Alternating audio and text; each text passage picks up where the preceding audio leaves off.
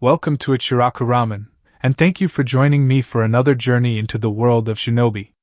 Before we begin, I want to give a huge thank you to everyone who listens, supports the channel, and enjoys these stories. Today's story is titled Golden Eyes. In this alternate universe, during a moment of intense emotion, Naruto Uzumaki doesn't just awaken the Sharingan. He unlocks a mutation never before seen in shinobi history, the Golden Sharingan. Radiating with terrifying power and possessing abilities completely unique to him, Naruto's new eyes draw the attention of the village's most dangerous prodigy. Recognizing the boy's untapped, godlike potential, Itachi Uchiha steps into the shadows to personally train him. Guided by the ultimate genjutsu master, Naruto must learn to control his new golden eyes before his enemies realize just how powerful he has become. This is a fan-made story inspired by the world of Naruto. All characters in the original universe belong to their respective creators. This narration is created for entertainment purposes as part of a transformative storytelling experience. The story itself was written by Hyperguy, and full credit goes to the original author. If you would like to read the original version, the link to this story is included in the video description below. If you like my content and want to keep up with future updates, hit that subscribe button and don't forget leave a like if you enjoyed the video. It not only helps me but helps with YouTube algorithm. Now sit back, relax and enjoy. Chapter 1, Revelations. A man in his early teens snuck quietly down the hallway toward a room unknown to almost all of the Uchiha clan. The room was kept hidden because it held secrets about the entire clan, ranging from weaknesses to strengths. This room also held the secrets to the Manjikyu Sharingan, in which the person going to the room was currently researching. He has been researching this stage of the Sharingan for a few months and was growing quiet attached to the idea of obtaining it. His name was Itachi Uchiha. Itachi was the prodigy of the Uchiha clan and was respected as a shinobi throughout the village hidden in the leaves, and he despised it. He didn't want to be the famed ninja everybody saw him as. Sure, he wanted to be a powerful shinobi, but being glorified for every mission he went on was just ridiculous. This brings us back to the reason he is researching the Manjikyu Sharingan. He has already unlocked the third stage of the Sharingan, but the feeling he has of not having completely finishing the process is driving him insane. So here he is sneaking back into the forbidden archives of the Uchiha clan in order to research all he can about his corrupted clan and the bloodline that goes with it. But this night proved to be a little different from the rest. Itachi silently slid down the hallway until he came to a halt. In front of him stood a large round door with several seals on it which, upon further investigation, were all connected to a single seal in the center of the door. Itachi, who has already been inside this room several times, did the proper hand seals and with a click the door opened up for him. Upon entering the room, Itachi quickly glanced around. He noticed nothing changed. No one set foot into the room since he was last there. In the front of the room there was a small desk with a single chair and an unlit candle on the desk. Looking up he saw the same 4 shelves that seemed to continue on forever. Itachi wanted to learn more about the history of the Sharingan, so he went and picked up several scrolls that pertained to the past of the so-called greatest Dijitsu ever. He read for a good 5 hours before deciding it would be best for him to leave before someone caught him in there. When he put the scroll at the back of the room, something caught his eye. In the corner of the room, hidden behind some old scrolls, there was a golden scroll that glinted in the flickering light of the candle he was holding. Curious, he picked up the scroll in order to figure out why such a scroll would be hidden like that. After he read some of it, his eyes widened and his pulse dropped considerably. This is impossible, thought Itachi. 5 days later. Today was just another grueling day for the third Hokage. He had a mound of paperwork to do and Naruto was next to him, asking the Hokage to take him out for ramen. A Hokage does not have time to take a ramen break every 30 minutes. Just then there was a sudden knock on the door. "Come in," ordered the third. An ANBU walked in, wearing his standard ANBU gear and a weasel mask that concealed his identity. "Hello, Hokage-sama," he greeted, bowing, glancing over to Naruto for a split second. "Hello, what do you need, ANBU-san?" Of course the third already knew who it was, Naruto, however, didn't. It is a very serious matter, which I have only recently come across, that needs to be voiced immediately. Raising an eyebrow, Sarutobi said. Of course, Naruto, would you please leave us to discuss this privately? Naruto smiled before getting up to leave. Naruto was saved by this particular ANBU countless times from angry mobs before, so he knew whatever the elite shinobi wanted to say was going to be of importance. Hold on, Naruto-kun, this involves you, said the ANBU. This got not only Naruto's, but the Hokage's attention immediately. They both wondered what could possibly concern Naruto that Itachi would bring up. Look, Naruto-kun, I'm going to reveal myself to you so you can better comprehend what is going on, Itachi said from under his mask. Are you sure that is wise, ANBU-san? Sarutobi asked. Yes, Hokage-sama, I am sure, Itachi said, simply taking off his mask with his Sharingan activated. Naruto was awestruck by the revelation that an Uchiha was protecting him all this time. All of the Uchiha hated him more than the villagers themselves. They were usually the ones to start forming the mobs. This was truly amazing. My name is Itachi Uchiha, and I have been the one to look after you in your times of need, but even I know that I can't protect you all the time, Itachi said, not breaking eye contact with Naruto. Naruto looked down at the ground with a sad expression on his 7-year-old face. Itachi is telling the truth, but what is he getting at? Naruto questioned himself. Well, what I came here to tell you is that you possess the Sharingan, Itachi revealed with his expressionless face still set in place.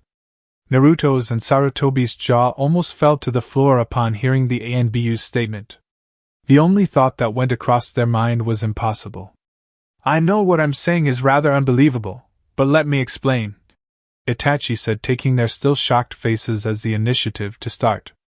Glad I put that silence jutsu up while walking in, Itachi thought. We all know that Naruto's father is the 4th Hokage. They both nod their heads. Naruto figured it out by himself. Well, do you know who Naruto's mother was? They both shook their heads, indicating they didn't know. Her name was Algier Uchiha. Naruto stood there, shocked from finding out the identity of his mother and by the fact that he has the Sharingan. The third recovered enough to ask, How did you come across this information? I did some digging and found out by accident, Itachi said flatly, glancing at Naruto every so often. So what do you purpose we do? Inquired the third. I wish to take Naruto-kun on a training trip in a few years, but until then let me train him in secret, so the village won't become curious of us, Itachi suggested. Naruto brightened up at the idea of training with an elite ANBU. Do as you wish, because I want to see Naruto strong enough to be Hokage one day, the third exclaimed. Naruto visibly cringed at that but smiled nonetheless. Itachi saw this and decided to ask him about it later. You both are dismissed, the third stated. He had a lot to think about. Naruto walked out of the office with Itachi, each having different thoughts. These next few years are going to be hell, Naruto anticipated. I haven't even told him the most surprising secret about his Sharingan yet, thought Itachi, shaking his head while putting his mask back in place. Quick pause, guys. If you are enjoying this story, please take 1 second to check if you are subscribed. I am trying to hit my first massive milestone of 1,000 subscribers, and every single one of you joining the community means the absolute world to me. Alright, let's see what Naruto does next. Chapter 2, Training. Itachi and Naruto were walking out of the Hokage Tower from their meeting with the Hokage. Itachi knew Naruto had a lot to think about, but they still needed to train before Naruto joined the academy, and Itachi couldn't stand the thought of Naruto joining the academy as weak as he was. There was another thing Itachi has been meaning to ask Naruto but decided he would ask once they got to the training grounds. Once they entered the training ground, Itachi did a quick sweep of the area, checking for any chakra signatures around the area before finally popping the question. Naruto-kun, would you please take that annoying mask that you wear when you're in public? Itachi said simply. Naruto was not expecting that question. How did Itachi know? What are you talking about, Itachi? I'm not wearing a mask, Naruto said, putting on a fake smile. Itachi sighed. Look, Naruto-kun, I have been the one defending you when you were little, and that means in your house as well, so please take it off, Itachi said, still as emotionless as ever. Naruto stood there thinking for a couple of seconds, then said in a more intelligent manner, Fine, but I'll only do it if you stop being so emotionless, Naruto said, surprising Itachi a little. Now it was Itachi's turn to think, if for a split second, on the new offer, until finally Itachi said, I guess that's fair. Since I'm going to be training you, I guess I could open up, if only a little, but I will not do this when anyone else is around. I won't open up if any else is there, got it? Itachi said in a stern voice. I wouldn't have it any other way. So now that that is out of the way, what are going to start on? Naruto said a little more excitedly as it got more near the end of the sentence. Well, first, before we start with the Sharingan, we will need to get your basic abilities up first before we can get the Sharingan, Itachi said with a groan in the background, courteous of Naruto.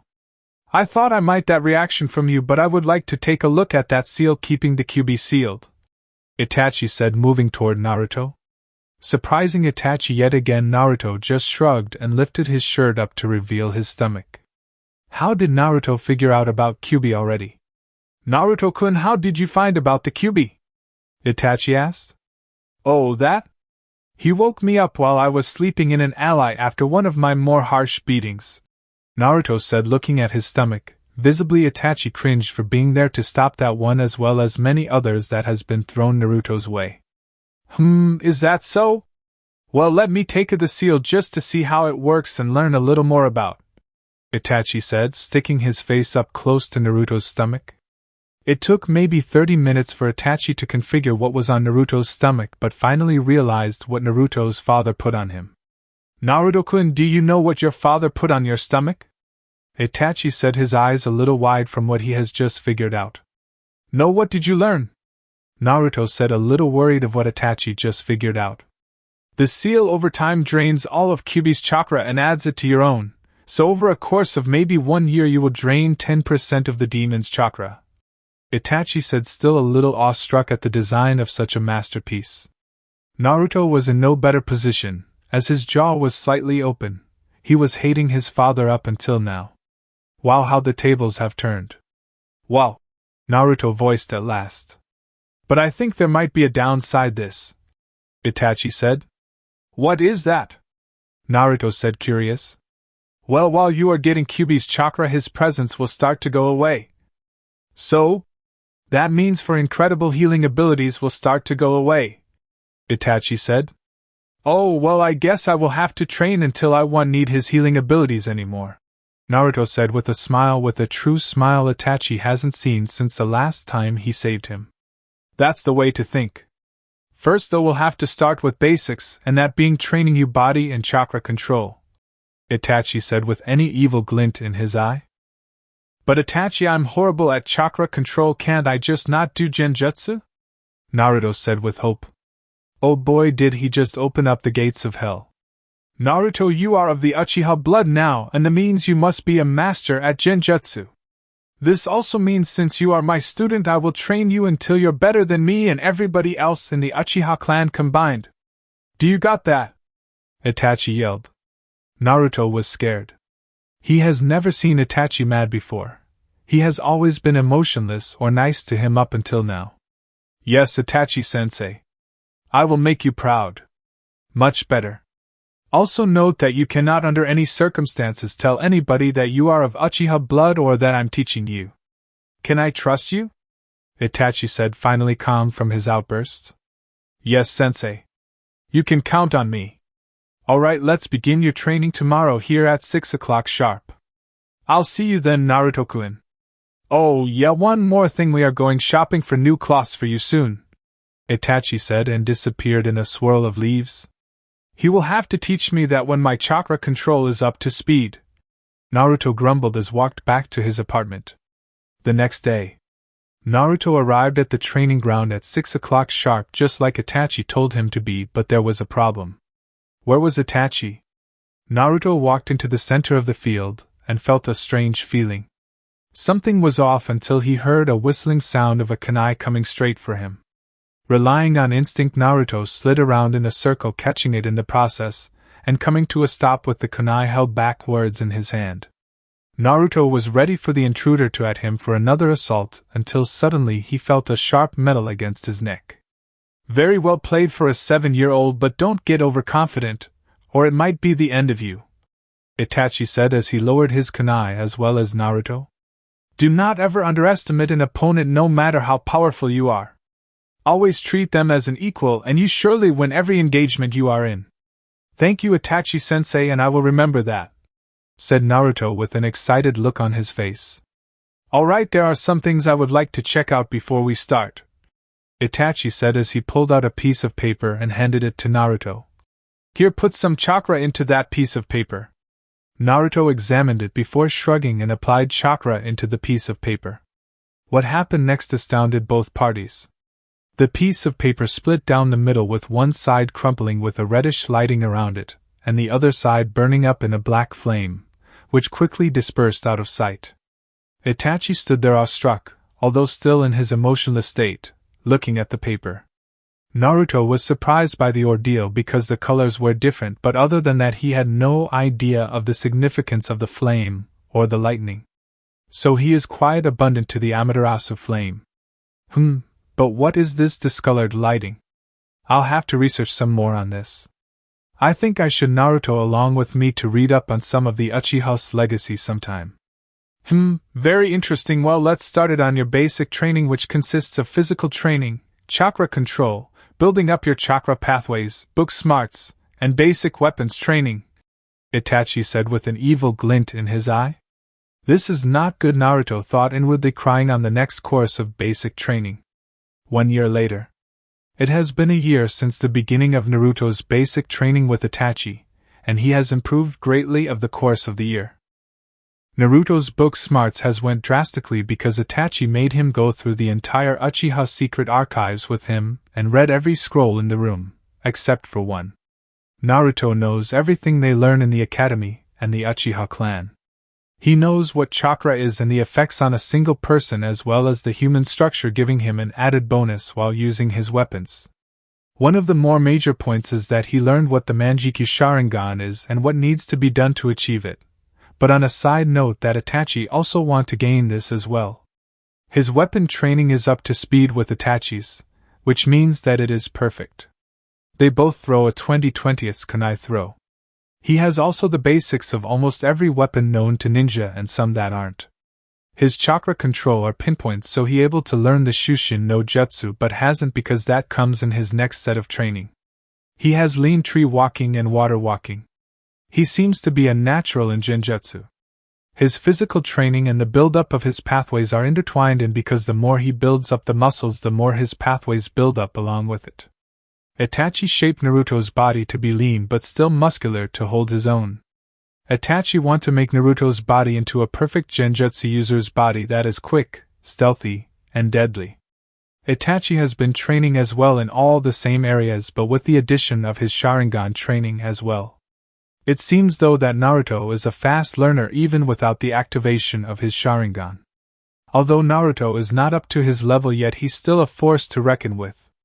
Now the time has finally come for his advanced training.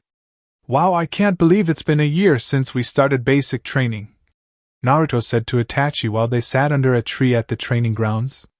Yes, quite the remarkable feat we have gone, Itachi said. They have both improved greatly, they should be proud, but it's not over yet.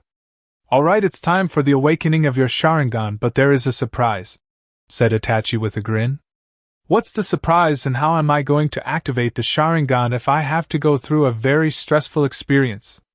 Naruto exclaimed, excited that he finally gets to start on his Sharingan. You'll see, now look me in the eyes, Itachi said in a stern voice. Naruto complied and looked Itachi in the eyes only for his world to black. Itachi quickly put a silence jutsu on the area to shut out all noise that was to come. And not a moment too soon. Naruto began screaming to the high heavens, reliving his past when the mob actually got to him when Itachi was not on duty. Although this is not the Manjikyu Sharingan, it's still powerful enough to go through extreme stress. When the screaming subsided, Itachi released the jutsu and picked up Naruto, and sat him against a tree for rest. It hurt Itachi that he had to do that, but it was the only way to activate Naruto's Sharingan, and since his was special, he has to through twice as much pain to obtain it. Naruto awoke from being knocked out to wake up to see Itachi leaning against the tree across from him look at him. Naruto knew the torture was going to happen, but he didn't expect it so suddenly. At least it was over with, but why was Itachi smiling at him like that? Why are you looking at me like that? Naruto voiced his curiosity. Remember when your Sharingan was special? Naruto nodded for his response. Well, look at this mirror, Itachi said, still grinning like a madman. Naruto grabbed the mirror and looked at his eyes. He dropped it almost immediately because what he saw was incredible. Why did he have a golden Sharingan with 3 tomos? Chapter 3 Explanations. Itachi, what the hell is wrong with my Sharingan, and why do I have 3 tomos when I'm only supposed to have 1? Naruto exclaimed, still a little awestruck from the previous events. Well, in regard to having 3 tomos is because you have been abused your entire early life. The stress of that must have been building up on the inside, and when you got your Sharingan it leveled it up to 3. Itachi said, knowing something like this was going to happen. You still haven't explained why I have a golden Sharingan. Naruto grumbled as he tests out his new Dijitsu. Well, this is going to take a while to explain because there's so many other things that go along with your Sharingan that the rest of us Uchihas don't have, Itachi said as he got himself comfortable on the ground and Naruto mimicking this action. Alright, first off is why your Sharingan is golden and why every other Uchihas is crimson red, Itachi began. Your Sharingan is just like the alpha dog in the Inuzuka clan. Your Sharingan was made to lead the Uchihas to peace and prosperity. But since we all know that the others in our clan are all stuck-up bastards, that they will believe the demon spawn could do such a thing. But that is why yours is the way it is. Naruto nodded in understanding. He was supposed to help the Uchiha clan, but they all hate them anyways, so it's no use trying. Second up are the differences between my Sharingan and yours. Besides the color, your Sharingan can obtain the Manjiki Sharingan a second way, Itachi explained. Naruto raised an eyebrow in question. You can obtain the Manjiki Sharingan by killing 100 people. Once you achieve this, it unlocks the availability of going on to the 4th and 5th level of the Golden Sharingan. In achieving these next 2 levels, it will allow you to stop time itself, because once you hit the 4th level, can stop time from anywhere from normal time to half the time. From the level 5 stage, you can stop it from anywhere from normal time to completely stopping time itself, Itachi said with a dumbstruck Naruto in front of him. Thus saying, with this power you are short one of being a god. Naruto sat there dumbfounded at what he just heard. Him? Have the power of a god? Wait a minute, there has to be a catch to all this. There is no such thing as free power. What's the catch? Naruto asked. Itachi grinned, knowing Naruto would catch the backside of this whole ordeal. You know, turning on your Sharingan to the normal stage, it will naturally go to the normal 3-tomo Sharingan, and using it puts no stress on your eyes. When you turn on Manjiki Sharingan, it put more strain on your eyes only when you use it. Having on and not using it will not put strain your eyes. This is where it gets tricky. The only way to go into level 4 and 5 is to be in the Manjiki Sharingan, which puts more strain as it goes up in the level. So say you have obtained the 5th level. The only way to get to it is to turn on your Sharingan, then turn on the Manjiki Sharingan, which will automatically shoot you to level 5 of your Sharingan. Note that you can still have your 5th level Manjiki Sharingan on, and only use it to predict movements, and it will not put any strain on your eyes. But using anything in the 5th level will overpower every Sharingan-related attack, thus straining your eyes extremely. Stopping time is very hard, and using it for a longer than needed time will make you go blind. I know that is a lot to take in, but do you have any questions? Itachi said, a bit out of breath from the long explanation. Naruto took a second before racking his brain for something he might have missed before asking. So I can stop time for as long as I want until the strain on my eyes becomes too unbearable? Itachi just nodded to his question. Alright, and how do I obtain the last 2 levels? Naruto asked. You will have to kill 5 people with your newly obtained Manjiki Sharingan, and then 25 after that with the Manjiki Sharingan level 4. Itachi explained. Sounds simple enough, Naruto thought to himself. The last thing is combing your Sharingan with some of your element attacks, Itachi said, gaining an eyebrow raise courteous of Naruto. The only way to do this is when you gain the Manjikyu Sharingan, because your Golden Sharingan allows you pour some of the Amaterasu flame into a fire base attack, thus charging it up. Note though that it is not as powerful as using pure Amaterasu flames from your Sharingan, but it does make it more powerful. The name of the lightning combination that I think you can use purely just like the Amaterasu is called the Raijin. Much like the Amaterasu will not stop burning until a special jutsu is used, the Raijin will never stop shocking until a special jutsu is used or we bid it to stop. The never-ending burning and shocking only occurs when used in its pure form, but when combined with normal jutsu it will the flame and shock last a little longer than it's originally intended to. Also this will strain on your eyes, so try to control how much you put into it. Itachi said, a little out of breath again after the rather long explanation, but it was necessary for Naruto to know everything about it before flailing it around. Naruto again sat there in a thinking pose. Wow, think of all the opportunities that I could have hold of with all this, Naruto thought. The advantage the original Sharingan has over the Golden Sharingan is that we cannot go up to the level you will be at, so we cannot blind ourselves as quickly.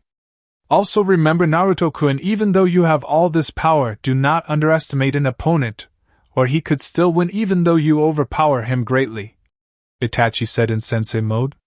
Of course, Itachi-sensei, I live by that line nowadays, Naruto said, smiling at Itachi. Itachi was just glad to see Naruto smiling after this whole ordeal. Alright, it's time for advanced training, which consists of all the basic training, learning jutsus for your 3 elemental affinities, and largely on every aspect of the Sharingan, and maybe if you do good I'll get you some ramen after we're done, Itachi said, knowing this was going to be much easier with Naruto's Sharingan activated. Sure, Naruto can copy the jutsus, but Itachi wants him to master them all, not just copy them. Oh boy, I'm ready to get started and get that ramen, Naruto said, getting up and walking into the center of the field. So begins Naruto's legendary Sharingan with the Sharingan master Itachi. 2 years later. The last few years have been hell for both Itachi and Naruto. They both have been training until they couldn't move. Many times they just decided to sleep where they lay at the training grounds. They managed to keep their training meetings secret from everyone in Konoha. Itachi and Naruto even went as far as to keep all the stages of the Sharingan away from both the Uchiha clan and the Hokage himself. Naruto also got his first kill over the course of the 2 years when he killed a drunken villager that broke into his home, but surprisingly he didn't mind it at all. He started to be more like Itachi in public, cold, quiet, and emotionless, only opening up while only Itachi is around. The same goes for Itachi, he only opens up when only Naruto is around. Both gaining an unbreakable trust for each other. Naruto kept up his basic training, saying that it would help him with his advanced training. Itachi also insisted Naruto build stronger chakra coils around eyes, allowing more healing chakra to be absorbed into the eye area. Naruto has mastered almost all the jutsus Itachi has shown him, but is still training in some of the more complicated ones. The speed that Naruto does his hand signs are starting to catch up to Itachi, but Naruto still has a ways to go before getting up to Itachi's level. Naruto's favorite jutsus are genjutsu because he seems to be a natural in that area. Itachi guessed awakening Naruto's Sharingan helped with the sway of his decision. The Sharingan training is probably Naruto's where Naruto's true ability is. He has learned when it is best to use the Sharingan, and when it's better to not. Itachi thought that they would be the perfect Sharingan team because he has not met anybody that is able to learn as fast as Naruto has besides Itachi himself. So you are 10 years older? Itachi said with a slight bit laughter in his voice. Yup, sure am. What's so funny? Naruto asked, curious. Well, you are going to have to join the academy soon, and we will be very limited in your training, Itachi said. I'm already like Jonin rank anyways, why do I have to go to the academy? Naruto whined/asked. Because it's a great cover-up for your special training that you have with me. But that doesn't mean we will stop the training, Itachi said, slightly perking up Naruto. In fact, don't academy students start tomorrow? Great, well, as long as we still get to train I'm fine with it, Naruto grumbled. I'll see you tomorrow after class. Bye. Itachi said he is going to kill me after asking him what I'm going to ask him. Next day, Naruto walked into the classroom with the Hokage talking to the teacher about why he was a year late, but he will be joining this class for the remainder of this class. Naruto knew he had to make it look like he's stupid in this class, but what else could he do?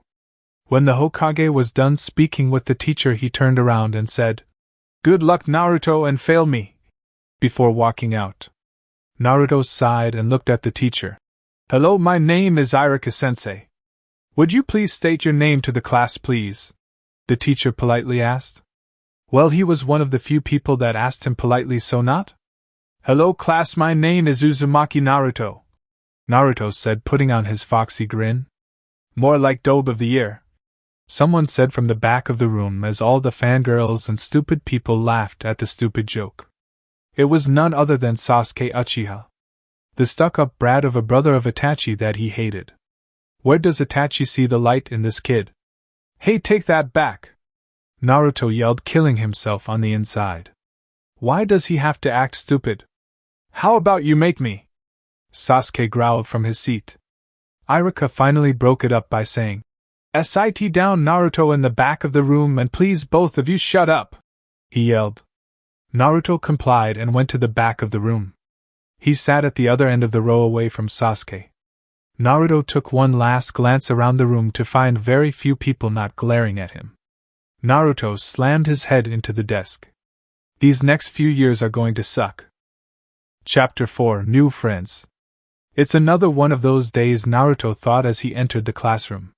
He looked up and found the entire classroom talking amongst themselves as he made his way to the back of the classroom. It has been a week since he joined the academy, and he has made no friends. Sure, he thought about it, but he was so busy training with Itachi that he didn't have time. That, and nobody in the class seemed to like him anyways. As he walked up the stairs to his seat, he looked amongst the soon-to-be ninja in the class that seemed to not completely hate his guts. First was one Shinobi. He seemed to show no emotion whatsoever, but also showed the look of understanding in his eyes that is not shared by many people in the class. Second was Shikamaru Nara. Even though he looked stupid and got bad grades, Naruto knew Shikamaru's brain was always moving and thinking on something, thus making a genius. He was just too lazy. Third was Choji Akimichi. Naruto noticed that Shikamaru and Choji were best as they left the school grounds with each other almost every day. Choji seemed to be extremely caring to all close friends, which is a great trait to have since that is not seen in this village very much. Fourth was Hinata Hyuga. She was the shy type that was nice to everyone she was around except when he waked around her. She would just turn red then fall asleep. Am I really that boring? Thought Naruto as slid into his seat at the back of the class. Alright class, let's begin the class, Ichiraku said to the class, though seemed to not hear him. Will everyone shut up? Ichiraku yelled, as his head seemed to expand. The class became dead silent after that, as everyone's thoughts were of how scary Ichiraku-sensei could be except for Naruto's. How did he do that jutsu without using hand signs? I'll have to ask Itachi-sensei about it this afternoon, Naruto thought as he began for a plentiful sleep as Ichiraku commenced on with the class, all the while wondering what to throw at Naruto next.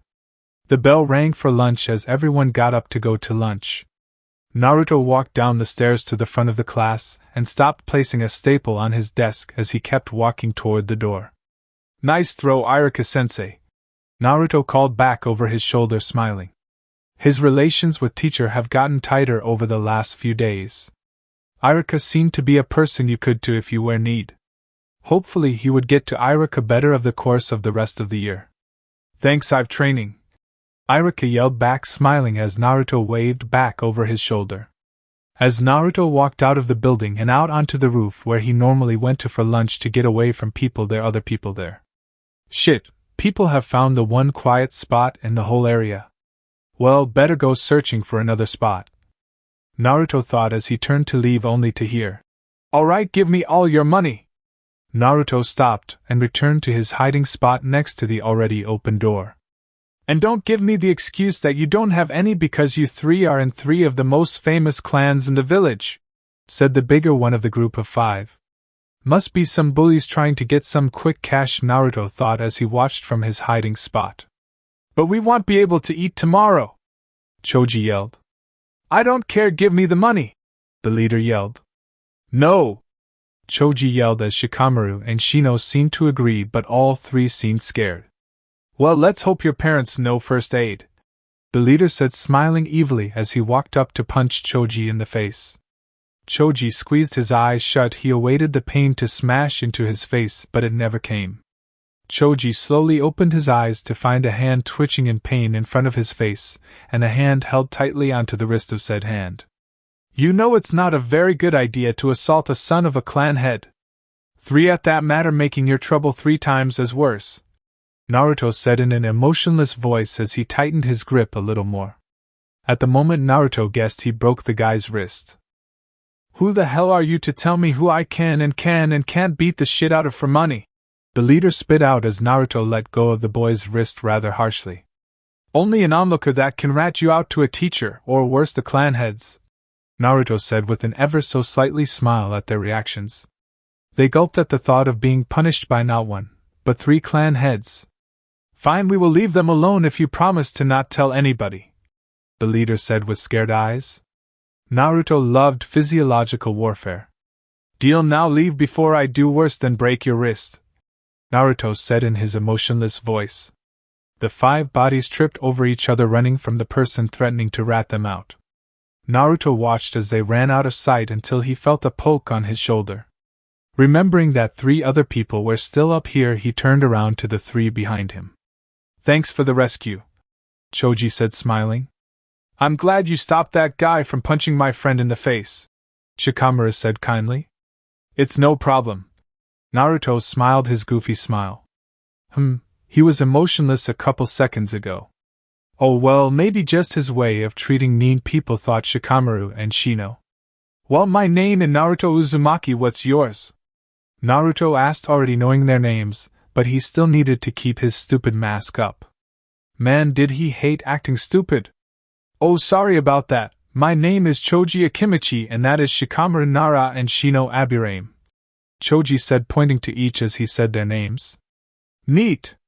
Well, I'm glad I was able to stop that guy from punching you, or you would be hurting right now, Naruto said, smiling.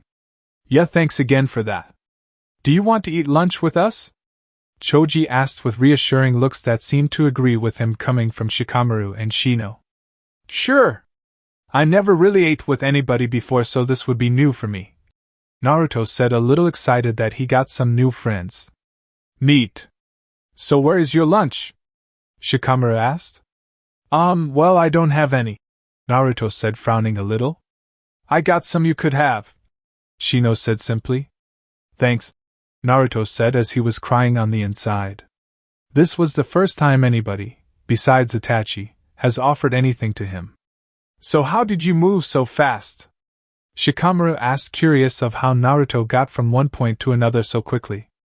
I've been running from the villagers my entire life, so I have to be quick to get away from them, Naruto said, thinking acting stupid would get them off the subject. Why do you run from them? Shino asked. Choji looked at Naruto curiously while sticking more food into his mouth. I have no idea, they just don't like me for some reason, Naruto lied. Flashback. It was the night that Naruto was almost beaten to death, and Naruto was seen laying his bed with a red aura around him. Naruto quickly opened his eyes to see that he was in a large sewer with large red pipes coming out of a large to a small blue light far down the hall. Said pipes were moving pipes red chakra from the cage into the blue light. There was a low growl being emitted from the cage and directed toward him. Naruto turned toward the cage and stared into the intense black that shrouded the inside of the cage. It seemed whatever the cage housed was staring at him with great distrust.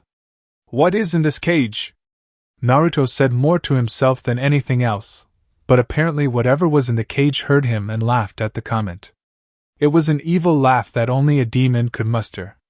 Wait a second, it all adds up. His birthday, his dad, the villagers, it all adds up. Kyuubi! What the hell? Naruto yelled. All the Kyuubi did in response was laugh. That laugh is going to get annoying. Well, it's about time the kid figured it out, Kyubi said. Yeah, I'm kind of punching myself for that, Naruto said. Do you know the reason why you are here? Kyubi asked. Was it because you finally got your lazy ass up? Naruto said, smirking, knowing that was not the answer. No, you mortal! Kyubi roared. One was because you already stole 30% of my chakra, and then I have noticed that not all humans are evil. Naruto looked on in shock and curiosity. What was the Kyubi talking about? Kyubi sighed. Look, I have seen what the villagers of this wretched place has done to you, but what I noticed even more was that you managed to keep your sanity after all this. You have earned my respect, so be expecting a little something from me later on, Kyubi said, smiling a little. Naruto stood there in awe that he has earned the respect of the most powerful demon that has ever existed. But what gift was the demon talking about? What are you talking about, a little something? Naruto asked. You will see. Kyubi chuckled. So until then, goodbye and good luck. Naruto was knocked out of his mindscape to be met by a worried Itachi standing by his bed. Must have been night on lookout. Everyone else would be off in the Red District. Naruto-kun, are you okay? What happened? Itachi said with a worried face. I met the Kyubi in my head and he was surprised I held my sanity after so many beatings the villagers gave me, so I earned his respect. Naruto sitting up holding his head. Naruto decided to not tell him about the little surprise just yet. He will keep it his little secret for now. Alright then, something you don't hear every day, Itachi said, sitting on the side of his bed. Yeah, you're telling me. Well, I'm going back to bed. Thanks for the concern, Itachi-sensei, Naruto said, smiling. No problem, Naruto-kun, Itachi said, returning the smile before leaving in a swirl of leaves. End of flashback. That's weird, Choji said, putting up a thinking pose. Yes, very strange, Shino thought out loud. Shikamaru just sat there looking at Naruto before shrugging and lying on his back and looking into the clouds. They finished their lunch with small talk, with Naruto asking most of the questions. Naruto got a lot about their clans out of the talking that took place. As the four entered the classroom with each other, Iruka smiled. So Naruto finally made some friends his own age, Iruka thought. All right, class, everyone take their seats, Iruka said as the class surprisingly got quiet and was ready to learn. Except for Naruto, who already knew all the things here, promptly put his head on his desk and slept. As the day wore on, nothing surprisingly hit Naruto in head until the bell rang. Someone poked him in the back, signaling that he had to wake up. Naruto slowly picked up his head and looked at who poked him. It was Shikamaru, and he was alone. Where are Shino and Choji? Naruto asked. This was weird, Shikamaru always left with Choji or Shino. I thought I would wake you up and ask you to walk home with me, Shikamaru said in his lazy voice. Naruto brightened. Sure, if you want to. You would be the first, Naruto said, smiling. As they walked out, the pair decided to exploring the different training fields that are located around the area until entered one that had two weird people wearing green spandexes, a Hyuga, and female. Hello, my youthful companions, the taller spandex-wearing man yelled. What are you doing here? We were just exploring until we came across Dash, Naruto began. Explorers! Their youthfulness burns brightly, the smaller green spandex-wearing one said. Lee! Guy-sensei! Lee! Guy-sensei! Then they developed each other in a large bear hug. While this was going on, the duo thought it would be better to ask the other two who they were. Naruto walked up to the other two, still in a sweat drop position that they were in 30 seconds ago. Hey guys, my name Naruto Uzumaki and this is my friend Shikamaru Nara, Naruto said. This seemed to break them of their stares when the female of the group answered. Oh, sorry about them, they do this all the time. My name is Tenten, his name Niji, and the smaller one Rock Lee, while the bigger one is known as my guy, Tenten said sweetly. Nice to meet you guys, Shikamaru said as the green beasts were done hugging and were walking up to the group. So this is your training ground? Naruto asked. Yup, this is it. These places are where you are going to be training at when you graduate from the academy, Guy replied, looking out over the clearing. Yeah, it's going to be fun being on a genin, Shikamaru said, also looking over the area. Naruto looked up at the sky, noticing that he was almost late for training with Itachi. Oh shit, look at the time I got to run. Nice to meet you guys. See you all around. Naruto yelled as he ran away until he was out of sight, leaving the group to look at him strangely. Once out of sight, he disappeared in a swirl of leaves to appear in their secret training ground. So did you have fun? Itachi asked as he got up from a tree. Yes, I made new friends with some of the kids at the academy, Naruto said, smiling, warming up. That's great. It's always nice to have friends around the village. So are you ready? Itachi asked, getting into fighting stance. As I'll ever be, Naruto said, smirking, mirroring his fighting stance. The two ran at each other, meeting in the center of the field with the sound of kunai hitting kunai. 1 year later. It has been a year since Naruto made his new friends. His new friends were Hinata, Neji, Choji, Lee, Tenten, Shikamaru, Shino, Guy, Kurenai, Kakashi, and Asuma. Most of the older ninja he met was when he went into the Hokage's office, and the Hokage was talking to them. They must have all known about the Kyuubi because they all treated him with respect. The only thing was they didn't know he knew about the demon either. His bonds with them all have grown strong to the point where he would not die protecting them as they would him. Everyone's strength has grown as well. Naruto and Itachi were furthering their Sharingan, as well as Itachi training Naruto how to use one-handed hang steals, while Choji, Shino, and Shikamaru learned their lessons on the roof that they needed to get strong so that wouldn't happen again. Everybody that he has met has been getting stronger. It was a normal day after class, and Naruto and Itachi were standing in the clearing getting ready to train, but something was off about Itachi. Itachi-sensei, are you feeling okay? Naruto said with a concerned look on his face. Itachi looked at the ground for a second before the area around them glowed a green color, signaling a silence jutsu. Naruto-kun, what I'm about to tell you can't tell anybody. Alright? Itachi said in the most serious voice Naruto has heard from Itachi in a long time. I promise, Naruto said in a concerned voice. Itachi grinned on the inside. If he could trust anyone, it would be Naruto. Okay, I was ordered by the Hokage to do a secret mission. That sounds horrible, but after being explained, I know the reason behind it, Itachi said, still a little disgusted at what he had to do. Yes, what is it? Naruto said, scared at what he might hear. I was ordered to kill the entire Uchiha clan, Itachi said in an icy tone. Chapter 5, Massacre. What did you say? Naruto said in a disbelieving voice. Itachi only stared at Naruto with an icy look. How could the Hokage order something like that? The Hokage gave me orders to murder the entire Uchiha clan, Itachi said again, still with his emotionless face on. But how could he do that? Naruto said in disbelief. That was what I said as well when he gave me the order, but after some explaining I now see why he wants me to do it, Itachi said calmly. What possible explanation could there be to murder an entire clan? Naruto yelled. The Uchiha clan has been planning a hostile takeover of the entire village, Itachi said, looking into the eyes of Naruto. How come looking into Naruto's eyes always calms him? Naruto was shocked that the Uchiha clan would plan something like that. Why would his own clan do this?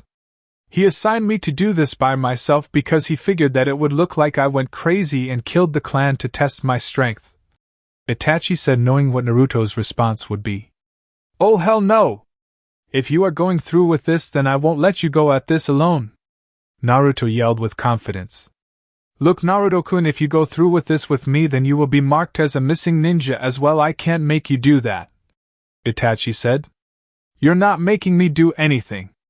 I'm doing this because I want to. Besides, I really don't like this village anyways, Naruto said with a smile. Itachi stood there looking at Naruto, testing if he was ready for this. Fine, but the Hokage will not know of you helping me, or you will be marked for a larger bounty than me, Itachi said, a little glad that he will have someone that will go through this with me. Thank you, Itachi. I would not let you go through this alone. When will the mission begin? Naruto asked. In 2 weeks, be ready for a fight because you might have to engage someone stronger than yourself, Itachi said, still a little worried if Naruto was up to the task. Of course, Itachi-sensei, I will train with you until that day. But for the rest of the day, let's train, Naruto said, grinning, getting into fighting stance. Itachi mirrored this, and the two began to train. It has been 14 days since that training session where Itachi confessed his mission. Naruto has kept up his training with Itachi, and he continued going to school like he always did. The difference was that he didn't reply to most of the hateful comments that were thrown at him in school. Naruto would just shrug them off and walk away. This got onto Sasuke's nerves. Why was the dope acting so laid back? This got onto Sasuke's nerves and decided to voice this during lunch while he was alone on the roof. Hey dope, why are you acting so different? Sasuke demanded. Naruto looked at Sasuke with an emotionless face. Go to hell, Naruto said, simply turning his gaze back to the object in front of him. What did you say? Sasuke growled out. Nobody says no to him, he was an Uchiha. You're not worth my time, Naruto said emotionlessly while getting up and walking away. You are going to tell me or dash, Sasuke said, grabbing onto Naruto's wrist, but was cut off when Naruto slammed the fist that Sasuke was holding onto into Sasuke's face. Your nose is not broken, it's just going hurt for a while, Naruto said before disappearing in a swirl of leaves. Sasuke watched as Naruto left holding onto his nose as it bled. Dope caught me off guard. Wait, how the hell did he do the Shunshin no Jutsu? There is more to this than meets the eye, Sasuke thought as he got up and walked back to class. The rest of the day dragged on just like any other day, except for Naruto didn't go to sleep like he normally did. He only stared into space the entire day, making Sasuke continue giving him looks and his friends in class worried. All of his friends have been worried because he has been acting strange and emotionless since about 2 weeks ago. What is wrong with Naruto? He has been acting strange for the past 2 weeks, Shikamaru thought, giving Naruto a side glance from his seat. Everyone was worried about Naruto. What was going on? The bell rang, signaling the end of class. As everyone got up to go home, everyone was surprised to find Naruto Shunshin out of the classroom. Whoa, when did a loser like him learn that? Sakura thought out loud. I'll ask him tomorrow, thought all his friends in the class. Naruto could be seen standing in a clearing known only to 2 people in the entire village. It was 11:30 p.m., and he was waiting for his sensei to get to the rendezvous point. This was the beginning of the mission that will change his life. In fact, this will be first mission ever. There are many things that are going to happen tonight that will be the beginning of the end for Naruto, and he was preparing himself for the task that lies ahead. For one, he is going to get his first innocent kill, as well as becoming a missing ninja from the very village he grew up in. It was going to be a hard night for both Naruto and Itachi. Naruto felt the chakra signature of Itachi appear in the clearing. You can still turn back now. You don't have to do this, Itachi said, giving Naruto one last chance at leaving. No, I will follow you until the end, Naruto said in his emotionless voice. Itachi grinned as he looked up at the full moon, which was mirrored by Naruto. Perfect for the occasion, they both thought. Look, Naruto, change into these. It will give you added protection and mobility while we are doing this, Itachi said, handing over an A and B uniform like his. No mask was needed for either of them because everyone will be sleeping. Naruto nodded and changed into the garments. When Naruto finished changing into the new cloths, they both nodded before disappearing from sight. They appeared at the center of Uchiha District. Alright, Naruto, are you ready for your first kill? Itachi asked, a little worried about Naruto's first kill. I'll be fine, Naruto said, giving Itachi a reassuring smile. This didn't convince Itachi, but they had to get moving before they ran out of time. Alright, you get the south side while I'll handle the rest. Meet up at the clan tower, Itachi said, running off into the first house in sight. Naruto nodded and ran off toward the east side. This side seemed to have the largest population. Naruto appeared inside the first house that seemed to have people in it. Naruto slid into the first room containing a married couple sleeping merrily with each other. Naruto slowly walked up to them while pulling out a kunai. This is going to be the beginning, and I still need to clear an entire district. I hope I get used to this fast, Naruto though, as he put a kunai to each of their necks. Silently he slit their throats at the same time and jumped out the window to the next house. This was going to be a long night. It has been about 27 minutes since they started the killing spree and Naruto was walking up to the last house in the district. He got a chakra pulse that signaled that Itachi was waiting for him at the tower. As Naruto made quick work of the adults in the house, he checked the last room for anybody else. There in a crib laid a little baby girl sleeping soundly. Naruto cringed on the inside. He has been lucky up until now that he hasn't seen a baby yet. Naruto breathed in and out as he walked up to the crib, getting ready to do the unspeakable. He put the kunai up to the neck of the baby and pulled quickly. As Naruto walked away, the baby could be seen without a cut at all. No blood, no nothing. Only a piece of paper that had the sign that said toxic gas as it silently spewed gas into the air. Naruto closed the door behind him and walked out of the house and ran to the tower. I couldn't kill an innocent soul like that. At least she will die peacefully, Naruto thought as he stopped beside Itachi, taking note of the weird feeling in his eyes. Naruto, look at your eyes. Itachi wide-eyed. No, look at your eyes, Naruto said wide-eyed. They both looked at a glass window in a house. They both had the Manjikyu Sharingan. The only difference was that Naruto had gold irises and Itachi had crimson. They both nodded and started to walk out of the Uchiha district. They were stopped when a boy Naruto came to hate yelled, "Brother?" Itachi turned to see Sasuke standing in the middle of the street, scared shitless. Itachi, did you and this other person do this? Sasuke asked, looking at all the dead bodies across the street. Yes, we did, Itachi said in his emotionless voice with his Manjikyu Sharingan still on. Why did you do this, and who is that other person? Sasuke yelled, anger apparent in eyes. We did this to test our strength, and for my partner, that is up to him whether he wants to show his face or not. Itachi said, looked to the side where Naruto was standing. Sasuke looked at the back of Itachi's partner in crime. Since when did Itachi work with anybody? He has always been the type to accept solo missions. This made Sasuke even more jealous of Itachi's partner. As Sasuke tried to piece this all together, as he noticed the stranger had blonde hair. Sasuke gasped. Ah, so finally figured it out, Naruto said. Why? Sasuke stuttered. Naruto turned around with his golden Manjikyu Sharingan blazing. Because I wanted to test my strength, my cousin, Naruto said in his emotionless voice before Sasuke's world turned red and black from Itachi's Manjikyu Sharingan as he watched as Itachi killed their parents. Sasuke collapsed to the ground from the use of Itachi's Sharingan. Naruto and Itachi looked at each other before they both disappeared to outside the village gates. As they walked down the street, Itachi pulled out a headband with the Konoha symbol on it, handing it Naruto. What is this? Naruto asked. It was the headband of my best friend, Itachi said, saddening a bit. Naruto took the headband as Itachi took off his. Let us this day be missing ninja of the village hidden in the leaves, Itachi said as they both, in unison, slashed a line through the center of the Konoha symbol. Chapter 6: The Chase. Naruto and Itachi put on their headbands that had a long slash through the middle back onto their heads. For Naruto, this was the first time he has ever worn a headband, so this was something new for him.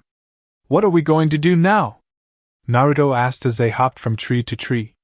I have been doing some studying and got us both accepted into a group known as Akatsuki, said Itachi as he pulled out a storage scroll. What's in the scroll? Naruto asked. Itachi unsealed the scroll with a small puff of smoke. In his hands were two long cloaks with red clouds on them. These cloaks are the Akatsuki uniforms that we need to wear once we did our treason act. We are supposed to wear them once we leave the village, Itachi said, giving the smaller one to Naruto. How did you know to get another one for me? Naruto asked suspiciously. I had a gut feeling, Itachi said, pulling on the cloak over his head as Naruto did the same. Once they had the cloaks on, they examined themselves and their new look. The cloaks they wore were long and covered up almost everything. The cloak extended from their ankles up to their upper lip. It was red on the inside and black with red clouds across them. The cloaks were large and baggy, which meant for many possibilities such as growing room and concealed hand signs. That's not a problem since we have the Sharingan as well, so we can stop them from using theirs, thought Naruto. I like the cloaks, don't you, Itachi? Naruto asked as he admired his new garment. Yes, I do. I also like the fabric it's made out of. It's made out of very weather-resistant fabric, so it won't get dirty, Itachi said as a piece of paper fell out of his sleeve. Oh, what's this? It seems that the cloaks have a built-in chakra repair system. Just apply chakra and the cloak will stitch itself back together. Very interesting. Well, I guess this means that we can get dirty or wounded and we don't have to worry about our cloaks, Itachi said, putting the piece of paper in his pocket just in case. Neat. That's one more thing off my mind, Naruto said as two people appeared in front of them with the same cloaks as them, except they had on large straw hats and had a ring on a different finger than the other. Are you two the new members of the organization? Said the one with the large scythe asked. Yes, we are. I'm guessing you two are the escorts leader-sama told us about, Itachi said as both Itachi and Naruto put on their emotionless mask on. Yes, we are. We have orders to escort you two back to the meeting spot at all costs. Follow us, said the one with the mask. So what are your names? Asked Naruto with his emotionless voice. I'm Hyden, and that dickhead is Kakuzu, Hyden said as he pointed to Kakuzu, earning him a glare from said person. Konoha 7 hours after Massacre. The entire village was in chaos as news of the entire Uchiha clan being murdered by 2 ninja. Whoever did this will pay, screamed one villager. Yeah! The Hokage will find out who these 2 ninja are and bring them to justice, another villager yelled. At this time Shikamaru, Choji, Shino, Lee, and Niji were all walking with each other trying to find Naruto and get some breakfast. Wow, I can't believe 2 ninja took out the entire Uchiha clan except for Sasuke, Shikamaru said, not expecting something like this to happen. I agree, only the strongest ninja could have pulled that off, but even then it would have taken a lot more than 2, Niji said as they continued to search for Naruto. Across town in the hospital lied a tired Sasuke. He was hit with the Tsukuyami from his older brother's new Mangekyo Sharingan, as well as his new cousin also has a unique Sharingan that he could never gain, and to also the Dobe of the year has the Mangekyo Sharingan as well. How could the Dobe get on Itachi's good side? And how does the Dobe get so much power? I will take my revenge on my clan. I will kill them both, Sasuke screamed in his head. Just then the Hokage walked in, seeing Sasuke looking down at his lap. The Hokage sighed. Why did he always get these jobs? Okay, look Sasuke, you are going to have to tell me who did these things to you and your clan. Only then can we help you in finding who did this to your clan, said the Hokage. He already knew who did it, but he needed to find out if Sasuke knew anything on this second character everyone was talking about. Yes. I do know the 2 people who did this to my clan, Sasuke said calmly, still looking at his hands. Who? Who did this? The Hokage demanded. Itachi Uchiha and... Sasuke said. The Hokage already knew about him but was the second. Naruto Uzumaki, Sasuke said coldly, looking up straight into the eyes of the Hokage. The Hokage knew from that look that Sasuke was telling the truth. I see, thank you for the information. We will see to it they are properly handled, the Hokage said before leaving and closing the door. A single tear slid down his face as he poofed back into his office. How could this happen? Naruto was not supposed to be involved in this. I guess Naruto and Itachi share a larger bond than I thought, but I still can't allow Naruto leave like this. I will have to send a team retrieve him, but what teams are still in the village? The Hokage thought as he thumbed through the pages of Free Ninja. Well, I guess I will have to send Team Guy, Kakashi, and an ANBU squad. This is all that is available, so I will to go with it, the Hokage thought as he pressed a button and a ninja appeared in front of him wearing ANBU gear and a face mask. I'll get your men together. You, a Jonin, and a Genin squad are going to be going on a search and retrieve mission. While you're at it, get Team Guy and Kakashi and tell them to meet me here in 5 minutes, the Hokage said as the ANBU nodded and disappeared. The Hokage turned around to look out over the village. Has this village been this bad to you? The Hokage thought. Just then there was a puff of smoke and the sound of the door opening, which signaled that everyone was here. As he turned in his chair, he scanned the looks of everyone that was here. There were 4 ANBUs standing in a straight line with Guy, Tenten, Niji, and Rock Lee standing in a similar fashion, while Kakashi leaned against the wall with his book in his hand. Alright people, what I'm about to tell you may shock a few of you, but this information will go public soon enough, so I'm hoping you guys will understand. The Hokage began. The entire Uchiha clan has been murdered by 2 people, except for Sasuke, last night, which all of the population knows by now. What the public doesn't know is who did it. Your mission is to find these 2 people and bring them back alive. The Hokage said, knowing one of them will ask who the 2 people were. What are their names, Hokage-sama? Tenten asked curiously. The names of the 2 were one's Itachi Uchiha and Naruto Uzumaki. The Hokage said, not blinking a lash.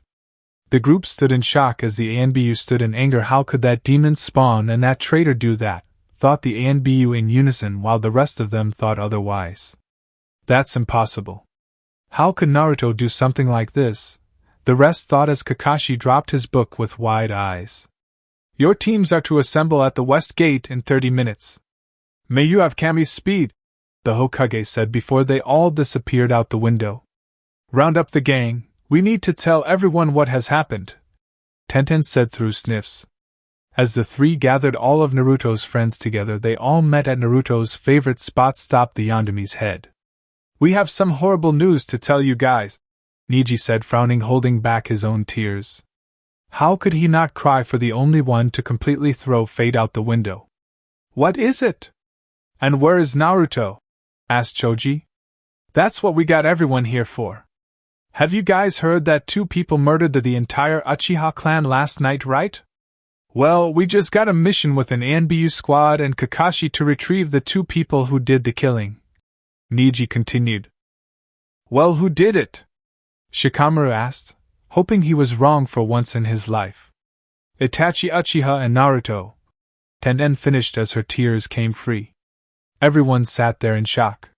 Why would someone like Naruto do something like this? It doesn't add up. You are the only person I can't read in this entire village, Naruto. Damn it! Shikamaru thought as he slammed his fist into the ground. Look, we need to meet at the gate soon, so we promised to bring back Naruto-kun, Lee declared, smiling. We all hope so, said Shino as Niji, Tenten, and Rock Lee made their way to the West Gate. As everyone started to straggle to the West Gate, Kakashi got there early and summons a tracking dog to find out which way Naruto and Itachi went. The others walked up as the dog puffed into smoke. Well, the dog says they are heading for a straight line toward the west, so I guess all we need to do is go west, Kakashi said as they jumped up onto the branches. They wouldn't stop until they found Naruto. -4 hours after departure of Konoha Ninja. The 4 Akatsuki members were sitting around the campfire while Hahan yelled insults at Kakuzu. Naruto and Itachi kept their emotionless masks on and their voices heard only when talked to. You're an ass shit, you know that? Hayden yelled. Now why am I an ass shit? Kakuzu asked. Because whenever we get a bounty you never once give me any of the money, Hayden exclaimed back. You get the blood as your payment, remember? Kakuzu said in a calm voice. Oh yeah, Hayden said, calming down. They all froze as they felt 9 chakra signatures coming at them fast. How could they be on them already? They stomped out the fire, and it seemed like they were never there, and they pressed onward. They came to a small clearing where they decided to meet their posers. Might as well kill them than let them chase us all the way back to base, Hayden said with a shrug. Plus one of them seems to have an endurance almost matching Hayden's. They stood in a straight line facing the ninja that were chasing them. They stopped. There seems to be 4 people and they are all wearing a large black cloak and with red clouds on them, Niji said out loud. Looks like wherever they are going the people sent escorts, Owl said. Well, we can't hide from them since Itachi has the Sharingan, Kakashi said. Looks like we'll have to confront them, Guy said as they all jumped down in a line in front of the 4 men. They stood there, standing in front of each other for what seemed like ages. They seemed to be focused on the blonde-haired one more than anything. Why? Tenten whispered loud enough for everyone to hear. Naruto just stared at her with emotionless eyes. Why the hell did you betray us? Tenten yelled. Naruto continued to stare at her emotionlessly. Why is he acting like this? They all thought. You two go on ahead, well, we'll take care of them, Hyden said, licking his lips. Besides, I haven't killed in what seems like ages. You just killed 4 days ago, Kakuzu said. That's much too long, Hyden yelled back. Naruto and Itachi nodded before jumping off into the trees. We can't let them get away. You and your men fight these guys as the rest of us goes after Itachi and Naruto, Kakashi said. All right, good luck, said All as the others dashed past the 2 Akatsuki members full speed. Oh, hell no you don't, Hyden yelled as he started to run after them, only to be blocked by Owl.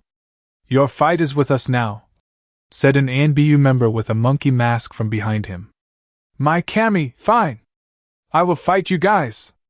Let's make this quick, Kakuzu. We need to make sure those 2 Sharingan users make it to base safely, Hyden said as the group engaged in a furious battle. Let's not worry about them. If Leader-sama handpicked those 2, then they will have to be powerful enough to protect themselves even when outnumbered, Kakuzu said as he dodged a kunai that was flung at him, and at the same time kicking a ANBU with a horse mask on in the chest, making him step back, gripping his chest. As the group continued to follow the Sharingan duo, they decided to come up with a plan. Look, we are going to have to split them up because from Sasuke's report from last night, Naruto has the Sharingan and both Itachi and Naruto has the Manjikyu Sharingan, said Kakashi, earning shocked looks from all of them. He has been hiding this many secrets from us this entire time, thought Neji, Tenten, and Rock Lee. It seems that Naruto is quite good at using his Sharingan while Itachi is nothing less at a master at it, Kakashi continued. So if they are going to fight with each other, we will most surely lose. Kakashi and I will take Itachi while you 3 will take Naruto, said Guy as they entered the clearing where Itachi and Naruto were standing with their backs to the group that entered the field. Itachi! You are the reason why Naruto did this, aren't you? Kakashi yelled. No, Naruto said emotionlessly with his back still turned. I left on my own free will. Well, if that is true, then we are here to take you back. Just you though, you can leave Itachi now and come back peacefully while you still have the chance, Guy said, trying to reason with Naruto. No, I will not return with you. I'm leaving with Itachi-sensei and there is no way in talking me out of it, Naruto said emotionlessly. Fine. Then we'll force you to come back. You are our friend and we cannot let you leave like this, Neji yelled as he threw 1 kunai at each target. Naruto and Itachi slid around in unison and caught the kunai that was thrown at them. Thanks for the weapon, Itachi said emotionlessly, making the Konan ninja even angrier. Damn it! We will make Naruto-kun come back with us if it's the last thing we do, Lee yelled as they all dashed toward their respectful targets. Naruto and Itachi simply stood there motionless, while they're holding up their left hand out in front with the kunai hanging lazily in their right with their normal Sharingans blazing. Chapter 7 Broken. Lee and Guy were the first to their respectful targets as they both did their grand opening technique in unison as they flung themselves at Naruto and Itachi. Naruto and Itachi stood there motionlessly as the attacks came, aimed at their heads. Both Naruto and Itachi moved their hands up, catching their legs an inch away from the side of their heads, and in one swift movement used Guy's and Lee's momentum and smashed them into each other. Neji and Tenten were soon on Naruto as was Kakashi on Itachi. How come nobody sticks with the plan when they get angry? Kakashi thought as his kunai was blocked by Itachi's. Neji was throwing everything he could at Naruto in the way of gentle fists, but Naruto kept dodging or slapping away his attacks. Guess he knows of my bloodline's technique to know not to block my attacks directly, thought Neji, as he stopped his push to leave enough room for Tenten to throw a kunai over his head. Just as the kunai flew over his head, he began to charge again at Naruto. The kunai was deflected toward Neji, cutting him on the shoulder. Neji came to a halt and analyzed the wound to find it was not that deep. Better be more careful. He is using our own strength against us, thought Niji and Tenten as they made a grave mistake. They looked Naruto in the eyes, and Niji and Tenten were caught in a powerful genjutsu. As they fought in Naruto's genjutsu, Naruto steadily made his way to them, picking up a kunai in the process and putting it to Tenten's neck. Just as Naruto was going for the kill, Naruto stopped and brought up his arm to block the kick courteous of Lee, making Naruto slide away on his feet. "You were going to kill your friend Naruto!" Lee yelled. Naruto just stared at Lee with emotionless eyes. "I better not look into those eyes or I'm done for," thought Lee as he looked at Naruto's legs for his movement. Naruto just stood there as Niji and Tenten were starting to stand up. "Look at his legs and not in the eyes. If you do, he will get you into another genjutsu," Lee said. "But then we can't face him at full strength. We will be relying off of predictions," Niji said angrily, knowing Lee was right. "Hopefully Guy and Kakashi are faring better than us." "Don't look at his eyes, Guy. He will put you into a genjutsu," Kakashi yelled as he blocked a punch from a clone Itachi, while Itachi stood in the background holding up a one-handed hand sign.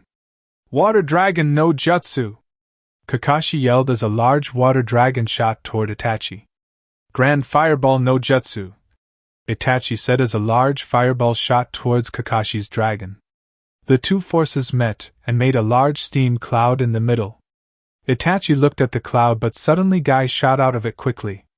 Guy was about to hit Itachi, but a Naruto blocked the attack and pushed Guy back slightly.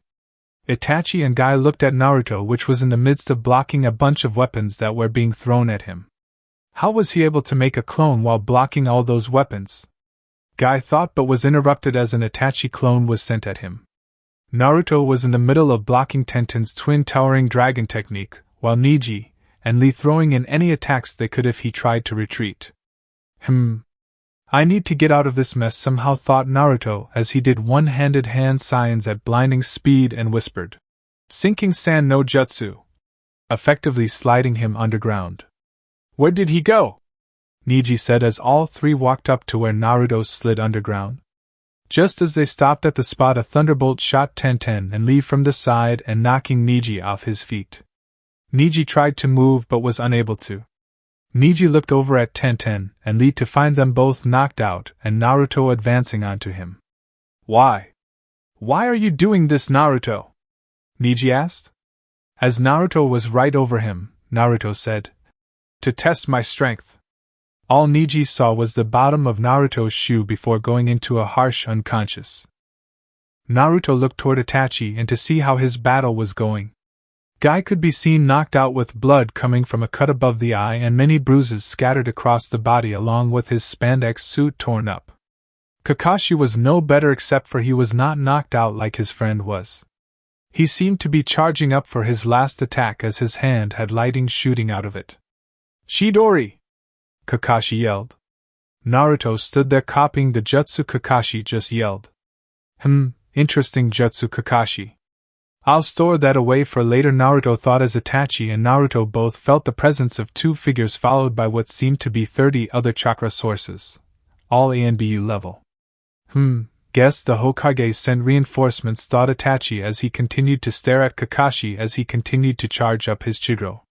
Just as Kakashi was about to lunge, a large scythe was across his neck. "I wouldn't do that if I were you," said Haiden from behind Kakashi with Kakuzu beside Haiden. The Chidori Kakashi was charging was fading and Kakashi put up his hands in surrender. Haiden lowered his scythe and with Kakuzu knocking him out with a quick swipe to the back of the neck. "So I see you two took care of everything here? Good, because we've got like 30 ANBU behind us, so we need to take them out before we leave or they will follow us to no end," Haiden said as they got ready for the attack. They were bursting through the trees, throwing kunai like crazy, while all four were blocking them with their own kunai and scythe. Suddenly Itachi had an idea. "Naruto, let's try our new weapons," Itachi whispered. Naruto nodded and they both said in unison, "Manjikyu Sharingan!" Everything became clearer as his brain was able to read their attacks like child's play. "What is this? This feeling, it's amazing! I'm able to read their attack much clearly now," Naruto and Itachi thought. "Naruto, Use Amaterasu! Itachi yelled over the sound of battle. Alright. Amaterasu! Naruto and Itachi yelled in unison. Itachi got 7 and Naruto hit 5 with the black flames. Naruto felt his eyes change but paid it no matter because of the pain he felt in eyes after using his Manjikyu Sharingan. Damn it! Why does it hurt so bad after using it for the first time? Naruto thought as he looked over at Itachi, who was in the same position. As Hyden and Kakuzu finished off the stragglers, Itachi made his way over to Naruto. Using the Manjikyu Sharingan for the first time is going to hurt your eyes more than it will the second. Our eyes won't hurt at all the second time, but if we use it a lot or in large quantities, then they will. Itachi said as he looked into the eyes of his student and saw the 4th extension on Naruto's golden Manjikyu Sharingan. It also seems you have the 4th level of the Sharingan. Itachi said as Naruto nodded. I will have to help you learn how to use that as well. Hyden and Kakuzu walked up to the Sharingan pair and said, Damn, that was some damn fire, guys. I put the shit out. Hyden said while putting chakra into his cloak and repairing the burn marks. Itachi looked at the black flames and they disappeared from sight. Strange. Well, whatever, let's get going before they send more reinforcements. Kakuzu said before the 4 sprinted away from the bloody battlefield. Itachi looked over at Naruto to see he was kind of depressed. What's the matter? Itachi whispered out of earshot from the 2 other members that were with them. I didn't want to hurt and act so cold toward my friends, Naruto said. Look, it might be hard to believe, but this will make all your friends stronger, and believe it or not, you as well. They will train hard to get you back, and you will have to train even harder to lengthen the gap you have with everyone back in Konoha, Itachi said with a rare smile. Naruto seemed to brighten up again as they continued on their trek to the Akatsuki base. 1 hour later. Tenten grumbled as she got up from her down position in the field. She looked around to find that the rest of her team and Kakashi were up and checking all the dead bodies that were scattered throughout the field. Did Naruto and the rest of the men with the long black cloaks do this? Tenten thought as she thought she was going to vomit from all the dead bodies that were around her. We got one that is still alive over here! Lee yelled from across the field. As the group ran up to Lee, Kakashi asked, What happened and who did this to you? The ANBU with the owl mask struggled to answer but still got the words out. The one with the large sides said they were a part of a group known as Akatsuki, said Owl as Kakashi went wide-eyed as he has heard the rumors of this organization. He said that they were going to initiate Naruto and Itachi into the organization. Oh God, Kakashi said. That was the organization Orochimaru joined when he defected from Konoha, but eventually he left that organization as well. Alright, what else did you find out? Kakashi asked, but when he looked down, Owl was dead. We need to report this back to the Hokage ASAP, Guy said as the remaining ninja sprinted back to Konoha. As they were sprinting back, Tenten began to cry. What's wrong? Guy asked, jumping back to her. It's just that, how could Naruto do this to us? The reason he told us was totally not like him, and now he is a part of a criminal organization. This is just too much, Tenten said between sobs. What did he say? Guy asked, fearing what he told the 3 genin. He said he did it to test his strength, but do you think that is the real him? Do you think he set up this since the start? Tenten asked, still crying. I don't know.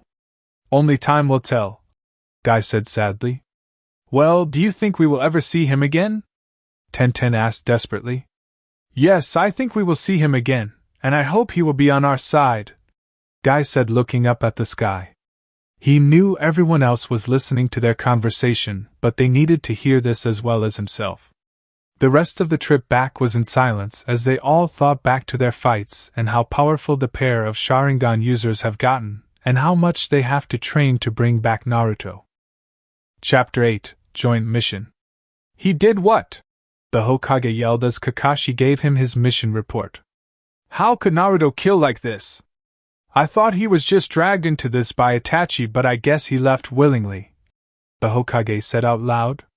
It was like Naruto was even himself. He acted so cold and emotionless I thought it wasn't even Naruto at all, Guy said next to Kakashi. Niji, Tenten, and Lee all cringed at the thought of this new Naruto. How are we going to tell everyone about this? Tenten thought. I see.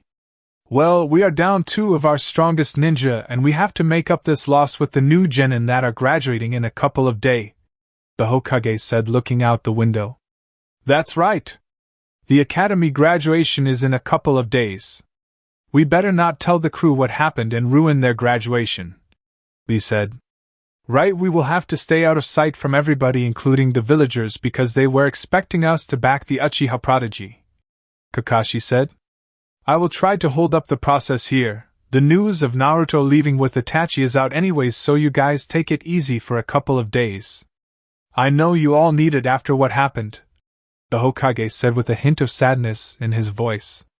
He was hit just as hard as all of us, as well everyone thought as they walked out of the Hokage office. Academy graduations. Everyone was happy it was day that they finally get out of this hellhole called the academy. Naruto's friends, minus Neji, Tenten Lee, could be seen sitting on the roof of the school eating lunch and talking amongst each other about has been going on around the village.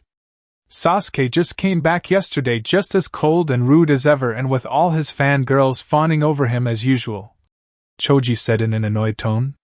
Yep, and he is teamed with Sakura and some home-schooled guy called Sai, Shino said.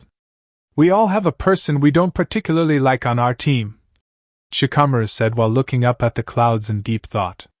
I'm just glad everyone passed, Hinata said shyly. Except for Naruto. When he comes back he will pass, Choji said smiling. The rest of the gang has been gone for a while now. I wonder how well their mission to retrieve Naruto went, Shino said.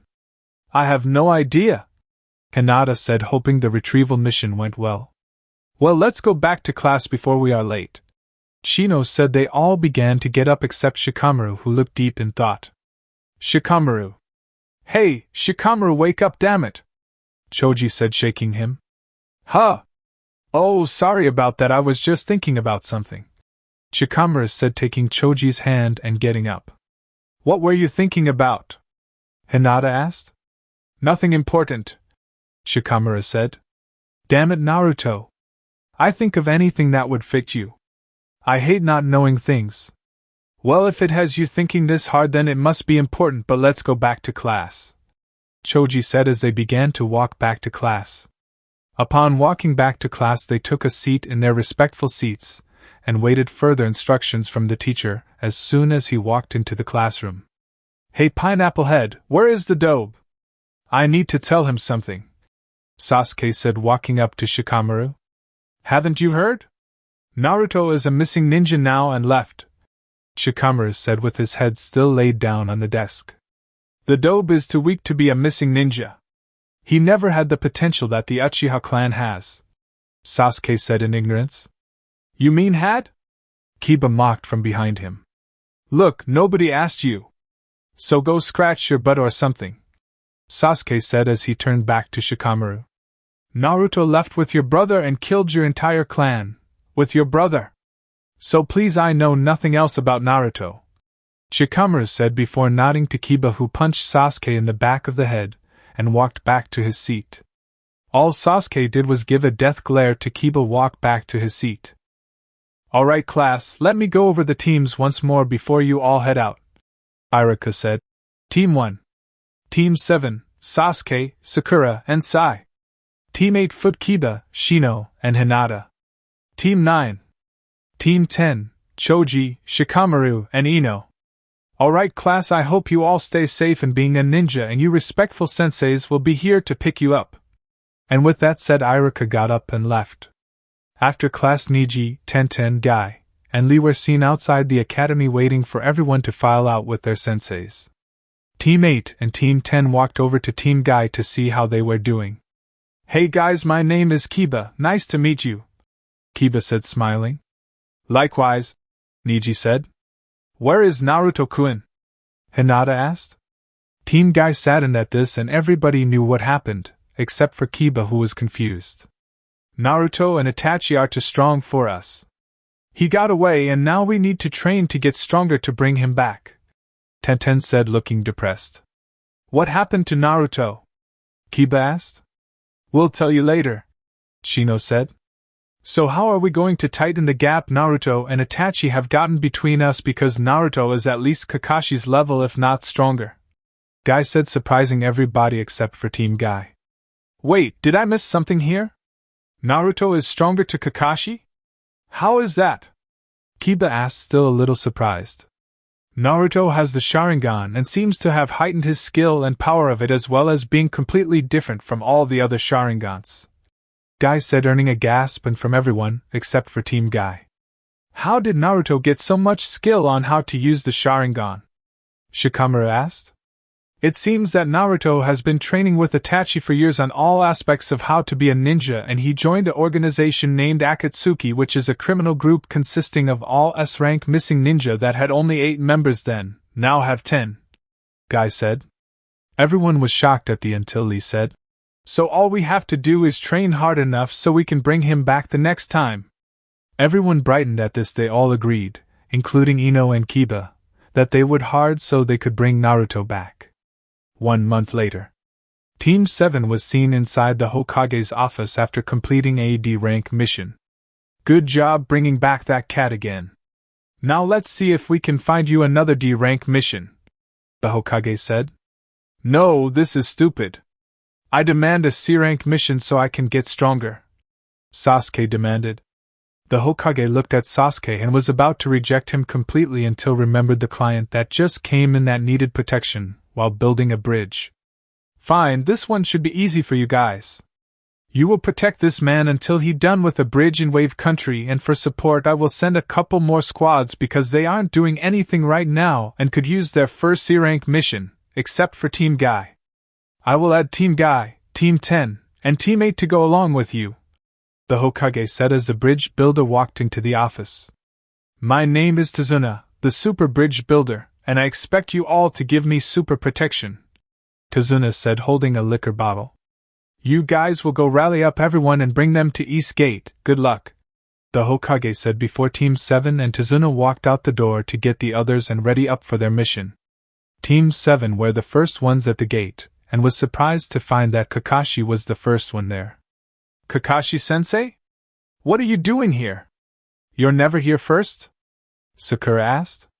Never late for an important mission, Kakashi said as he flipped a page in his orange book. Why do we need the others? We can take this mission on by ourselves, Sasuke said, only to get knocked over the head by Sai, making Sakura angry. Why the hell did you hit my Sasuke-kun? Sakura demanded. Because Sasuke is being stupid and is not praising the fact that we have reinforcements that we could need later, Sai said as the others arrived in one large group. They seemed to have met somewhere up the road. Hello everybody! Everyone ready for your first C-rank mission? Tenten said, smiling. Hell yeah! Let's get going! Tazuna, lead the way! Kiba yelled as they began on their trek to Wave Country, not even realizing what lies ahead. Akatsuki Base. Naruto, now that you stole that ring from Orochimaru, you are a part of our organization. Your partner is going to be Deidara for now because while you were out getting the ring, Itachi and Kisame were ordered to another mission, a shadowy figure said. Naruto nodded emotionlessly. Your mission is to get to Wave Country and earn their respect and loyalty. Whether it is by friendship or fear is up to you, the figure said with his own Digitsu and mask on. I will do as you wish, Leader-sama, Naruto said, his Manjikyu Sharingan blazing in the darkness. Chapter 9 Bad Dream. The Kona ninja were seen walking down the dirt road toward Wave Country with their VIP in the middle of the group. It was a bright sunny day, and the weather was perfect. Wow, what a great day! Ino said as she stretched her arms above her head.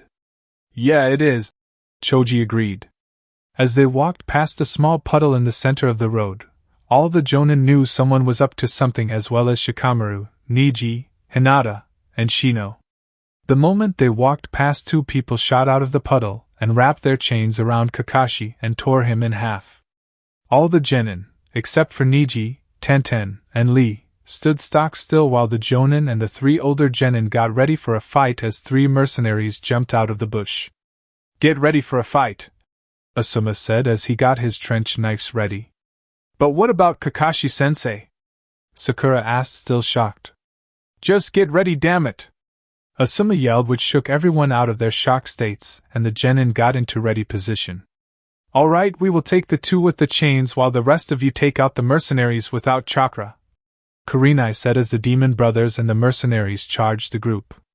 Sasuke threw a kunai at a mercenary, and started doing hand signs for a jutsu. Lee shot forward like a bullet and kicked a mercenary in the stomach with all his might and shot the mercenary into a tree, knocked out from the hit. Mind transfer no jutsu! Ino yelled as she took over the body of the other mercenary, with Hinata catching her as she fell. Kiba and Choji slammed into each side of the mercenary, crushing his arms, with Ino just barely getting out of the body in time. Thanks, Hinata, for catching me, Ino said. Hinata smiled back and nodded as she turned her head to see Sasuke finishing his jutsu. Fire bullet no jutsu! Sasuke yelled as he shot a quick bullet of fire, hitting the mercenary in the chest, sending him flying into the other mercenary against the tree. Great shot, Sasuke-kun! Sakura squealed, making everyone cringe as Sasuke lowered his hands. Yeah, for someone with a small penis, Sai said, making Sasuke face fault and Sakura start yelling at Sai. Asuma and Guy were having a hard time fighting the demon brothers because they couldn't get close to them, with them always slinging those chains around, until Kurenai got one with her genjutsu, which she quickly disabled. You bastard! I will have my revenge on my fallen dash! The remaining brother screamed, but was cut short when a kunai was stuck into his back. No, you won't, Kakashi said calmly behind him, shocking the genin. The remaining brother just grinned and went up in smoke with a log where it once was. A transfer jutsu? Kakashi said, looking around until a fist slammed into the back of his head, skidding him across the dirt road toward the group. You underestimate me, he said, picking up his brother. I will see you all later, and believe me, we will see each other again. The demon brothers went up in smoke with a confused look on all the genin, and a demanding look coming from the jonin. Alright, Tazuna. What is really going on? Guy asked, looking at the nervous bridge builder. I have no idea what you're talking about, Tazuna said, backing away nervously. We know there is something more to this than meets the eye, so spill it, Kakashi said, looking Tazuna in the eye. Okay. I'll talk, but please help me after I'm done, Tazuna pleaded. We'll see after you're done, Kakashi said as the bridge builder told them about Gato and the recently strong shinobi he hired. So do we stick with it or head back and tell the Hokage about this? Kakashi asked everyone. We should continue on, Kiba shouted, which everyone seemed to agree with him except for Sakura. But I could get killed in all this, but at the same time I don't want to disappoint Sasuke-kun and everyone else, Sakura thought as she didn't voice her concern in continuing the mission. Note that this mission is now a rank mission and everyone still agrees to continue? Kakashi said, giving them one last chance to back out, but they held firm and nodded for them to continue. It's decided then, we are continuing on with the mission, Kakashi said as they began to walk the rest of the way to Wave Country. So, do you have a plan, yeah? Deidara asked. Yes, Naruto said as they continued to walk. Naruto only opens up to Itachi, but Deidara has somehow gotten to like Naruto's emotionless half. Naruto may never figure out why.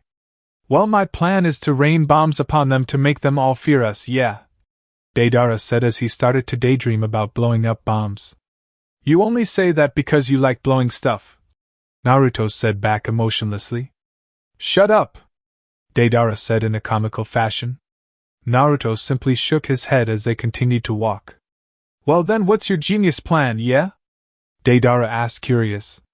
Before coming here I did some studying on the recent events and came up with some interesting results, Naruto said with an evil glint in his golden eyes.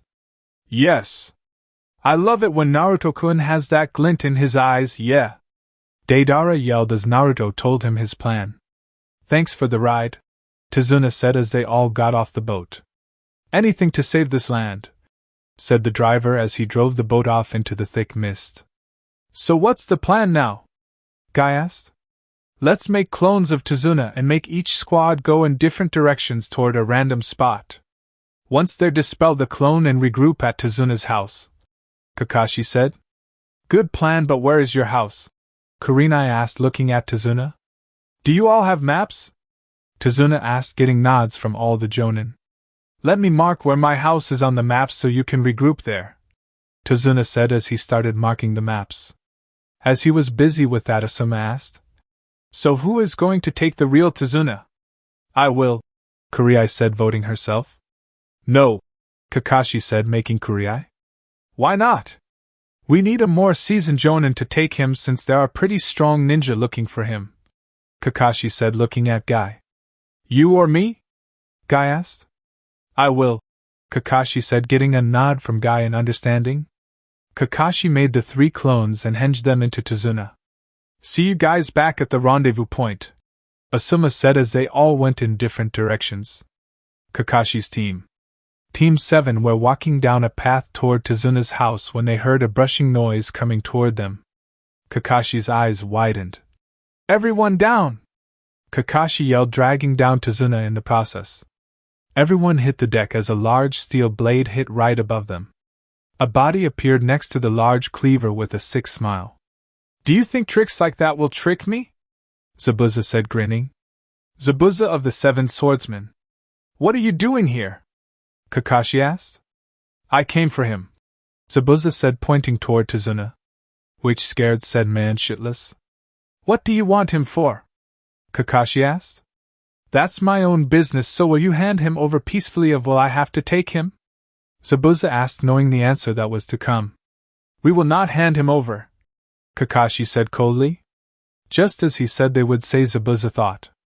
I gave you the chance, now you will pay for it, Zabuza said. You guys protect Tazuna while I take on Zabuza.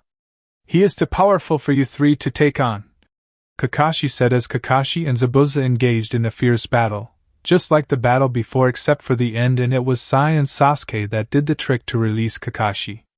Just as Kakashi was about to incapacitate Zabuza, Zabuza raised his hand to issue a halt. You can't stop me now that you are losing, Zabuza, Kakashi said. I will take my leave now. It was fun, but you will see me again, I guarantee you, Zabuza said with a grin as he turned into water. What was that all about? Kakashi said out loud as his world went black. Kakashi-sensei! Sakura screamed as she ran over to check on his health. He's fine, just blacked out from exhaustion, Sai said, walking up to his sensei and lifting an arm around his shoulder as Sasuke did the other. Let's get your house before anyone else tries to attack us, Sai said as they began the final trek to Tazuna's house. Where the hell were you? Kurenai yelled as she saw Tazuna and Sakura enter, but quieted when she saw the condition of Kakashi. What happened? Niji asked. We were attacked by a man named Zabuza of the 7 Swordsmen, said Sakura as Sai went upstairs and laid Kakashi on an unoccupied bed. The reactions from the jonin were that of shock and anger. Why is he here? Asuma said. What is going on? And why is this such a bad thing? Kiba asked. Let's hear Kakashi's side of this before we tell you kids anything, Guy said. It has been 18 hours since Kakashi laid down in that bed until he finally stirred. So you are finally awake, eh? Asuma said next to a window that was in the room. Yeah, what happened since I was out? Kakashi asked. Nothing really. Just got the genin working on tree climbing. I'll go get the others and tell them you are awake. They need to hear the story from you, Asuma said as he got up and left. About 15 minutes later, everyone was around Kakashi's bed ready to hear what happened, while Sakura, Sai, and Sasuke were standing near the door, having been there when it happened. You see, what happened when we split up? Kakashi began as he told the rest of the group what happened with the incident with Zabuza. So he just up and left? That's weird. Normally when one of the 7 swordsmen begin a fight, they finish it whether he is killed, wins, or is knocked out. What could be going on? Guy said out loud. Yes, Tazuna said it was a businessman named Gato who has been hiring mercenaries and ninja to take over this island by trade and to stop Tazuna from building this bridge so they can land trade, Kurenai said to Kakashi. He wants his men to keep fighting until 1 they kill Tazuna or 2 they die. So why did Zabuza leave without a fight? Guy said, more to himself than everyone else in the room. Maybe there is more than meets the eye, Shikamura said. What do you mean? Choji asked. What if there is something else going on that we don't know of? Shikamaru inquired. Maybe we will have to keep an eye open, but until then keep training, Kakashi said until he noticed something. Hey, where is Tenten? Going back in there is a waste of my time, Tenten said to herself. I got to get stronger, Tenten thought as she entered a field to be greeted by a sight she never thought she would see again. There in the middle of the field stood a figure with a black cloak with red clouds across them. Naruto-kun? Tenten said desperately. Naruto turned to face Tenten. When he fully was turned around, Naruto had his Sharingan on blazing. Is that you, Naruto-kun? Tenten said again, taking a step closer to the figure. Inwardly, Naruto was surprised Tenten was here.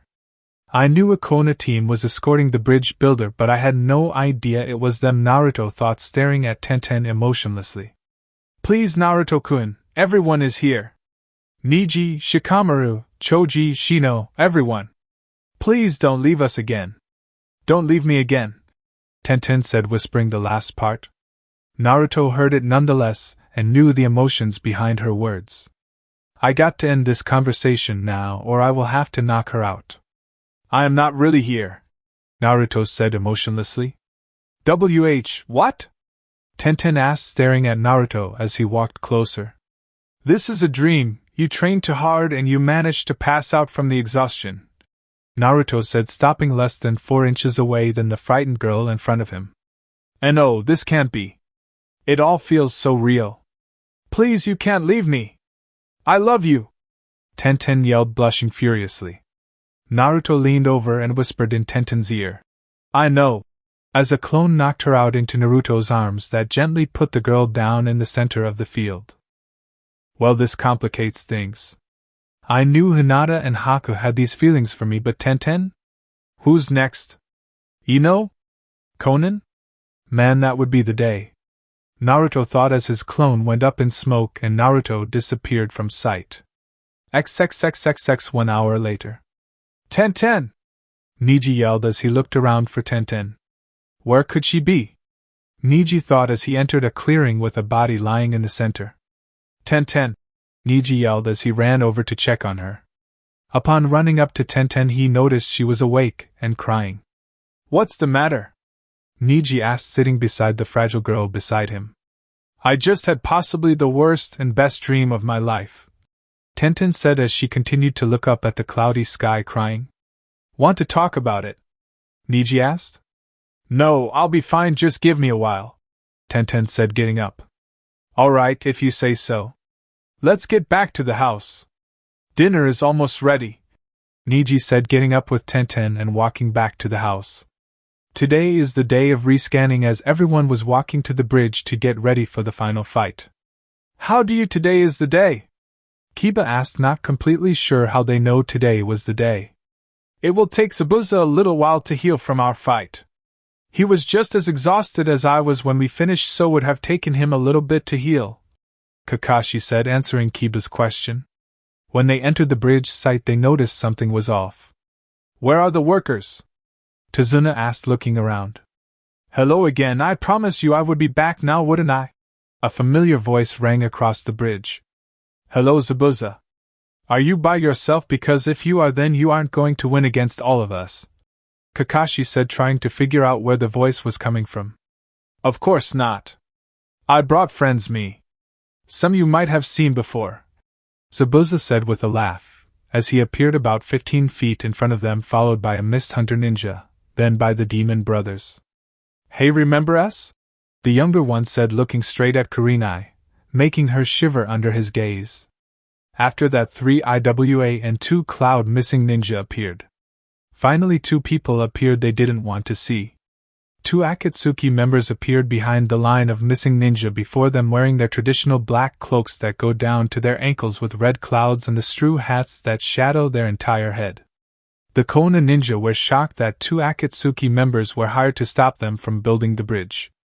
Looks like Gato has a lot of money to be able to hire 2 Akatsuki members, thought Kakashi as he pulled up his headband. Nobody knew who the 2 Akatsuki members were, but they were hoping they aren't 2 in particular. Here is the plan. I'll go for Zabuza while Sasuke and Sai go for the Mist Hunter. Kurenai's team will go for the Demon Brothers. Guy's team will head for the 3 IWA Ninja and Asuma's team will take out the 2 Cloud Ninja. Sakura will cover Tazuna. Does everyone understand? Kakashi explained. What about the 2 Akatsuki members? Aren't they going to be the toughest? Ino asked. We will go after them last so we can focus everything on them. Kakashi said, eyeing the 2 Akatsuki members while Sasuke can't wait to battle the Akatsuki. That is the organization Itachi and Naruto defected to. If I can beat them, then I will be sending a clear message to them that I'm stronger, and I will kill them, Sasuke thought as he was ready to tear through this mist ninja head straight to the Akatsuki members. Alright everyone, you know what to do, go!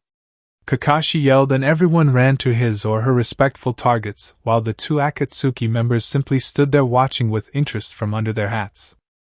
Chapter 10: Turn of the Tide. The fighting was intense across the bridge as the 2 groups continued to engage each other, neither wanting to give the other the upper hand. Man! These Cloud Ninja are tougher than I had expected, Asuma said to his Genin team, which were having a hard time as well against the 2 Cloud Ninja. Choji went in for another powered fist. Water Spike no Jutsu! Yelled the taller Cloud Ninja. Senjutsu made Choji quickly stop and dodge the dangerous spike that was shot at him. Damn it! We need to come up with a strategy that will stop these guys! Choji yelled to Shikamaru and Asuma, who are trying to think of one. I got it! Everyone on me! I got a plan! Shikamaru yelled as everyone started to make his way over to his position. While Shikamaru was explaining his plan to the team, he caught something out of the corner of his eye. Idiot is going to get himself killed, Shikamaru thought as he continued his explanation of his plan. Teammate. My genjutsu isn't working. Kurenai told her team after giving her genjutsu another go, only for the other brother knock her out of her concentration or jolt the other with chakra. Ha! Your genjutsu won't work on us now that we got some advice from the 2 people behind us, said the older brother, laughing at their predicament. He is right, genjutsu won't work unless we take one of them out or separate them, Kurenai said. Well then let's just focus all our fire power on one while keeping the other at bay, Kiba suggested. Right, let's get to it then, Kurenai said as she saw someone charging into Hell's Gates. What the fuck is he doing? Kurenai thought as they started their plan to take out the Demon Brothers. Team Guy. We can't get close to them as long as they keep throwing up those rock slabs, Lee said as he retreated after being blocked by another rock slab. And we can't attack from a distance or they will start rock bullets at us again, Tenten said as she desperately tried thinking of a plan. We need to come up with something now or we are screwed, Niji said as he saw them, through the rock slabs, start the seals for an earth bullet no jutsu. I've got it!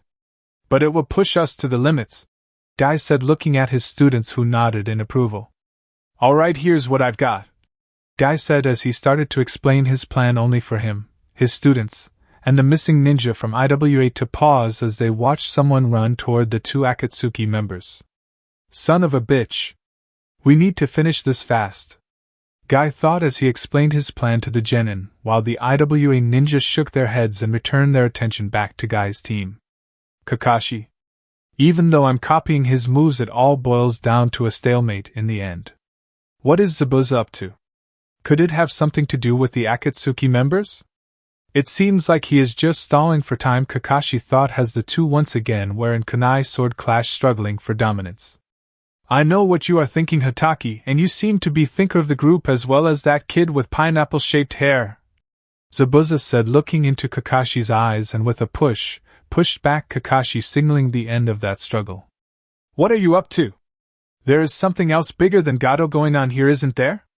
Kakashi said, demanding an answer.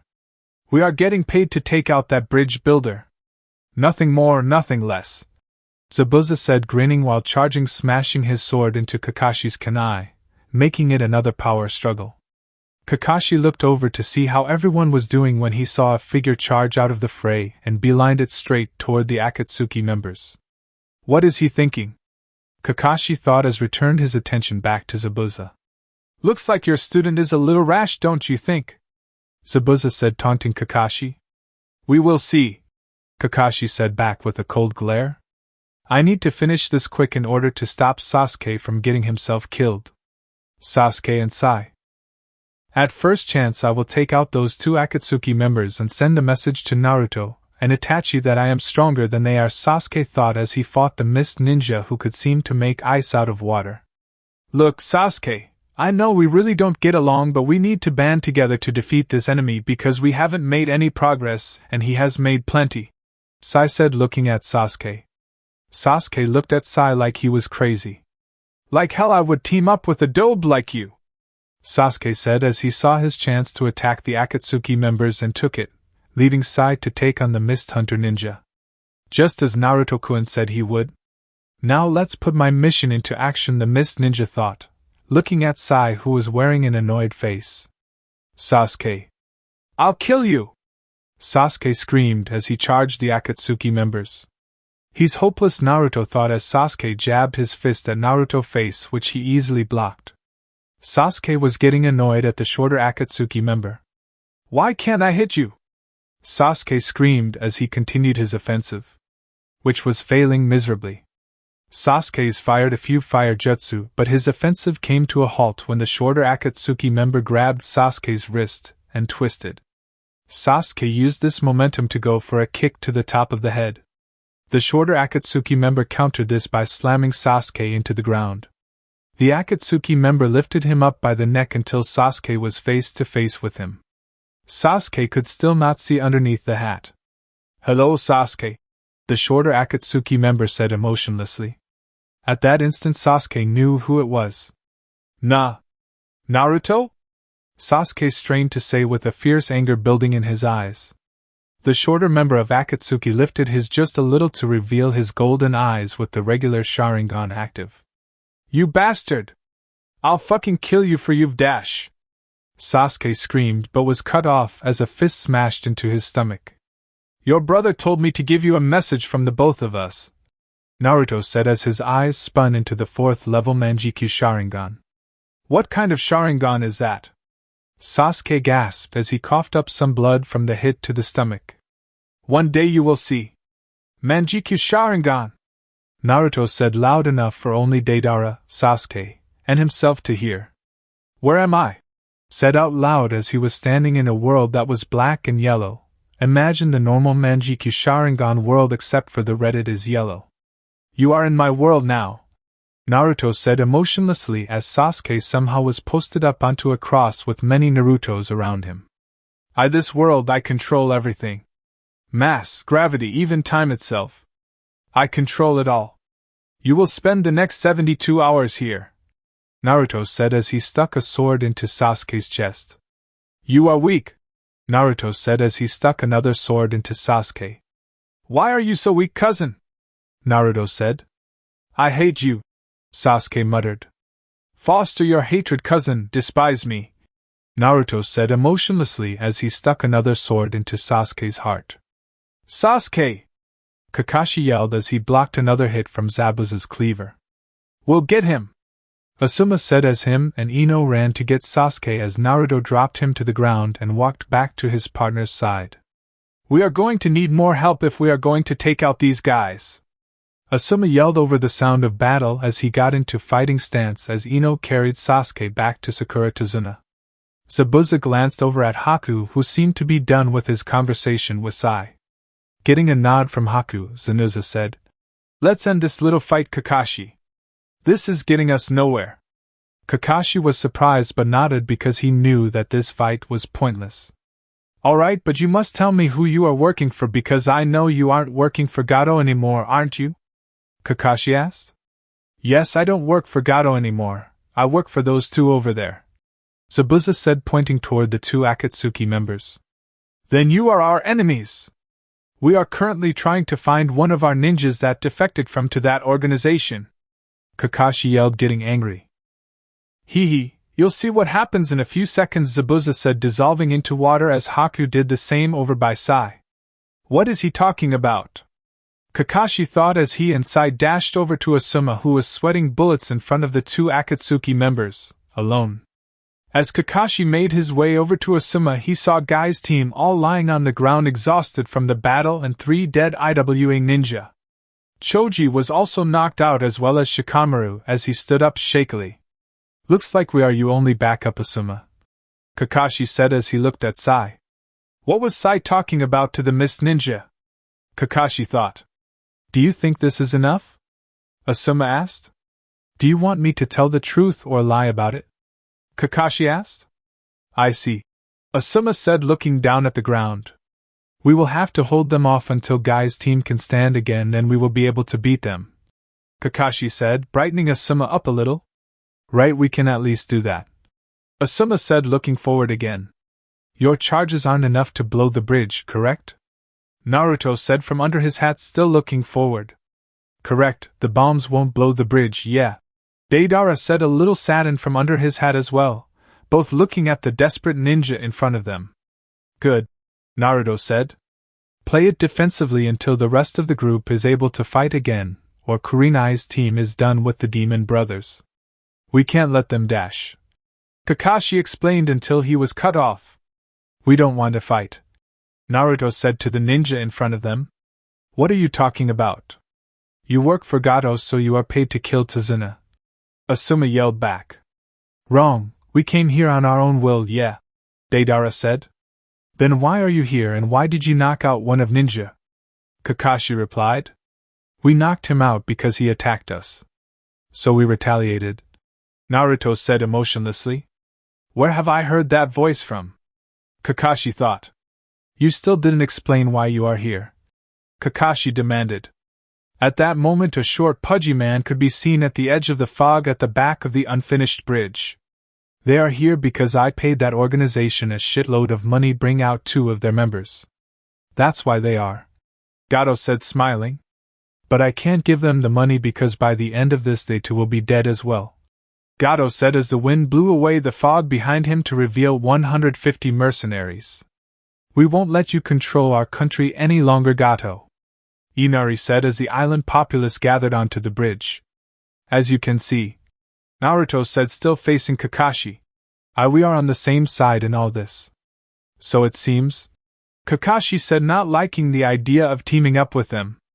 The 2 Akatsuki members turned to face Gato and his men as Kurenai and Hinata walked next Kakashi, Asuma, and Sai. "We heard the whole thing. At least we don't have to face the 2 crazy guys," Kurenai said. "And we have the whole village behind us, so we should do okay." Asuma gaining confidence now that the 2 Akatsuki members are fighting with them. "Remember, Asuma, strength in numbers," Kakashi said, looking at the backs of the Akatsuki members. "We can change that, yeah," Deidara said. He took off his hat and sealed it into his cloak as Naruto did the same. "Naruto," the group that was still up gasped. "Do it," Naruto commanded to Deidara, who nodded. Clay birds shot out the concrete of the bridge everywhere in the back half of the mercenaries. The birds went up to about waist level, then exploding, killing or wounding all in that area. "Kill them, damn it! I want those 2 dead," Gato screamed as he ran past the other half of the mercenaries. "Let's go get our dinner, boys," said a mercenary as they all charged the 2 Akatsuki members. "Amida Sharingan!" Naruto yelled, as everything seemed to slow down. Naruto quickly went to each of the mercenaries and slit their throats before stopping in front of Gato, and once again he felt this weird sensation in the back of his eyes. To everyone else that was there, it seemed as if Naruto flew forward at amazing speed and stopped in front of Gato with mercenaries that was left have their throats cut open. How?" Gato asked, frightened. "Chidori!" Naruto yelled as his hand lit up in red lightning, with his eyes straining a little more before running it through Gato's chest. As Gato slid off Naruto's arm, Kakashi yelled, "Where did you learn that?" Naruto turned around with his 5th level Manjiki Sharingan on before it too slid away into his normal ocean blue eyes. He seemed to have blood running down his eyes and also seemed to be on the verge of blacking out. "You taught me at Kakashi," Naruto said, grinning before falling forward with Deidara catching him. "Good show, Naruto, mission complete," Deidara whispered. By now everyone was up, except for Sasuke, and had watched the fight that happened between the two Akatsuki members with the large crowd still there. Everyone started cheering. "We're free!" someone yelled. "Who are those two people?" Tazuna asked Kakashi. "They are both from an organization known as Akatsuki, and the only one I know is the shorted one that killed Gato," Kakashi said.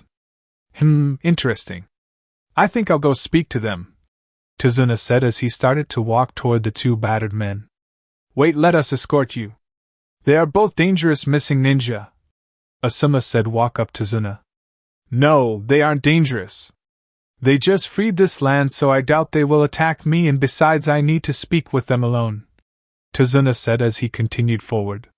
As Tazuna walked up to the heroes of this land, Deidara was supporting Naruto with Naruto's arms slung over Deidara's shoulder.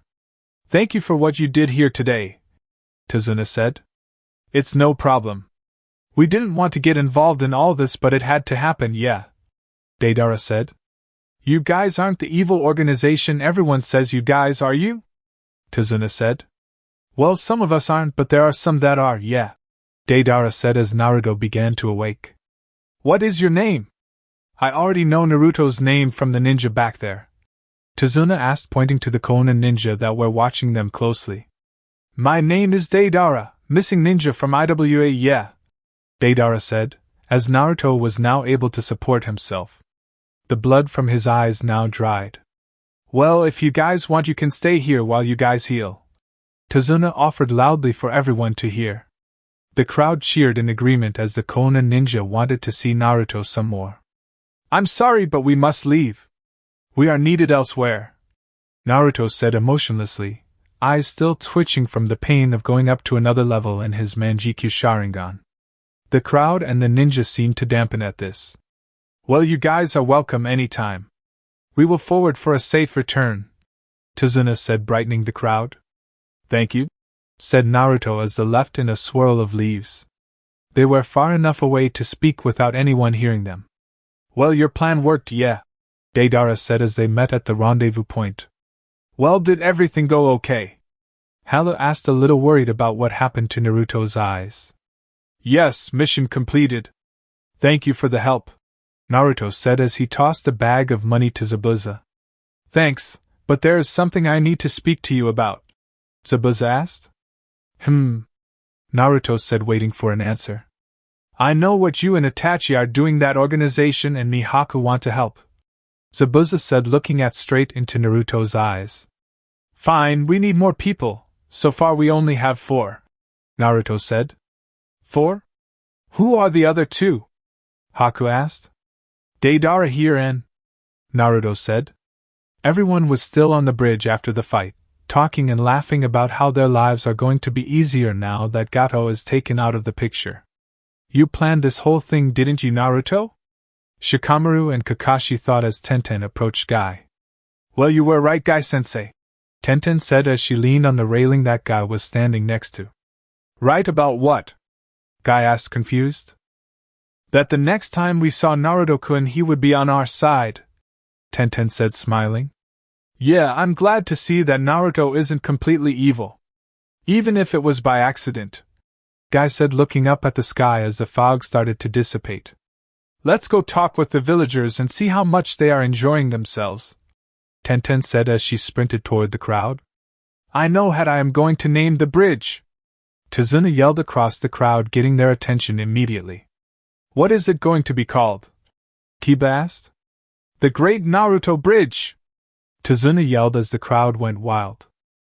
Chapter 11, Home Territory. "Well done, Naruto," Pain praised the blonde in his office in the Rain Country. "Thank you, Leader-sama. I have another mission for you," Pain said as he pulled out a scroll. "When does the mission start?" Naruto asked while grabbing the scroll.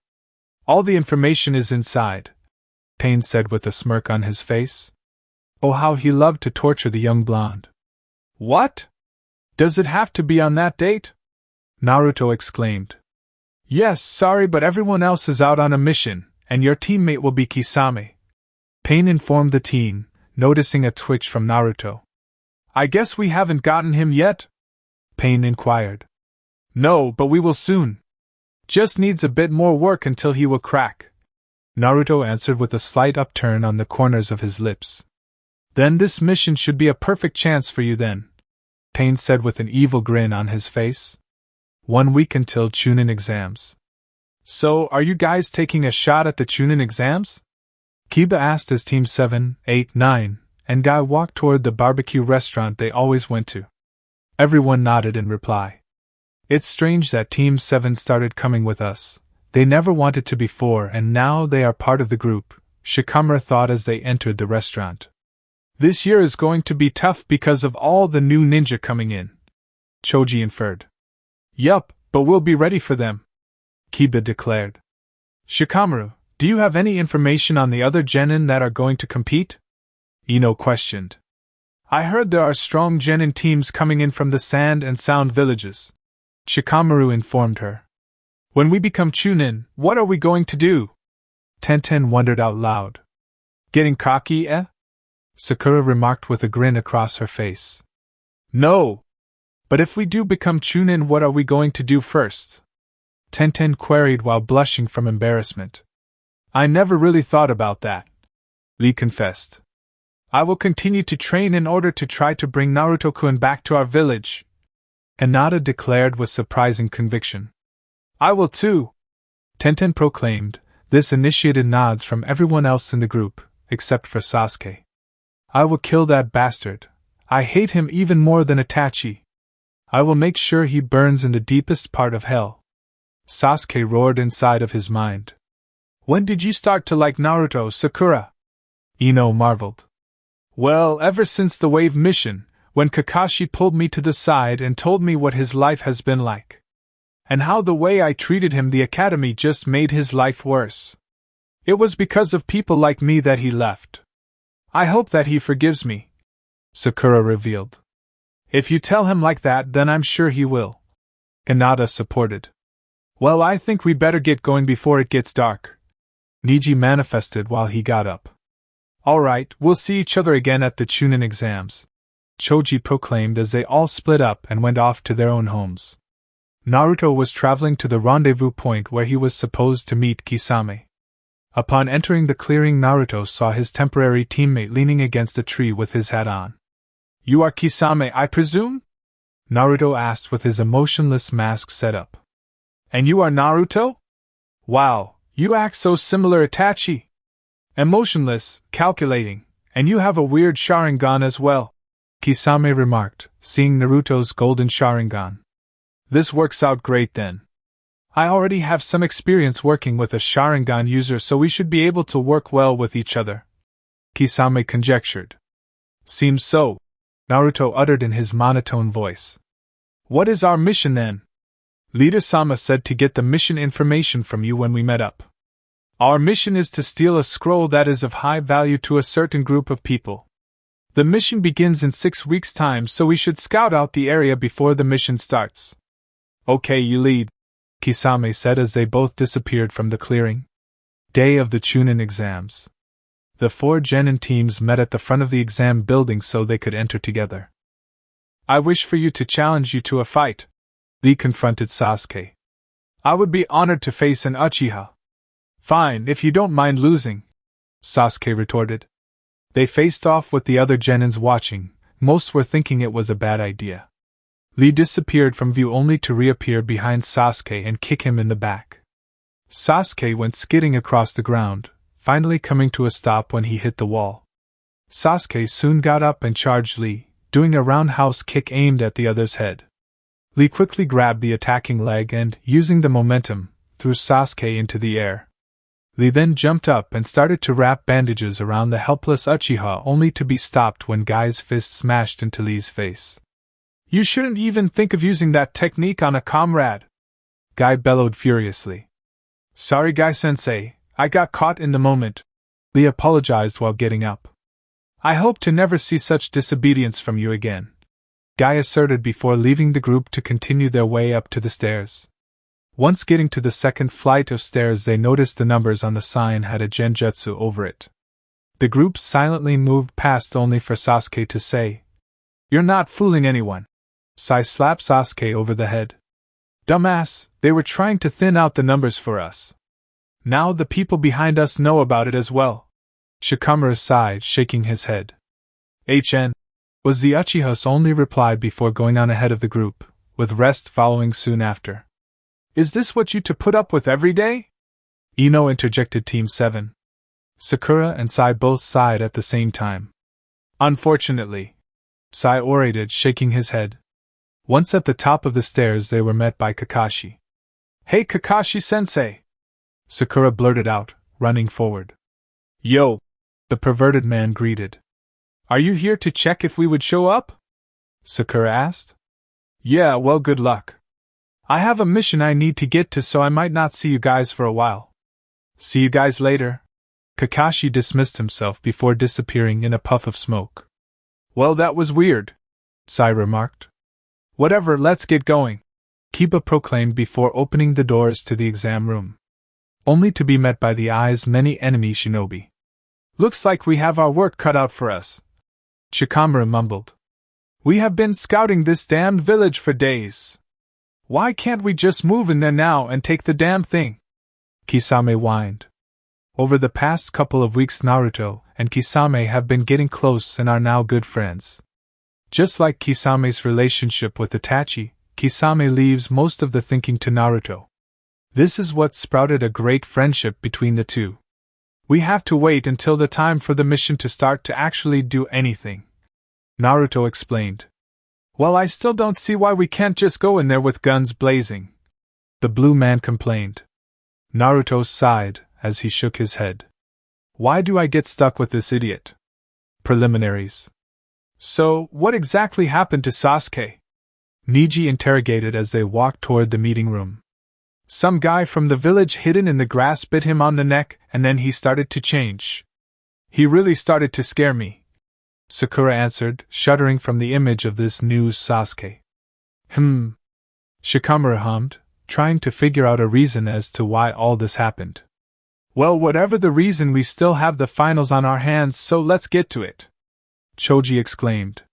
The Konoha Genin walked up to the third Hokage with many jounin beside him. All the teams were standing in lines. Most of the teams that passed are from the Leaf, the third thought. All right, the next part of the exam will dash. The Hokage began only to be cut off by a ninja who seemed to have an illness. Sorry to interrupt, Hokage-sama, but there is too many genin to start the finals. We are going to have preliminaries first before actually start the finals, Hate interjected. If you say so, then we will be holding preliminaries, the third announced. If your name is shown on the screen, then it will be your turn to fight, Hate said. The screen went to life as the screen randomly chose two ninja. Sasuke Uchiha and Akato Yora, please stay, and the rest of you please go on the stands to watch the match, Hate ordered while coughing in bursts.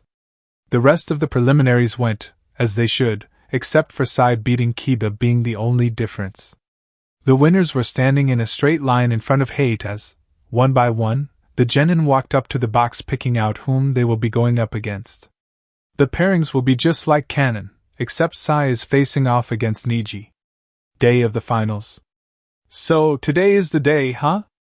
Asuma announced, looking into the sky.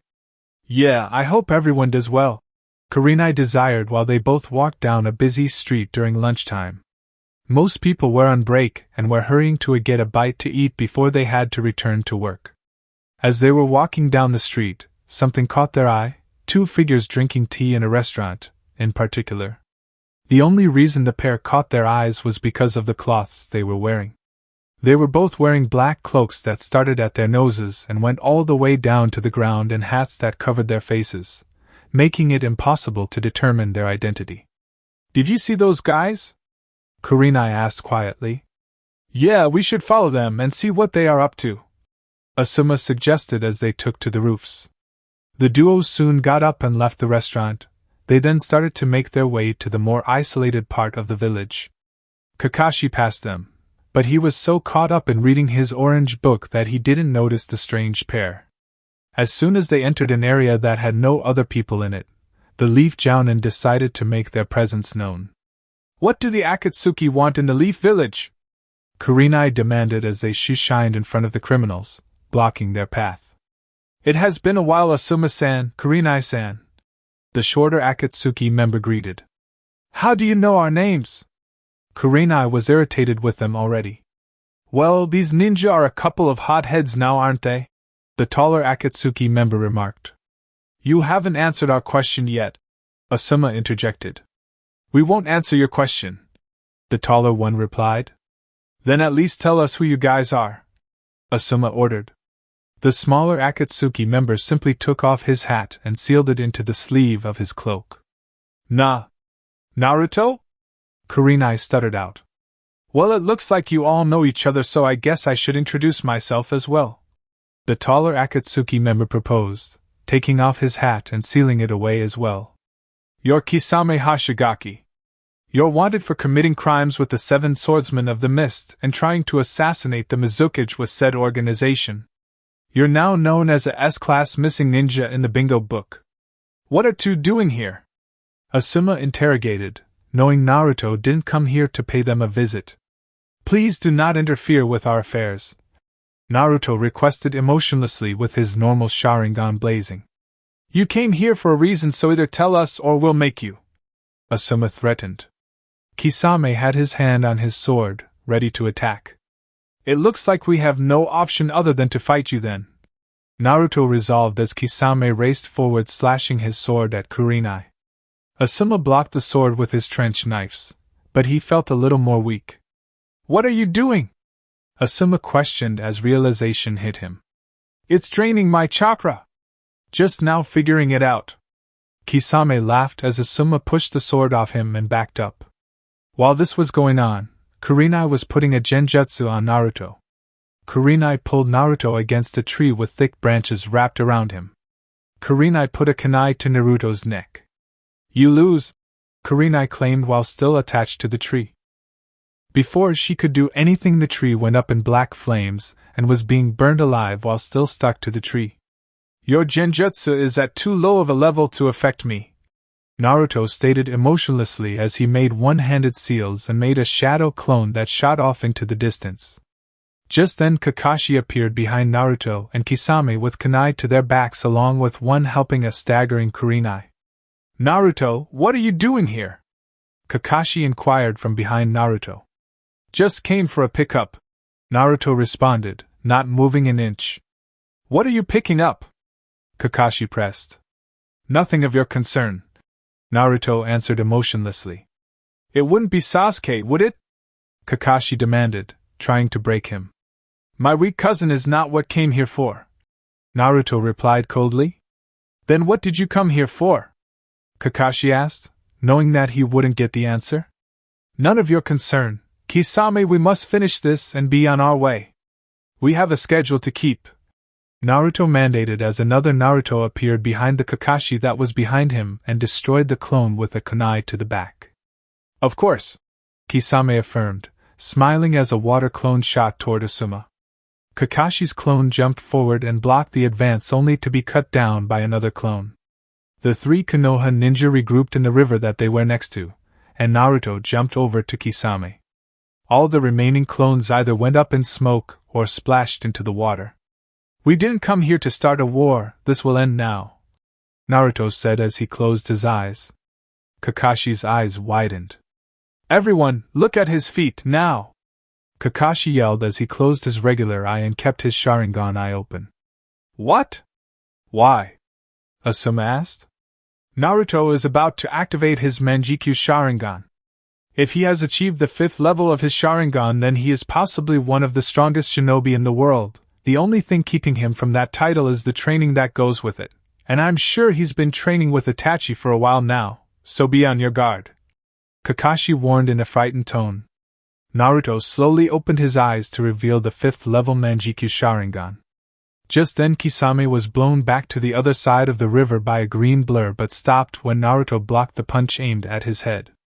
I might be able to read guys' movements, but that doesn't mean I can take one of those heavy blows. This is bad, I need to end this before any more come, Naruto thought as stared at Guy, waiting for the spandex-clad man to look him in the eye. Don't worry guys, I have reinforcements on the way here, so all we need to do is keep them occupied until they arrive. Guy told the other jounin while looking at Naruto's feet as Kisame walked up beside Naruto. This is getting out of hand. Kisame heeded as a clone of Naruto's appeared beside Naruto, and handed him a scroll that read, "Forbidden Scroll, Leaf Village." "So that's what you were after?" Kakashi concluded angrily. "Yes, and now that our distraction is complete, shouldn't you guys have a genin team to cheer for?" "Amida Sharingan!" Naruto shouted as the Jounin's worlds went black from being knocked out by being thrown into 4 separate trees on the opposite side of the river. "Mission completed.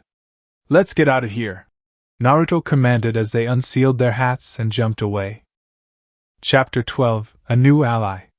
"Why are we still here? Let's leave before those ANBU catch us, then we will have a war on our hands," Kisame said as Naruto and Kisame jumped from roof to roof trying to find a place to hide. "Here, take this," Naruto said, handing the scroll to Kisame. "I need to check up on something, so meet me at the clearing 1 mile from here." "Why are you doing this?" Kisame asked, not wanting to split up. He liked being around the blonde. "Trust me," Naruto said, disappearing in a swirl of leaves. "It's not you I don't trust. It's this damn village I don't trust," Kisame whispered before shooting off toward the clearing.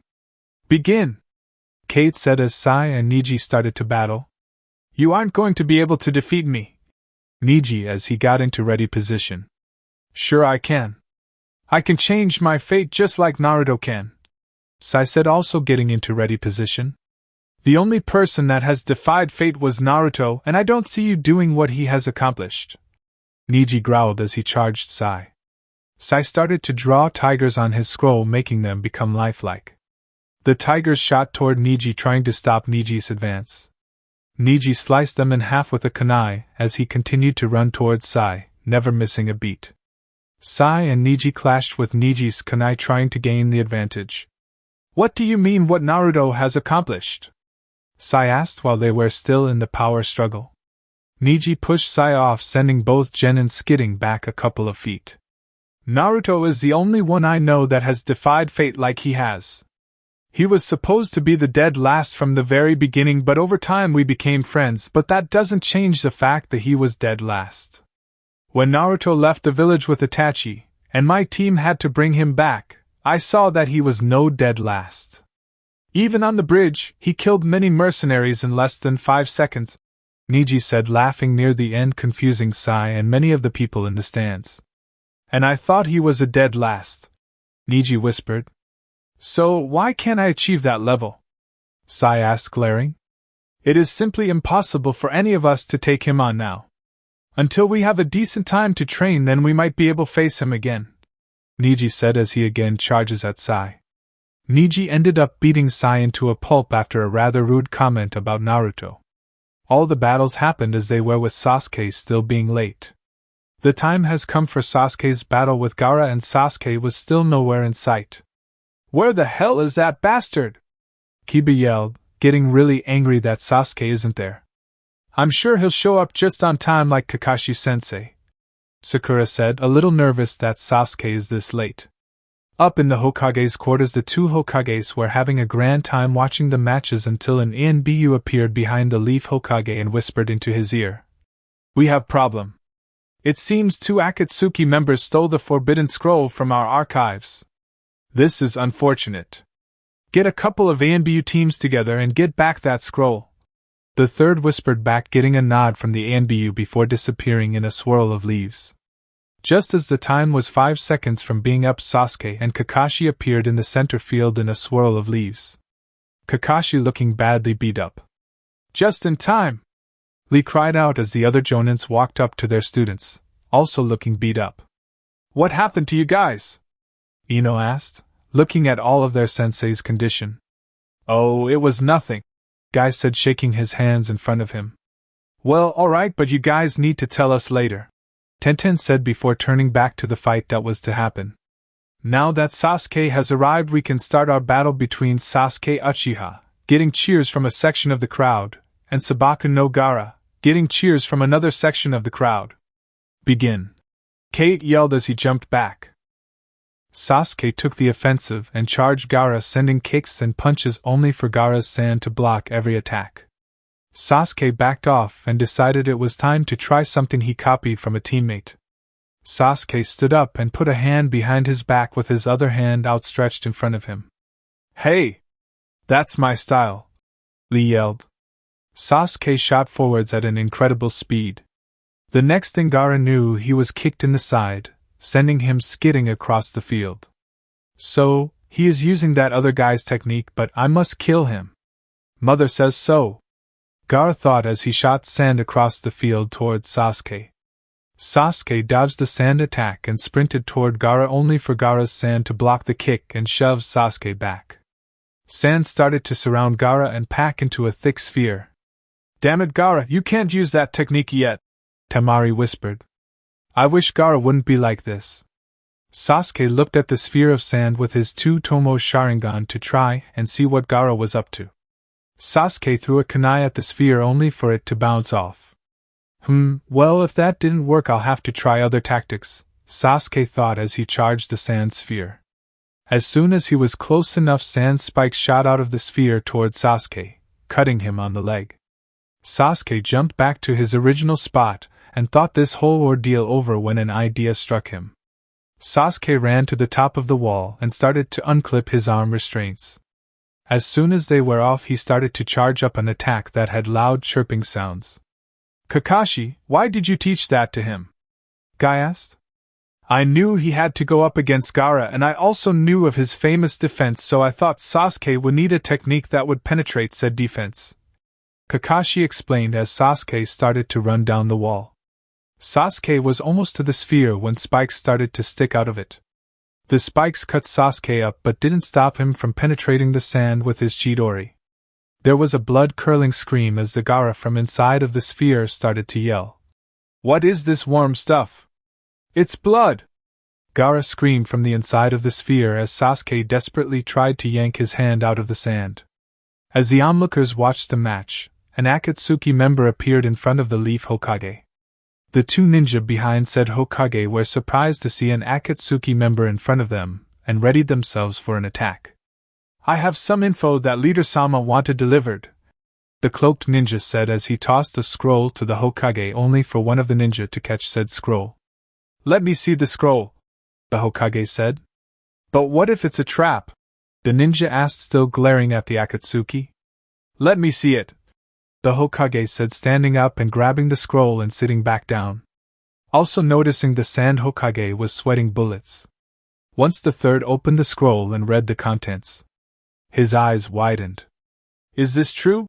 the third asked. "Yes," the Akatsuki member said simply. "How can I trust you?" the Hokage asked, quirking an eyebrow. The Akatsuki member lifted up his hat just enough for only the Hokage to see his eyes.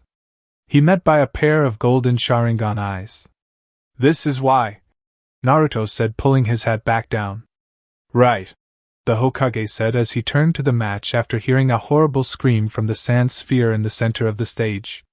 "Looks like you have problem," Naruto said, looking at Gaara as the sand started to fall onto him. "Yeah, why couldn't you get this info to me earlier?" the third asked. "Had a little trouble getting here," Naruto said as the Hokage remembered how beat up Kakashi, Guy, Asuma, and Kurenai were. "I see," the third said. "Let's make a deal. I'll take care of Gaara if you let me out safely," Naruto said emotionlessly. The third sighed while thinking. "Fine, but you owe me," the third said. Naruto nodded and jumped down to the stage. Orochimaru had the kunai to the third's neck as soon as Naruto jumped off the ledge. "That's scared of your old organization, huh?" the third said, grinning. Orochimaru started to laugh as the sound 4 knocked out the ninja that were guarding him. "If you had any idea who were in that organization, then you would be too." Sasuke was staring at Gaara in awe as the sand started to fall around him. "Wah, what are you?" Sasuke said as he started to back up. "You are all the same. Everyone is the same and starts to fear me. Well, I'll teach you how scary I can become." Gaara yelled as he ran at Sasuke. Naruto appeared in front of Sasuke at that time. Gaara skidded to a complete stop only a few inches away from the cloaked ninja. "Move or I'll kill you," Gaara said as he started to take on more demonic voice. "I understand," Naruto said. You understand what? Gaara said. How it feels to be what you are. How? You don't know the pain, the loneliness, the sadness of being what I am. Gaara yelled as he started to cry. I do. I have lived the same life as you have, Naruto said, taking off his hat while still in the close proximity. How? Gaara asked, still crying. Naruto unbuttoned his cloak and lifted up his shirt to show the seal that was on his stomach. I also have a bija sealed into me, Naruto said, pulling his shirt back down and buttoning his cloak back up. Everyone in the stands that was from the village was surprised that the demon container was back. The villagers were starting to get angry that he dared to come back to their village. Sasuke was furious that Naruto interrupted his match and for all the things he has done to him. He will die, Sasuke thought as he charged up another Chidori. I thought I was alone, but now I have found someone like me, Gaara whispered. Then he did something his brother and sister thought they would ever see. Gaara smiled. I'm glad to see that you're finally happy, but I need to G-dash, Naruto said, but was interrupted when a Chidori was plunged through his stomach. No, Gaara whispered as Naruto slid off Sasuke's arm. Sasuke was grinning from ear to ear. I finally did it. I killed him. Now all that's left is Itachi and Dash, but was cut from his thoughts when what he thought was Naruto melted into blood. What? Sasuke and Gaara said in unison as Sasuke's world went black. Naruto was seen standing behind Sasuke with his hand where Sasuke's neck was. You are too predicable, Naruto said emotionlessly. Gaara shot toward Naruto and tackled him to the ground, hugging him. I thought you were dead, Gaara said, crying into Naruto's cloak. Naruto was confused. Wasn't Gaara supposed to be cold and heartless? It's fine. Someone like him can't hurt me, Naruto said, patting Gaara on the back hesitantly. Now that I know that someone else is out there, I don't want to lose them, Gaara said, getting up as well as Naruto.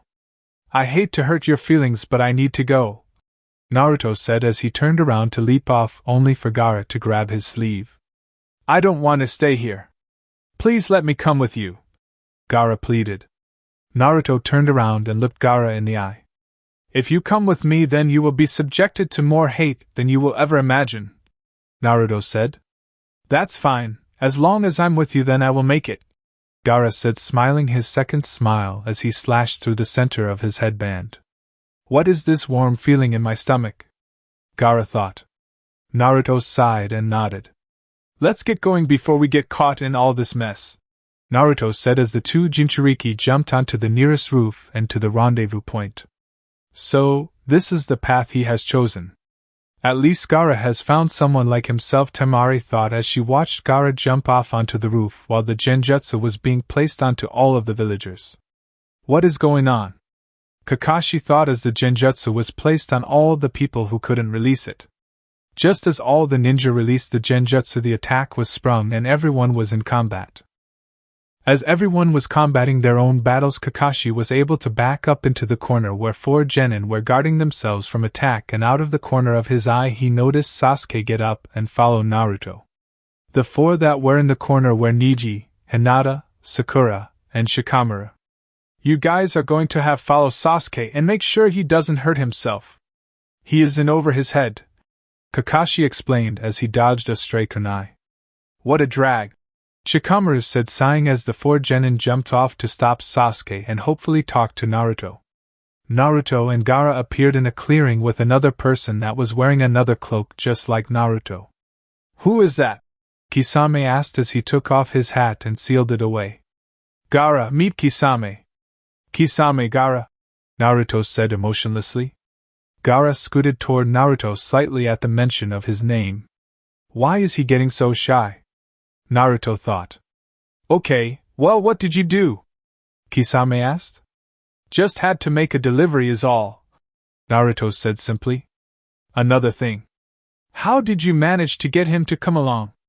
I thought we had enough people, Kisame asked, glancing at Gaara. No, we could always use more people, but while we are on the fact of Gaara, Naruto said, tackling Gaara to the ground and pinning him there. Naruto lifted Gaara's shirt to show his stomach and seal. Gaara had a dark red blush on his cheeks as Naruto started to trace more lines onto the seal. Then the impossible happened, the screaming in his head stopped. "What did you do?" Gaara stammered out as Naruto got off of Gaara with Gaara still lying on the ground. "I configured your seal so the damn raccoon would shut up," Naruto said as he sensed a chakra signature approaching. "Do you sense it too?" Kisame said as they looked toward the direction where it was coming from. "Why is he so stupid?" Naruto said, shaking his head with his normal Sharingan still on since Kisame and him entered the village. Just as he finished his sentence, Sasuke jumped into the clearing with his two-toed Sharingan on. "You bastard! You took away my fight and then you make a fool of me in front of the entire village? Why do you do this to me?" Sasuke yelled in anger. Naruto said nothing back as he stared into Sasuke's eyes with a motionless mask still on ever since he left the base. There are 4 more chakra signatures coming this way. I don't want to fight them all, so I think I better make this quick, Naruto thought. "I will kill you for revenge of my entire clan!" Sasuke yelled. As he was about to charge was stopped when sand smacked him in the stomach, sending skidding across the ground. As Sasuke stood back up, he looked at Gaara in anger. "No one talks about Naruto-kun like that," Gaara said in anger. "Since you never got the chance to finish your fight, Sasuke, I think it is only fair for you finish it before you get to me," Naruto said, backing up as well as Kisame. The two stood off in the center of the clearing until Sasuke dashed at Gaara. Just as Sasuke was midway there, the 4 genin jumped down onto the other side of the clearing from the 2 Akatsuki members. Sand shot from the ground, cutting Sasuke on the thigh, but Sasuke managed to get a quick punch in before leaping back. Sakura started to go forward to help Sasuke but was stopped by Neji with a hand on the shoulder. "He must learn how to fight a battle and finish it before we can help him," Neji said as they watched the battle. Shikamaru was watching Naruto intently to see his next move and tried to figure out what kept him in the shadows for all this time. As the battle raged on, it seemed that Gaara was losing due to the loss of the orders that was always yelling in his head. Gaara was now lying on the ground looking up at the sky. Sasuke was approaching him with a kunai in hand. "Is he really going to do what I think he going to do?" Sakura thought as Sasuke continued to walk toward Gaara. "This is what I deserve for not being able to fight with my own strength," Gaara thought as he awaited the pain to come and wash over him. Everyone watched as Sasuke bent over and put the kunai to Gaara's neck. Just as Sasuke was about to cut, he was stopped when a red lighting shot across the ground and air and struck Sasuke directly. Sasuke was barely able to stay awake to see what happens next. Naruto made 3 clones and stationed them between Sasuke and the genin. Kisame and the real Naruto approached the 2 that were on the ground. Kisame picked up Gaara as Naruto stood over Sasuke. "Why? Why can't I kill you?" Sasuke managed to get out as he looked up at Naruto and his 5th level Manjiki Sharingan. "You haven't enough hate, foolish cousin," Naruto said before punching Sasuke in the face, knocking him out. Naruto turned to the 4 genin that were watching the battle from the other side of the clearing. "So I guess you are the clean-up crew?" Naruto said. Neji shook his head as they went through the plan they have been discussing while the battle between Gaara and Sasuke was going on. "You gave us enough time to come up with the perfect strategy to defeat you while we were watching the battle," Neji said as Hinata, Sakura, and himself charged the 3 clones. "Kisame, get Gaara out of here. I'll take care of these weaklings," Naruto said as he watched the 3 genin fight his clones. Kisame nodded and shot off into the forest. As the 3 clones started to disappear, the only ones left in the field was a knocked-out Sasuke, 3 tired bunch of genin, and Shikamaru. "So let's see your plan then," Naruto said as he noticed that all of them were looking at his legs. Just as he said that, Sakura threw 2 kunai at Naruto. Naruto caught one of the kunai and with it, sliced the other down the middle. "Is that all you got?" Naruto asked as he noticed that he wasn't able to move. "Kage main success," Shikamaru said as he lifted his arms to test. Neji quickly shot forwards and started to close all of Naruto's chakra points. "Well, it looks like we outsmarted you, Naruto," Neji said, smiling. Well, it looks like he wasn't all that complicated after all, but man was it hard trying to hold him still, Shikamaru thought as he leaned against a tree. No, no, and no. I will not let this happen. But what can I do? All my chakra points are closed and there is no way to reopen them, Naruto thought as he was lay there on the ground. Naruto could hear the faint cheering from the four that defeated him. Why couldn't I use my Manjikyu Sharingan? I could have won it in less than a second. I couldn't even read their moves? Now that the fox is almost gone, I can't use his chakra to reopen my points either, Naruto thought in defeat. I made it so you couldn't use your Manjikyu Sharingan, Kyuubi said in the back of his mind. Why did you do something like that? Naruto asked. I wanted to demonstrate one of my gifts that I am leaving behind, Kyuubi said, grinning. Well, what is it? I really need to get out of this mess, Naruto thought. Simply focus your chakra to crush through those blockade and you will see, Kyuubi explained. Alright, but you said one? What else is there? All in due time, Kit. Now let's get out of here, Kyuubi said as Naruto started to focus his chakra. Black chakra started to rip open his chakra points one by one. What is this black chakra? Naruto thought. I thickened you chakra and basically made it so you produce your demonic chakra instead of that puny blue human chakra, Kyuubi said. Thank you? You're the best, Kyuubi. Naruto thought on the inside while his emotionless mask was still on the outside. Naruto started to stand up with his black chakra and his Manjikyu Sharingan on. It was truly a scary sight to see. How did you reopen your chakra points? Neji gasped. I'm a demon, remember? You can't stop demon chakra, Naruto said coldly. We won't let you leave. You're our friend and we will get you back. Hinata stuttered as the four genin charged Naruto. Amida Sharingan! Naruto yelled as his eyes strained to the technique. Neji, Hinata, Sakura, and Shikamaru were hit in different ways, slammed into different parts of the forest. From an observer's point of view, it looked like the four genin exploded in four different parts of the forest, while Naruto didn't even move. I should try to conserve my Manjikyu Sharingan techniques. They are all overpowered and put too much strain on my eyes to use, especially the Amida, Naruto thought as he ran from the clearing to meet up with the others and turning off his Manjikyu Sharingan only to be replaced by his Golden Sharingan. The four genin finally woke up and went to clearing where they fought. Naruto was nowhere in sight. Damn it! I thought I had him all figured out, but then he pulls this shit! Shikamaru yelled as he slammed his hand into the ground. We all did, but he is just too powerful for us. I saw him trying to use his Sharingan but couldn't because some red chakra was blocking his use of it. Then all of his chakra turned black and reopened all his points. We are going to have to train harder if we are going to bring him back, Neji said while the others agreed. They stood up and grabbed Sasuke as they left the clearing. Naruto jumped into the area where he sensed his teammates were at and sat on a log, surprising the two ninja that were also seated around the fire. About time. What did you do? Kisame asked with a little concern in his voice. Just played a little. Nothing big, Naruto said as he picked up a fish stick. I'm glad you're okay, Gaara said. Now you talk. He wouldn't talk the entire time you were gone, Kisame said. Gaara shrugged and continued to eat. Well, Gaara, welcome to the group. We already have 7 other people including myself. You would make 8, Naruto said, taking a bite of the fish. Who else is in it? Gaara asked.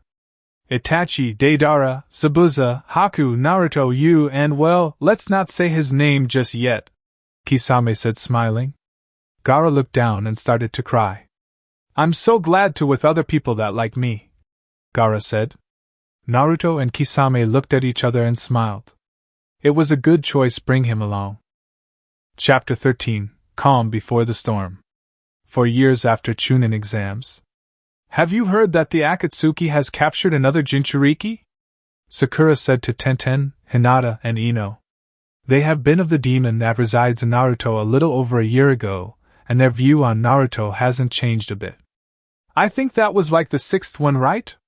Tenten replied. Yup, but if Naruto and Gaara are in the organization, then that leaves one left, Hinata said. Why did that retard join them anyways? He joined the very organization that is trying to kill him, Ino said.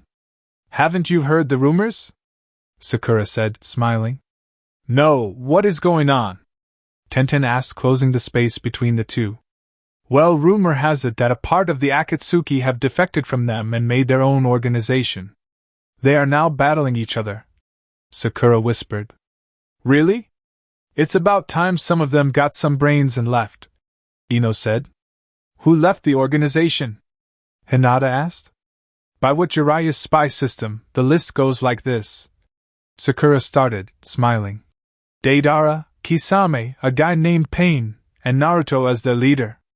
He has picked up some help along the way with people like Zabuza, Haku, and Gaara. All the girls were awestruck. How could someone like Naruto do such an amazing feat? The guys already know, and we are hoping that this new organization was made to help the common person, Sakura said, leaning against the wall. Of course it is. Naruto wouldn't betray us all like that. Ino yelled before realizing that Naruto already did. Well, I guess he still has a chance, Tenten whispered before they all split up. Are you ready? A shadowy figure said. Yes, the other figure said as they stood side by side looking over the Sound Village. They were both wearing cloaks similar to the Akatsuki cloaks, except they were white with black clouds and the inside of the cloak was black as well. The cloak was made of the same material as the Akatsuki cloaks, and they were both wearing hats like the Akatsuki. The duo jumped from their positions, heading straight to the tower in the center of the village.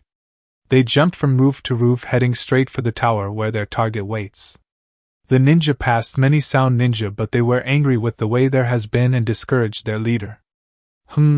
This might be easier than expected, they thought as they jumped through an open window and stood in front of the Sound's leader. I was wondering when you were going to show up. Tell me, are you ready to die? Orochimaru asked, turning around in his chair. The two said nothing as they stared at the snake's Sannin. Antisocial, silent, new uniforms. You two must be Dash, Orochimaru said as the two cloaked figures took off their hats and sealed them away. Itachi and Naruto-kun. This is a very nice surprise. So why are you here? Itachi simply pointed at Orochimaru. You are here for me? Well, I won't let you take me alive! Orochimaru yelled as Kabuto and several other ninja jumped into the room behind Orochimaru. Kabuto, kill them, Orochimaru said, smiling. As you wish, Kabuto said as he pulled out a kunai. The next Orochimaru knew was that he was stabbed in the back. Kabuto had a kunai stuck into the back of Orochimaru. Why? Orochimaru stuttered out as the kunai was shoved further into his heart. I never really served you.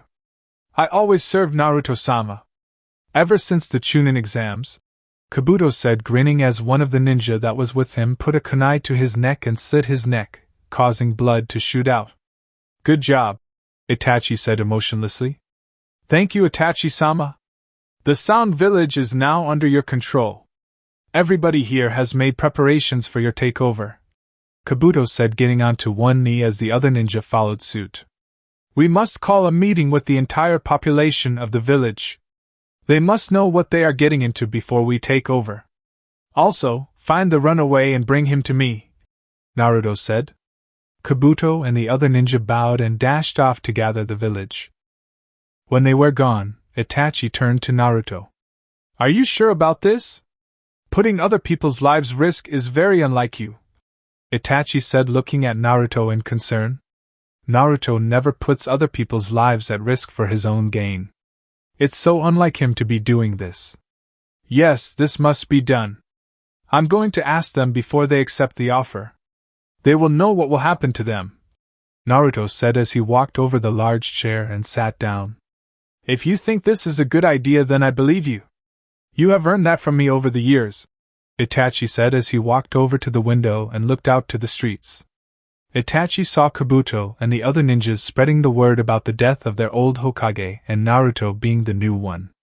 From street to street, people began to cheer out at the word of Orochimaru's death. It seems Kabuto did a good job in the propaganda field on this village. Everybody seems to love the idea of you becoming their Hokage, Itachi said. So it seems, Naruto said, walking up to the window as well. Kabuto appeared after he informed the village of the meeting. He too was interested in what Naruto had to say. The entire village is informed of the meeting. The meeting will begin in 30 minutes. We were unable to find Sasuke. How we missed him was incredible. We were prepared for the uprising for a while now and secured any exits out of the village in case there was anyone still loyal to Orochimaru, Kabuto said. Missing Sasuke was of no concern to me. How is everybody taking the change in leadership? Naruto asked. As you can see, you have 100% of the village's support, including the military as well. They will fight for you until the end, Hokage-sama, Kabuto said as he kneeled down on one knee. Good. Everything is going as planned. Great job on the propaganda, Kabuto. Nobody would have liked the hostile takeover if it wasn't for your propaganda skills, Naruto said. Thank you, Hokage-sama, Kabuto said, still bowed down. This is why I wish for you to start up a new school. The medical ninja training field will be of great importance in future conflicts. I also wish to start a propaganda school for more advanced ninja. I have noticed this village's skill in penetrating fear into the enemy's hearts by nearly yelling false commands. Growing on that advantage can be of great use when outnumbered or losing, Naruto said, standing Kabuto up. Kabuto was astounded by this new school on the propaganda arts. Why didn't anybody else think of this sooner? So this is why I have decided to put you in charge of both. You have great potential in both of those areas, so this fits you perfectly, Naruto said. Kabuto simply nodded stupidly. Well, get going then. You need to find capable ninja for your school so it can grow, Naruto said, waving Kabuto off. Kabuto bowed and jumped out the window to start up his new school. Why are you making him do that? There aren't many ninja to go around and jump into the school. They are still weakened by the defeat at Fire Nation's capital, Itachi pointed out, making the two remaining Jonin-level ninja in the room mad. Yes, I know. This is why you two will go out and recruit more ninja to join the academy. We need more ninja if we ever get attacked, Naruto said to the two Jonin in the room. As you wish, Hokage-sama, the Jonin said in unison and disappeared from the room. And that leaves you, Itachi-kun, Naruto said, looking at said person. What will you have me do, Naruto-kun? Itachi asked. I want you to find the most capable ninja in the village and bring them to me. I want to train them myself, Naruto said, as he got ready for his speech. As you wish, Naruto-kun, Itachi said with a wink as he jumped off. 30 minutes later. Everybody was still celebrating over the death of their former leader and the coming of their new one as they walked to the village's square. Finally, he is dead, one man said as they walked. Yes, we have a purpose now that snake bastard is dead, another woman yelled as she got cheers from the crowd. The large square was packed full of civilians as the roofs had ninja and civilians looking up at the Hokage Tower. The Hokage Tower in sound was more like a mansion due to the money Orochimaru put into it, and reached up too far for a ninja to jump into. The only way to get up the building was by the tree climbing exercise taught in all nations. Even then, the building had chakra suppressors on the side of the building, so when turned on, nobody could walk on the sides of the building. The square was just as large as the tower. It was able to hold 3/4 of the entire population of Sound, which was saying something. Kabuto's propaganda skills were at work even before Naruto took over. The population was dwindling when their nation lost against the Fire Nation, but once Kabuto started the propaganda campaign in surrounding nation, people started to come back faster than the village could handle. Once a small poor village, the massive amount of people joining the village made it 3 times larger than Konoha as well as the other cities in the country. Once word gets to them of the death of Orochimaru, they will be cheering with all the people in their capital. As Naruto and Itachi walked out onto the stage, people started screaming and cheering. They were the ones that would get them out of poverty and humiliation of being at war with the Leaf. Their black and white cloaks have become a symbol of hope to the people of Sound, and they hope it would do just that. We have officially killed the one known as Orochimaru, and my organization, which is known as Yanakuchi, will be taking over the country of Sound from here on out unless you accept this one condition, Naruto said over the microphone. Everybody went quiet to wait and hear what Naruto had to say. If you accept this condition, then you will be subjected to extreme hatred from other countries, but in the end it will be for the greater good, Naruto said to the crowd. Everyone was still listening to him, so that must mean that they still want to hear him out. Well, here goes everything, Naruto thought as he told the entire country his condition. Everybody was taking it surprisingly well. Naruto told them of the consequences that lie in the future if they lost this war, but they knew what would happen if they lost it as well. It was a win-win situation for them. If they won this war, then they would be the largest country in the world, but if they lost, then they would be the scapegoat for a new world order. It seems that they agreed to the condition, Kabuto said, walking up to the two Yanakuchi ninja. That went surprisingly well. I thought they were going to throw us out, Itachi said emotionlessly. Indeed. Now then, let's rebuild this country together, Naruto answered while telling the crowd the last part. The entire village went up in cheers as the people began to celebrate for their new leader. Wow! Tsunade said out loud as she read the scroll about what is going on in their neighboring country. What happened? Shizen asked from across the office. That the group Naruto has started up just seized control of the Sound Country and killed Orochimaru, Tsunade said, still believing what she is reading. Shizen almost fainted at hearing the news about Orochimaru. What are we going to do? Shizen asked. Shizen knew that Tsunade saw Naruto as a son. The way his friends described him made her believe that was so. The scroll that was sent by Sound says that they want peace after we open the next scroll, Tsunade said, looking at the other scroll. Is it a trap? Shizen asked. No, it's a simple storage scroll, Tsunade said before opening it. At least 100 bodies shot out of the scroll.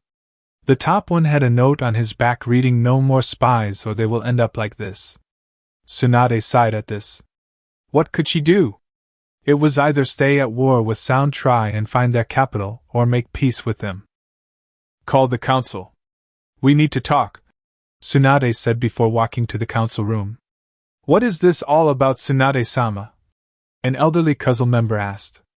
Sound has sent us a peace offering in hopes to end the bloodshed between us, Tsunade said, shocking the councilman. Orochimaru would never send a peace offer to the one place he despises. It must be a trick. What do our spies inside the country say? The elderly man asked. Orochimaru was killed by the group known as Yanakuchi and have taken over the country. As for the spies, they are all dead, Tsunade said. All of them? There were at least 100 men in that country looking for their capital. And isn't that the demon's group that took them over? The elderly man exclaimed. His name is Naruto, and yes, they killed them all, Tsunade said. We will not have peace with those beasts. We have no choice. It's either stay at war and keep looking for their capital or agree to the peace agreement and rebuild, Tsunade retorted. No! We will find that capital and it will burn, the man yelled. Are you stupid?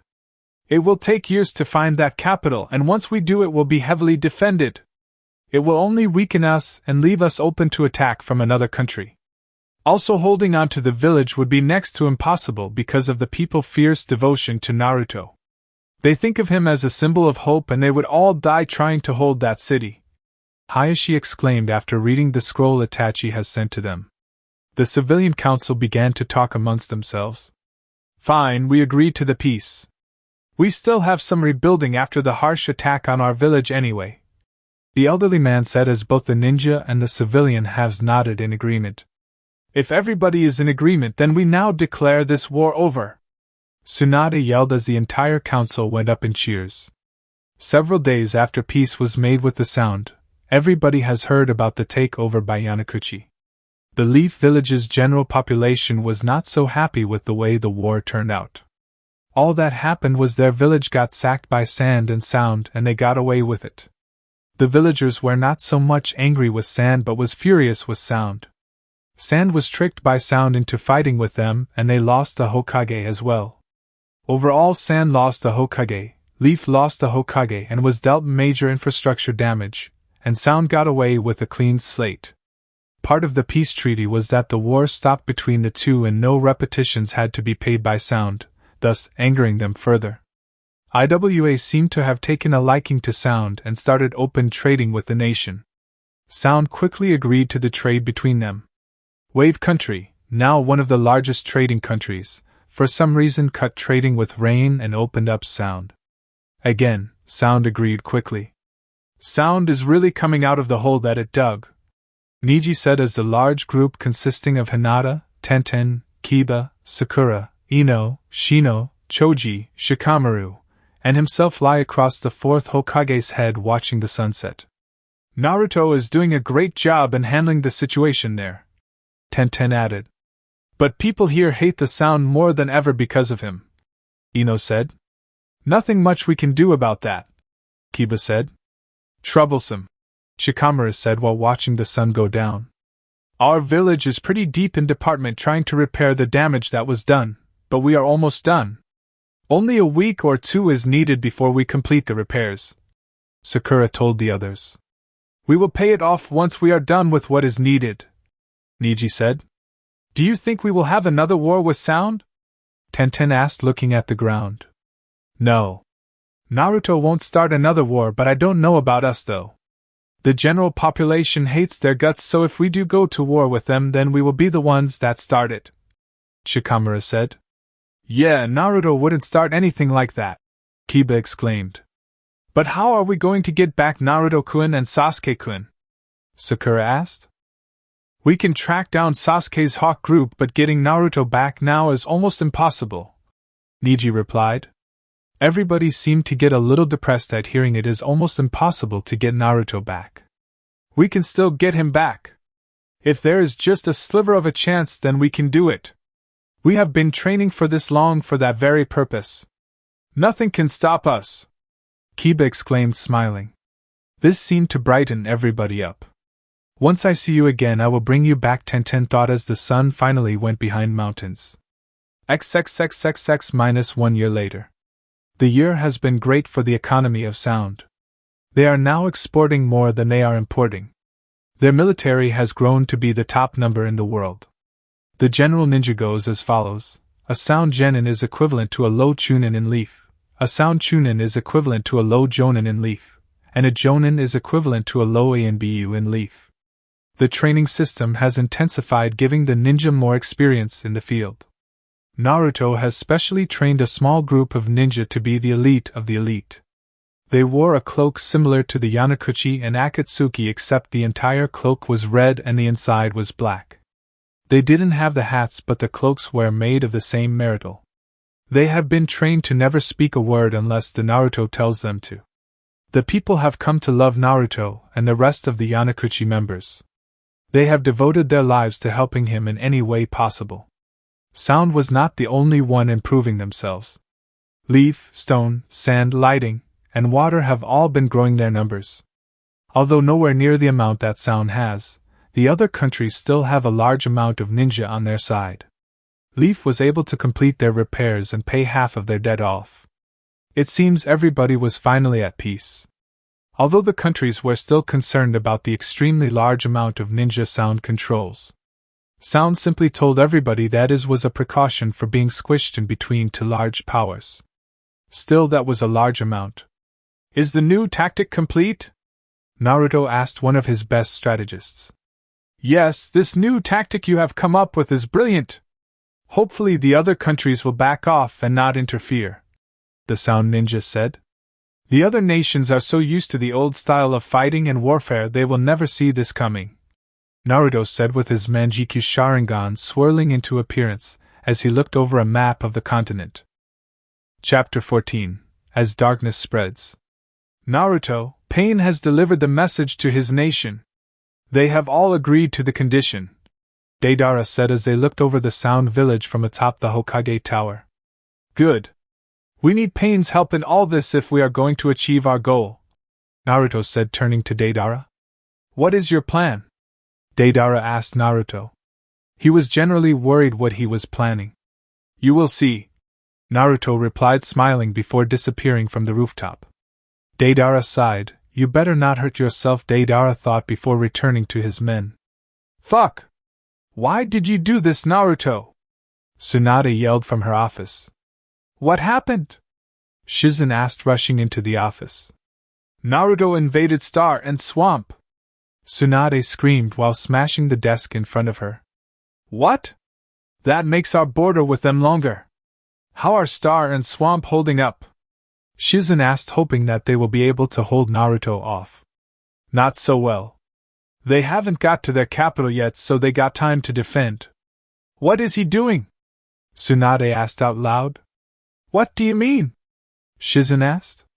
Sound isn't heading straight to their capital like we normally do in warfare. They are capturing all the cities along the way. What are you up to? Tsunade asked out loud. Are we going to help them? Shizen asked. No, we can't. We are still paying off war debts from our first conflict with them, and they have a larger ninja count than us by far. We can only watch from afar, Tsunade said gravely while looking out the window toward the battlefield. Naruto-kun did what? Tenten yelled, shaking Niji profusely. Sound and Rain has begun to expand their territory with a new tactic they have been planning, Niji said to the group. What is this new tactic? Shikamaru asked while raising an eyebrow. The traditional style of warfare was fought not on the countryside but at each other's capitals. Destroying the capital means you have won the war and the people are left to rebuild the village. This new tactic was made so they take city to city, mile to mile, expanding their territory as they go and not destroy the cities but taking them and using them to their advantage. I have no idea if other nations are going to incorporate this new tactic, but it kind of forces them to, Niji said when Tenten stopped shaking him. I see. It turns a battle that used to happen in a day or two into months or even years of combat between the two sides, Shikamaru said out loud. Think of all the deaths that would stack up due to this new style of warfare, Shino said. Everyone now saw just how brutal this new style can be. Why did Naruto-kun do this? Hinata whispered. I don't know, but we're going to have to talk to the Hokage about this, Shikamaru said while standing and running off to see the Hokage. Tsunade's head was about to burst. Both Rain and Sound are expanding their borders. Sound was attacking east and west in hopes to expand their borders, while Rain attacked the disputed territory between Leaf and Sand and also the disputed territory between Sand and Stone. Also making her mad was the invasion of Tea Country by Rain. They were a peaceful country and was sacked by Rain. Neither side shed blood from almost all of Rain's expansions. Sound was a different story altogether. Sound invaded quickly and aggressively, killing all who stood in their way. While Rain's expansion took a little over 2 weeks, Sound conquered Swamp in 1 week and Star a week and a half. Now Sound has set his sights on the disputed territory that was between Lighting and Star and Waterfall Country, while Rain also had their sights on Bird Country. This is bad. Sound and Rain are out of control and we need to stop them before they gain too much power, Tsunade said to the Jonin that were in front of her. But we are still in debt, Kakashi said. Kakashi and the others were getting angry with the way Naruto is taking smaller countries. I know. We can even trade with Sand because of Rain. Trade has stopped between Sound and Wave, so that should slow them down a little. Now Bird and Waterfall asking for help. What should I do? Tsunade asked the Jonin. Going to war with Sound is a bad idea. Maybe Rain is a better choice, Guy said. No, Rain has been making their army larger as well and is now equal to ours. Looks like we are sitting out of this war unless we can get more help, Tsunade said, putting her head in hands. Her hands seemed to be tied and she can only watch as Naruto and pain destroys the fragile piece that was in place. When will they get here? The Waterfall Kage asked one of his best Jonin. In a matter of minutes. This war is pointless. We are going to lose this fight, then why fight it? We would at least save the people from their suffering, the Jonin asked. No!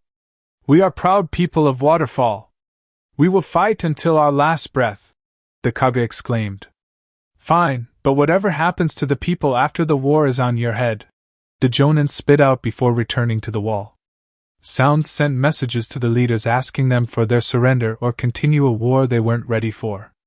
All the nations that received the scroll ripped it apart and declared that they were superior to Sound in all ways. all ended up in defeat at the hands of Sound. All was calm in the night as the remaining ninjas stood at the wall of their village as they waited for word from their Jonin leader. As the Jonin approached Shichunin asked the question that was on everybody's minds. "What did the stubborn bastard say?" "He said no," the Jonin replied. Everyone was enraged at what the Jonin said. Word spread like wildfire down the wall and all the ninja were angry with what the stubborn Kage said. "That fucking asshole! This war is going to get us all killed, including our families. Are we going through with the plan?" the Chunin asked. "Yes, I'll contact him," he said as he threw a purple flare into the air signaling his contact to approach. As the flare died away into the air, a ninja with a white cloak with black clouds appeared with two other ninja with red cloaks. The two red-cloaked ninja had hoods on to disguise themselves from everyone, and the white-cloaked one had a straw hat covering up his face as well. "What is the word?" the Yanakuchi member asked. "We will help you kill the old bastard," the Jonin said. The Yanakuchi member nodded and threw a second flare into the air. The flare burned a bright red as it slowly burned into the ground. As soon as the flare burned away, Sound ninja were shooting over the wall at amazing speeds, all heading toward the tower at the center of the village. All the waterfall ninja joined the group as they began to cut down all the ninja that were still loyal to the Kage. The Yanakuchi member and his honor guards ran past all the fight toward the tower. The village was rather small, so it didn't take long for them to get there. The Kage was seen watching the battle from the top of the tower with only the fire from his village lighting up the roof. "So this is the way my village go out," the Kage said out loud to the two WFPF next to him. "So it seems," a voice from behind him said. The waterfall Kage turned to see three cloaked figures standing side by side with the white one in the middle and the two red ones to his side. "I take it you are the commander of this attack?"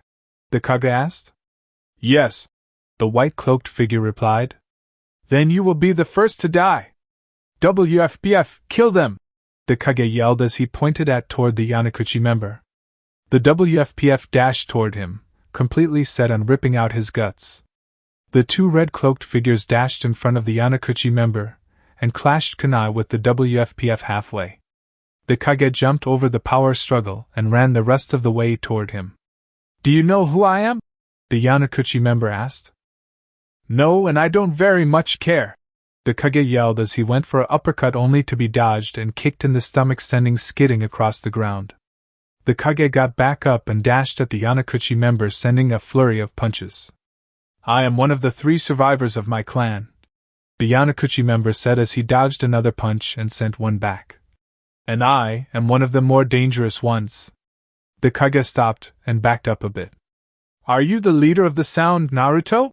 the Kage said in fear. If it was him, then he stood no chance in winning this fight. The Yanakuchi member took off his hat to reveal himself to the desperate Kage. "You are not the leader of Sound. You are his second in command, Itachi Uchiha. Maybe I still have a shot at this," the Kage said to himself. Itachi shook his head. "Stupid Kages and their belief in beating the impossible. This is too annoying. You are just as stupid as all the other Kages that were killed at our hands," Itachi said as a clone stabbed the Kage in his spinal cord. The waterfall Kage slipped to his knees as Itachi walked up to him. The two guards that were on either side of the helpless Kage, grabbing onto each side of him. "Any last words?" Itachi said as the honor guards put 2 kunai to his neck.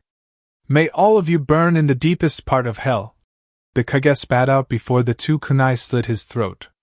As the Kage fell to the ground, Itachi kicked him in the chest, sending the body of the waterfall Kage off the tower and plummeting to the surface. "This land now belongs to Sound. Move troops in and secure the area. We have a long road ahead of us," Itachi said as he put his straw hat back on and jumped away to inform Naruto of the events that took place. "I see. Thank you for telling me so quickly," Tsunade said as the ANBU disappeared, leaving only herself, Shizen, and Shikamaru. "This is bad. The alliance between Rain and Sound has named themselves the Central Allies," Tsunade said to the group. "Yeah, it is. Waterfall was the last of the smaller nations that had ninjas," Shikamaru said, rubbing the back of his head. We have been incorporating this new style of combat for a while now and have finally taught all the men how it is fought. It seems that sand, stone, water, and lightning have also utilized it as well as teaching their men how to fight such a war. There is a good chance stone might want to ally them, making their ninja count larger. Shikamaru added. Sand is our only ally right now, aren't they? Stone hate us and relations with lightning are healing. Water are in the middle of a civil war but are starting to come out of it as the new generation are starting to take over there, so they are going to need some time to rebuild, Shizen said. Again, this is bad. Sand and leaf probably only have enough forces to hold off rain, but not both sound and rain. Sound just has too many troops, Tsunade said gravely. So what are we going to do? Shizen asked. We need more allies. Let's try and convince Lightning to join the alliance. With Lightning in the alliance, we would be able to attack Sound from 2 directions and liberate Star, Shikamaru voiced. Not a bad idea. It's worth a try, Tsunade replied in her thinking position. I'll get the scroll ready, Shizen said as she left the room to get the scroll. If war did come, they will need more allies in the coming fight. XXXXX 1 month later. It seems most of us got placed near the old disputed territory that Rain now controls. I see, Choji said as he noticed Team 10 and 8 walk out of the camps. Where is Team Guy? Kiba asked, looking around. They are stationed on a port city near Wave. They got it lucky because nothing happens out there except for a few pirates, Shikamaru said from behind Kiba, freaking him out. Don't do that, Kiba exclaimed. Troublesome, Shikamaru said before leaning against a tree. Well, not completely lucky, Hinata said. What do you mean? Shino asked. Sound has been utilizing in sea-to-land combat. We were able to see some of their training from a spy on a cargo ship that entered their docks. They could be training to land onto our shores. Hinata explained what she has learned from her father. Or land on some of those islands in water country, Shikamaru said. What is Naruto up to? He is making all these new technologies. Have you heard of that machine that was in Snow Country? The one that shot out kunai at a rapid pace? Well, he has made it smaller so it is handheld and more maneuverable, Tenten said as she took out a picture and showed the group. It was a simple box that was as long as a staff with a crank on the side. The ninja holding said weapon wore the standard issue Sound uniform, which consisted of all black standard ninja cloths. It looks interesting. This could also cause problems in the future, Shikamaru said as a loud siren blared in the background. What the fuck is going on? Kiba yelled as other leaf ninjas started running by. It's an attack! Everyone to the front lines! One of the jonin yelled as everyone kept running. Just as they made it to the edge of the town, a hail of kunai with exploding tags attached to them shot out from the woods near them and started to hit all around. They held up their arms for some protection against the bits of stone. Some of the ninja went down while others were unscathed. The ones that were wounded were screaming for a medic, with the dead lying next to them silently. Rain ninja, wearing their slandered uniform which was similar to Sound's except Rain's was gray, started to leap out from the woods and went into a fierce battle over the edge of the town. All the ninja there started on both sides were using their set skills to defeat their opponents. Eat this! Choji yelled as he smashed a Rain ninja into the ground, only for another Rain ninja to kick Choji in the ribs. Damn you! Kiba punched off the ninja that was on Choji. Thanks for that, Choji said as he got back up with the help of Kiba. No problem, Kiba replied as a leaf ninja over the speakers started blurting out orders. Retreat! Retreat! Fall back into the town! Fall back into the town! The intercom screamed as everyone started to run back into the city. As the leaf ninja retreated, Team 10 and 8 turned to see if they were pursuing them. What they saw next angered them to no end. Most Rain ninja were chasing him, but some stayed behind and were checking them to be alive, and if they were, they killed them. Those bastards! They are killing the wounded! Kiba yelled as they continued to retreat. That's the way they fight. They are the take no prisoners type. We don't do that, but it seems that they do. Shikamaru yelled as the Rain ninja pursuing them slowed down for the other ninja to catch up. The remaining ninja entered the courtyard. What happened? There were at least 400 men here. Now there is like 200. Shikamaru yelled in the commander's face. You think I didn't notice that? Most were trapped by the rain ninja and are currently fighting. We need to retreat out of the town. This town holds no importance, and we are going to need all the men we can get for future engagements. Everyone, we are leaving! The commander yelled over the intercom. All the ninjas started to retreat with their gear. What about the men still stuck in the town? Ino asked. They will have to find their own way out. Come, we need to leave as well, the commander replied as he started to leave. The group turned to each other. He is right. We don't have a choice. If we go to help them, we would be outnumbered and overpowered. Feel sorry for the dead and care for the living, Shikamaru said before they joined the group of retreating ninja. Good luck, all the leaf ninja thought as they exited the courtyard just as a group of rain ninja entered through the other side. The kill-death ratio was 2-1 in Rain's favor. Halten Sie kämpfen, bis ein Sound Sieg ist sicher. A voice over a speak blared. Team Guy were stationed on a coastal city near the Sound border along with 300 other ninja. They were attacked by land, something they weren't ready for. I can't take it any longer. If we stay here any longer, we are all going to die. One ninja yelled and jumped up and ran away. Several others got up and ran. Those weaklings! Stay here and fight, said a high-ranking commander. Sound ninja ran around the corner. The Sound ninja were outnumbered 2-1, but they seemed confident. Morale must be high after taking 3 nations in less than a month. Weiter Verstarkingen sind auf dem Weg. Lassen Sie sich nicht auf. Wir haben sie auf der Flucht, continued to blare out. A couple more men jumped up and ran away. One even going as far as committing suicide. This is nuts! Lee yelled as he sent a kick to one ninja's head but was blocked by his partners. 128 palms! Niji yelled as he continued his attack on a Sound ninja. The Sound ninja dropped to the ground knocked out. Almost immediately another Sound ninja rammed Niji away from the downed ninja. Niji looked up at his attacker and noticed that the ninja had a medic band on his arm showing that he was a medic. The medic picked up the downed ninja, jumped away. Everyone! This is hopeless! This city is lost! Retreat to the next checkpoint! The commander screamed over the intercom before they heard the sound of fighting over the intercom. Your commander is dead. Please give up and put your hands in the air. Our men will deal with you properly, a Sound ninja said over the intercom. A group on the street across from them put their hands in the air and walked toward a group of Sound ninja. One of the Sound ninja had one of those kunai shooters and sprayed the 5 ninja down. Those bastards! Tenten yelled as they continued to fall back. One Sound ninja kicked over another leaf ninja and put the weapon to his face and pulled the trigger. One kunai shot out of the weapon and went straight through his head, killing him instantly. As all the leaf ninja retreated from the city and made it to the checkpoint and counted the kill-to-death ratio. It was 4-1 in Sound's favor. War spread over the land as Rain attacked Sand from the north and east, Stone from the south, and Leaf from the west.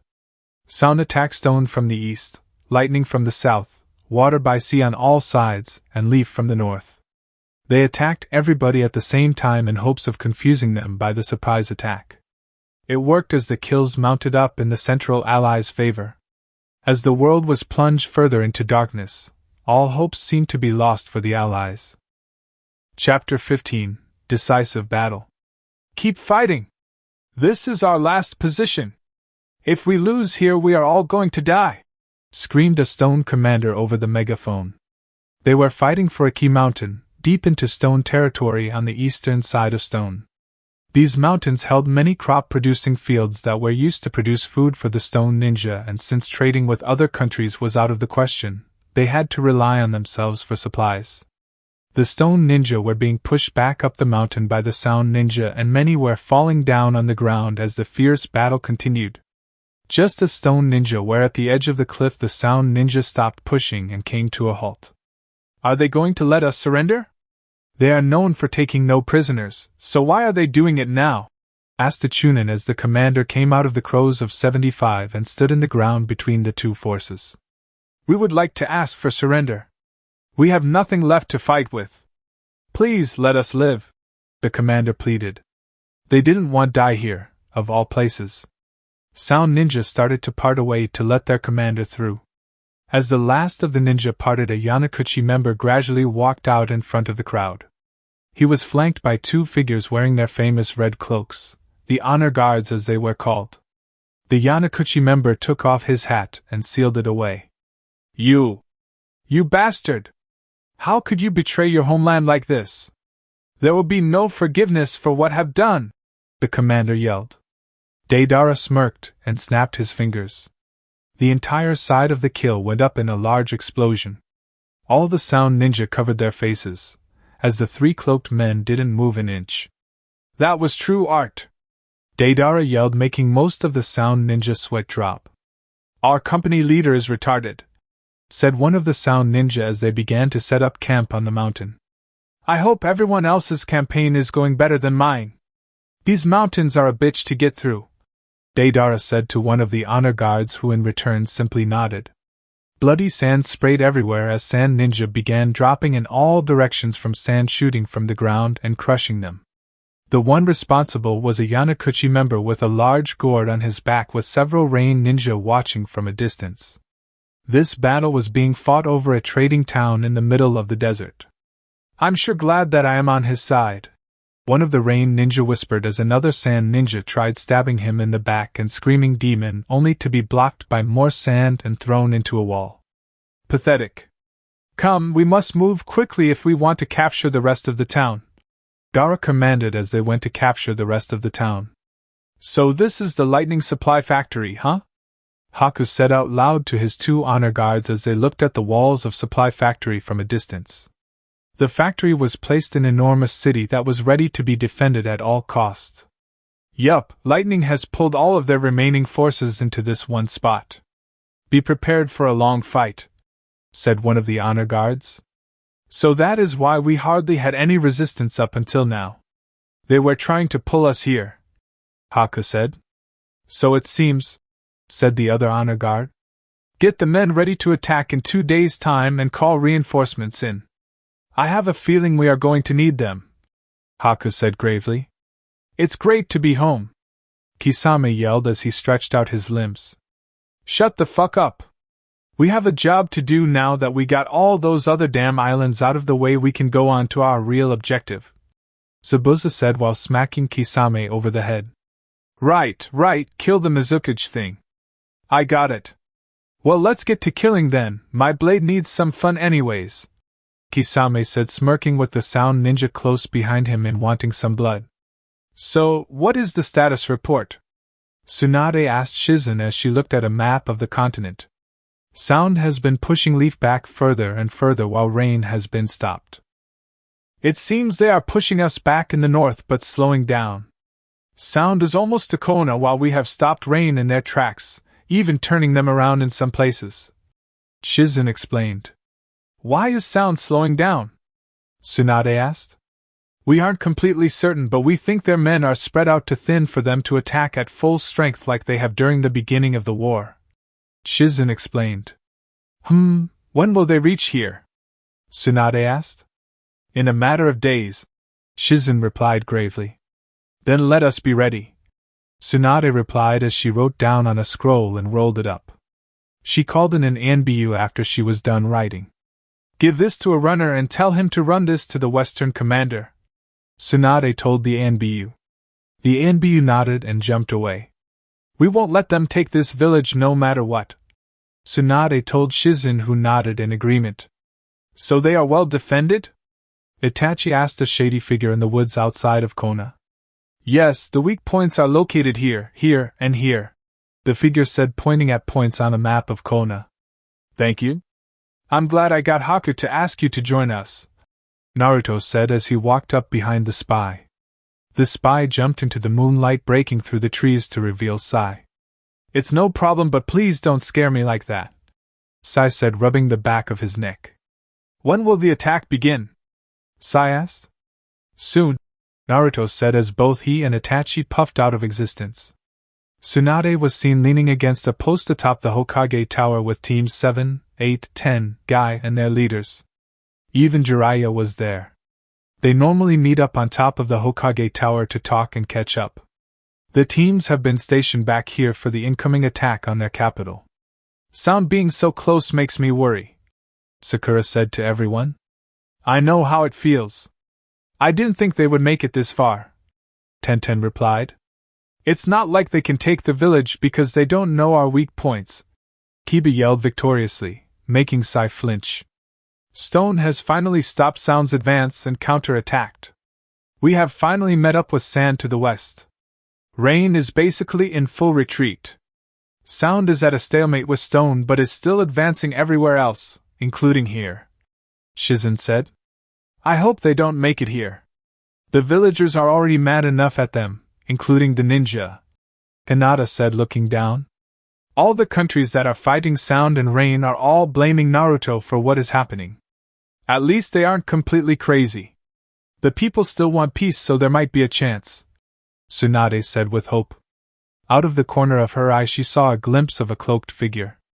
She turned her head and looked up at the Hokage monument to see two Yanakuchi members looking down at them. One was standing on the third's head while the other was standing on the fourth's head. Look! Tsunade yelled, pointing up at two cloaked men. Everyone turned to see what she was pointing at, only to be struck with awe. Surrender now and spare your pitiful village another bloodshed, the one on the fourth's head announced. Somehow the voice was being projected over the intercom that spread through the entire village. What? Why would we do that, you fucking bastard? Kiba yelled even though they couldn't hear him. Should we accept? Those are the most powerful ninja in the world up there. Maybe we should just surrender and save the village, Tsunade said, only to be slapped by Asuma. Bullshit. We built this village by war and we are going to defend it by war. We will fight on until the flame of this village dies, Asuma yelled. The others seemed to agree with Asuma. The villagers were screaming at the voice throughout the village, saying that he should burn in hell. We ask again. Surrender now and avoid another bloodshed, he asked again. When only screams of anger came, he shook his head. Then let this day be known that you rejected your last chance for peace, he said while he took off his hat. His partner did as well to reveal Naruto atop the fourth's head and Itachi atop the third's. Naruto made a hand sign and ninja started to shoot over the edge of the mountain and down toward the village. As the ninja ran past Naruto, said ninja walked up to Kabuto, who was standing several feet away, and handed him a headset. Tsunade responded by calling all ninja to battle stations around the village, and at the base of it as well. Naruto and Itachi jumped down to the Hokage and landed on the other side of the population that was already there. How are you? Naruto asked emotionlessly with sound of battle all around them. You just attacked your home and just say hello? I can't believe you! Sakura yelled as she threw her arms into the air. The Sharingan users didn't reply but simply stared at everyone with their Manjiki Sharingan on and ready. Why are you doing this? Tenten asked. Again, no reply.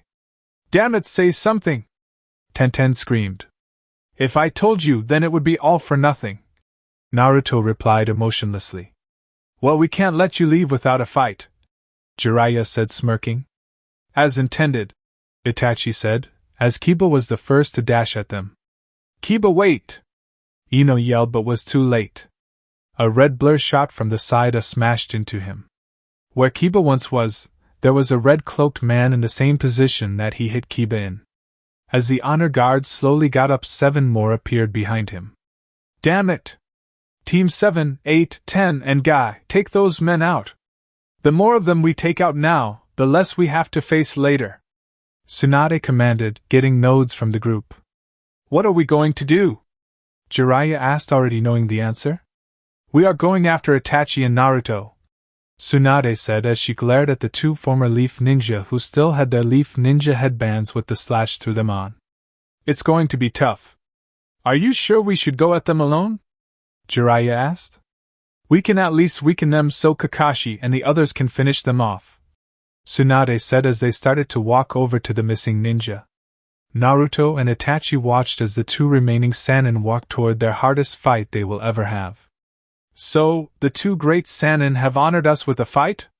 Itachi said emotionlessly. You shut the fuck up! Tsunade yelled. Calm down, Tsunade. They are trying to anger you so they can lure into attacking them, Jiraiya whispered. Tsunade seemed to calm a little at that. Well, since it's your home territory, then I guess we should let the host go first, Itachi said. My pleasure, Tsunade said, grinning as she started to walk forward only to be stopped by Jiraiya. What is it now? Tsunade yelled. Look, before we rush into a fight blindly, we need to come up with a strategy to win. Those two are reported to be the best tag team ninja in the entire known ninja world. We don't need to run into a fight unprepared, Jiraiya whispered again. Tsunade sighed. Fine, what's your plan? Tsunade asked. Do you still know that bloodline blocking technique? Jiraiya asked.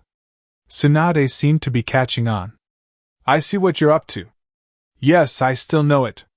You just need to help me get behind them so I can use it, Tsunade said as they again started to walk toward the Sharingan duo. Copy that, Jiraiya said, grinning before their walking turned into a full-blown sprint. Naruto and Itachi simply raised a hand in their defense. Tsunade put chakra into one of her superhuman punches while Jiraiya made a Rasengan. As Jiraiya and Tsunade made it to their targets, Naruto and Itachi jumped over their attacks, just barely missing them. While the offending attacks were under them, they simultaneously grabbed their arms and pushed the attacks into each other. The Sannin quickly dissipated their attacks before they could collide. Jiraiya grabbed Tsunade's arm and twisted, making her spin a circle. Tsunade understood what he was going after and used the momentum to kick Itachi, who was the one over her. Itachi blocked the kick but was still sent high into the air. Naruto went down onto the intertwined arms with a kunai, forcing them to let go on the way down. When Tsunade and Jiraiya hit the ground, Naruto punched Jiraiya in the face, sending skidding across the roof. Tsunade took the chance to get behind Naruto only for when she was about to hit the nerve to cut off the bloodline. Itachi kicked her in the ribs from the side, also making her skid across the roof next to Jiraiya. Damn it! I was so close! Tsunade said as she and Jiraiya got up and readied themselves for round 2. Only this time, Naruto and Itachi took the offensive. Naruto went after Jiraiya while Itachi went after Tsunade. Fuck, they're fast! Jiraiya yelled as he just barely dodged a kick to the head. Tsunade saw an opening and dashed past Itachi and straight for Naruto. Itachi realized their plan as she was about to hit. Naruto! Behind you! Itachi yelled, but it was already too late. Tsunade sent a spike of chakra through the back of his head. Naruto pushed back on the power struggle he was having with Jiraiya and jumped back to Itachi's side, holding his eyes. Are you okay? Itachi asked with concern. Naruto slowly opened his eyes to reveal his sky-blue eyes. Got ya! Tsunade breathed out. Now that he lost his ability to use his Sharingan, he will be as easy to beat as Sasuke, Jiraiya said, smirking, knowing that would pull a string. The chakra pressure in the area became extremely heavy and it was getting harder to breathe. Don't you ever put me on the same level as that pussy-ass bitch of a cousin, Naruto said as black chakra started swirl around him. Oh shit, Jiraiya whispered out. Naruto was upon him in a second. Naruto punched Jiraiya in the stomach, sending him into the air. Naruto quickly jumped after him and started to kick and punch Jiraiya further into the air until Naruto appeared behind him and kicked Jiraiya back down to the tower. The other ninja on the tower stopped and watched as Naruto beat the holy shit out of Jiraiya.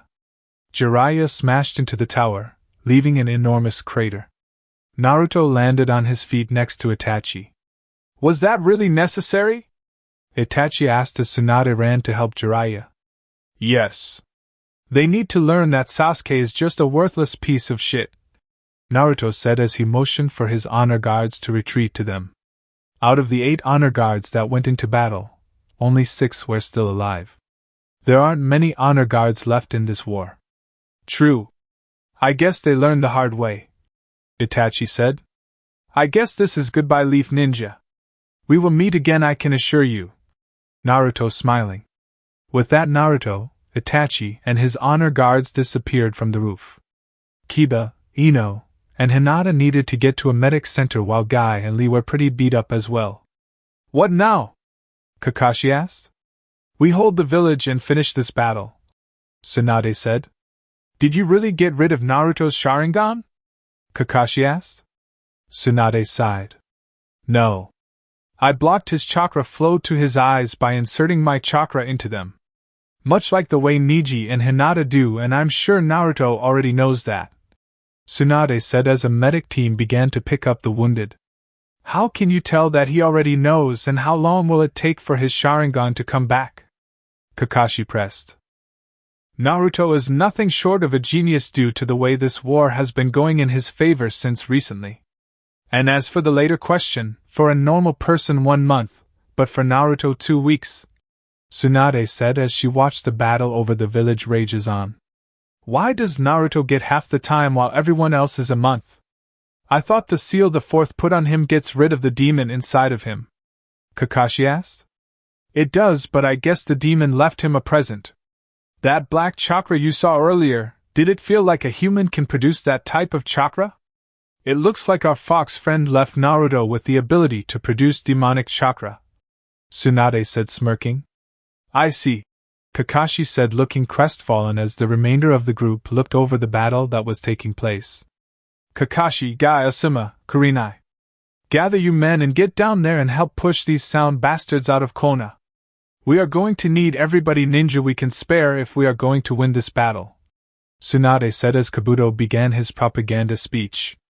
Hoed ist der Tag der Tage, den die Heilige Flamme der Jugend wird durch das Wasser des Kriegs ersetzt. Kabuto's voice blared over the intercom. This battle was going to be long and grueling. Chapter 16, Flame of Loss. Battle could be heard from the Hokage's office as loud explosions and yells of commands screamed outside.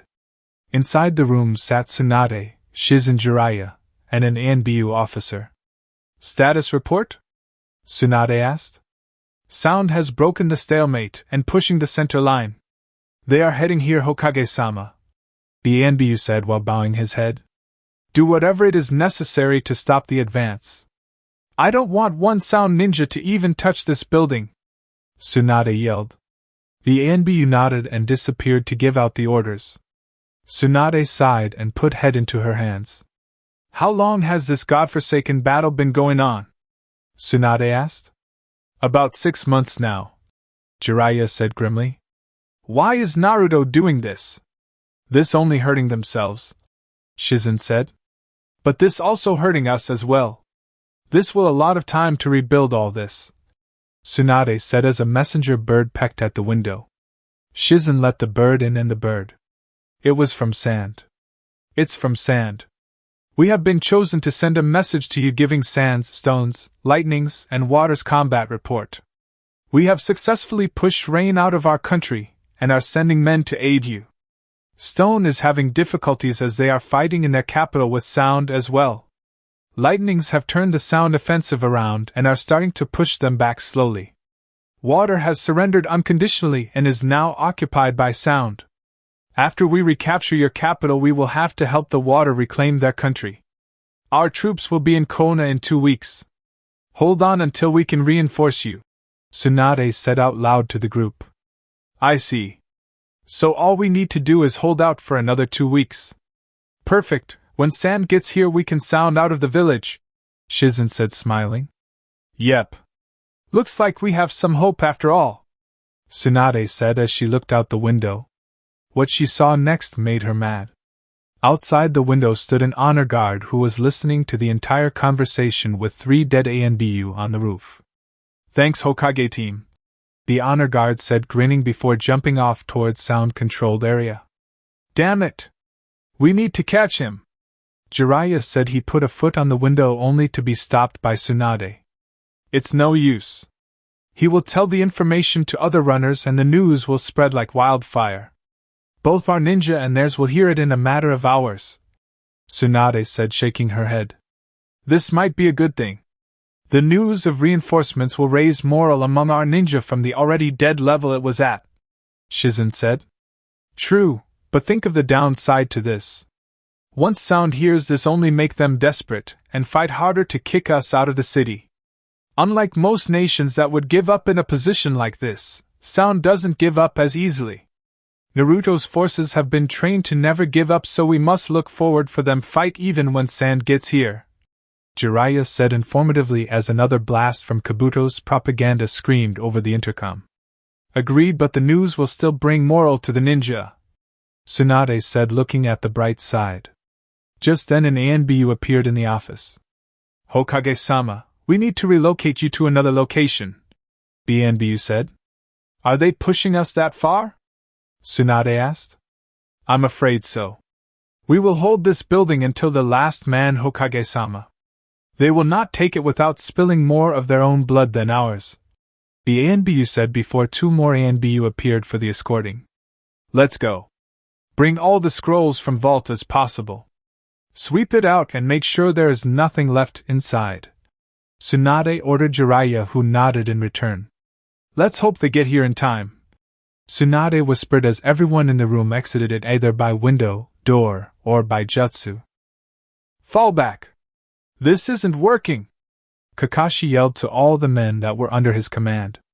All the Jonin had a certain amount of men under their command. The Leaf Ninja just tried to counter their offensive but was ripped to shreds from Sound Gunners. Think of the guns that were used in the Naruto movie in Snow Country, except smaller but small enough to carry around for run and gunning uses. They were placed all over the place, up in windows, behind walls, everywhere. These new weapons made it hard to counterattack, as the Sound were much more resourceful with these weapons than Rain was. As Kakashi and all the other ninja retreated, the Sound Ninja was hot on their tails, trying to mow down any ninja they could. A ninja next to Kakashi went down by a kunai to the back of the neck, and then another to the other side him went down by a fire jutsu.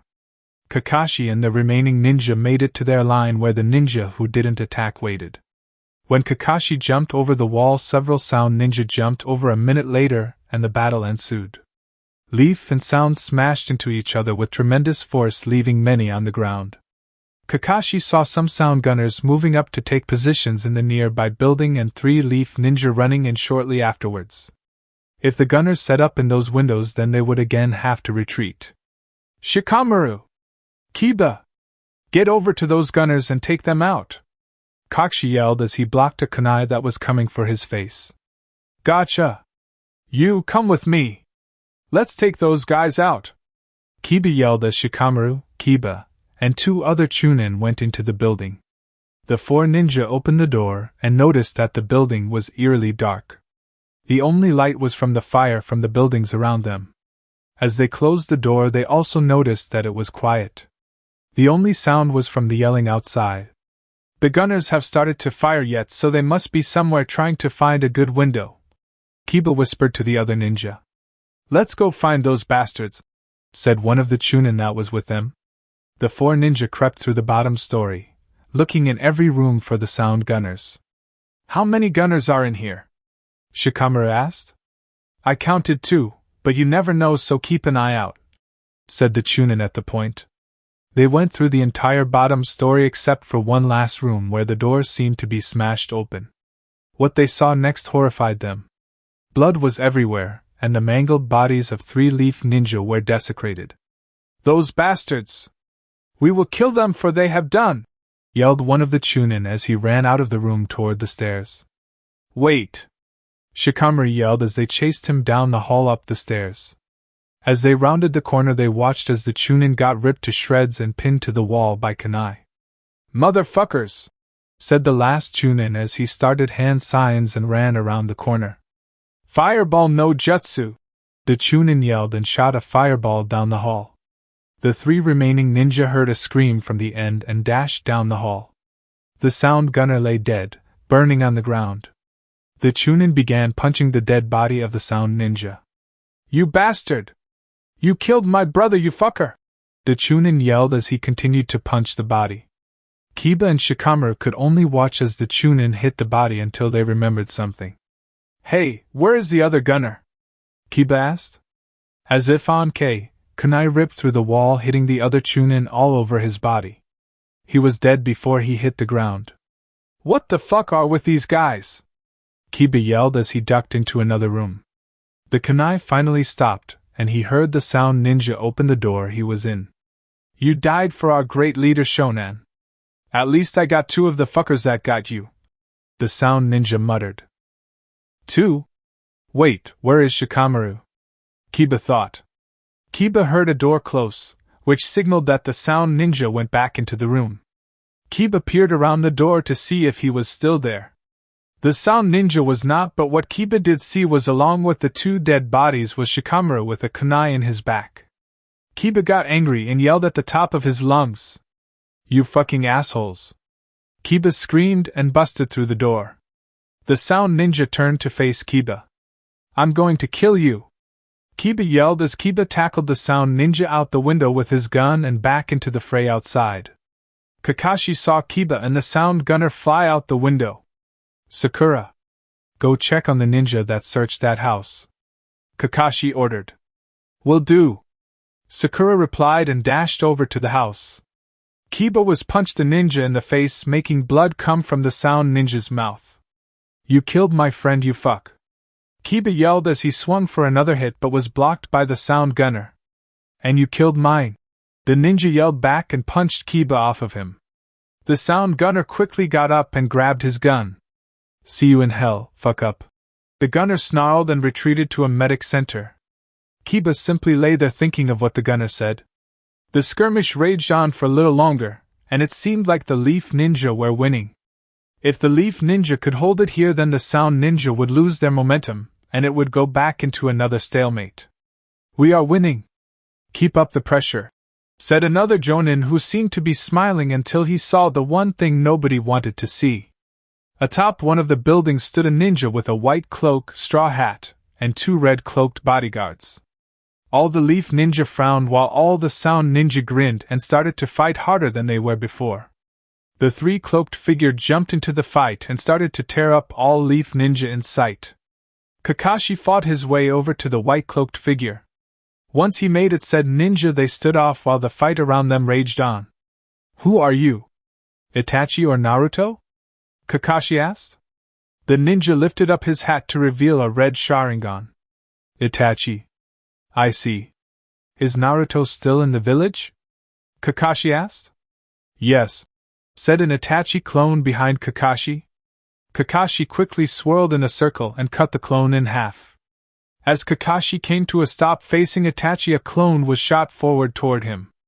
Kakashi jumped over the clone, knowing only Naruto can keep a clone alive for an extended period of time.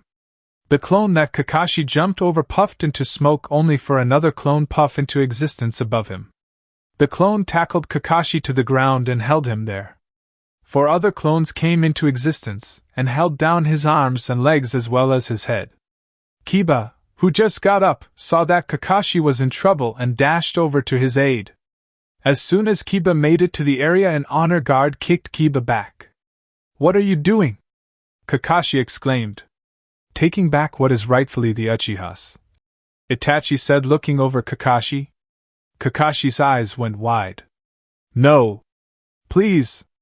This was given to me by my best friend," Kakashi pleaded.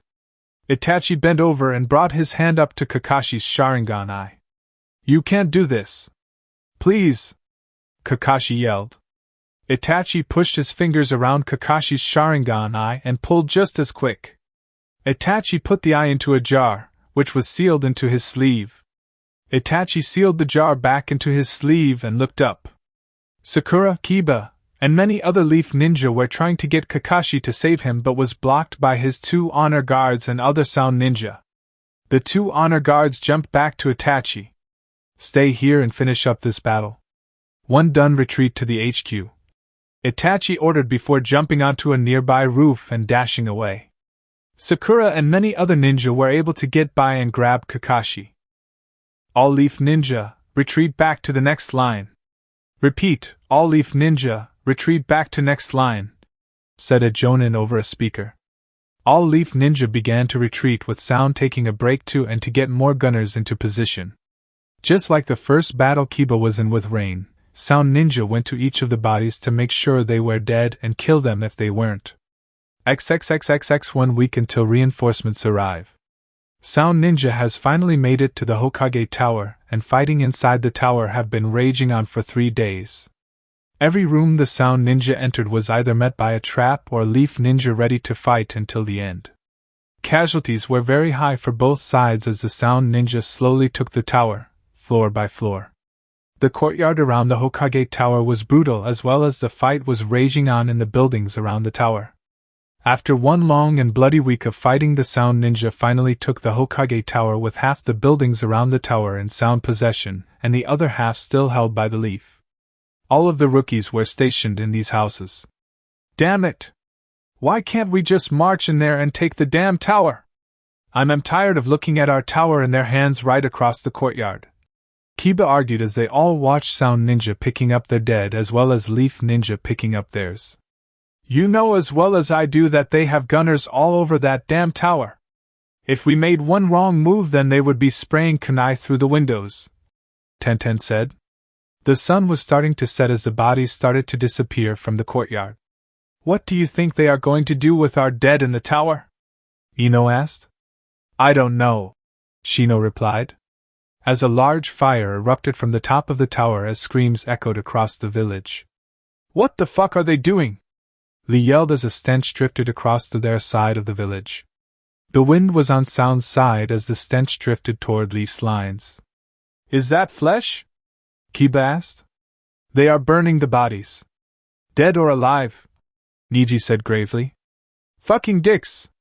Kiba screamed across the courtyard but was dwarfed by the screams that were coming from the roof of the Hokage Tower. The Leaf Ninja all over the village could only watch as their comrades burned to death, and their beloved Hokage Tower became a fortress for the enemy. Have you heard what happened in Stone's capital? Said a Chunin to another. Niji was nearby and listened in on the positional interesting information. No, what happened? The other Chunin asked. It seems there was a large explosion that took out half of the village. It was said that Stone and Sand Ninja were pushing them out, and over 100 Sound and Rain Ninja as well as a Yanakuchi member was encircled in the market district. The Yanakuchi member started to grow black and then he exploded and took out over half the village, the Chunin exclaimed. I hope another one of those guys explodes in our village, the Lisser replied. You're telling me, the Chunin exclaimed. Niji tuned them out at this point. Half the village, huh? Niji thought as he ate his food. The rest of the group will want to hear this. Over the past 5 days the Sound Ninja were able to push the Leaf Ninja further back against the mountain behind them. The Sound Ninja that jumped over the mountain before were sent to steal or destroy any supplies that were packed into the buildings next to the mountain. Now the Leaf Ninja were on the last dozen blocks of the village with their only way out was through the caves in the Hokage Mountain. The ninja that were fight Rain with Sand have been ordered to retreat to the village to help push Sound out of Kona.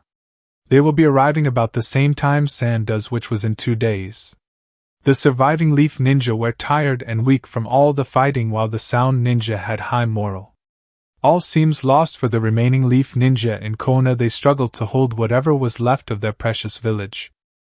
Chapter 17 A Sliver of Hope. A white-cloaked figure was seen shooting through the dense rain toward a rather unscathed village. This village was the capital of Rain, and the guards immediately let the man through. The cloaked ninja ran up the side of the Kage Tower and slipped in through the window. Inside the Kage's office, RSF Ninja awaited him. Leader-sama has been expecting you. Please follow me, the RSF Ninja said as he turned and opened the door to leave with the cloaked ninja close behind. The 2 ninja continued to walk up the tower until they came to the top floor. There was one large door with 2 more RSF standing in front of it. As they approached the door, the 2 ninja bowed and opened it. The RSF Ninja stopped at the entrance. This is where I stop. You know the rules about Kages, correct? Good.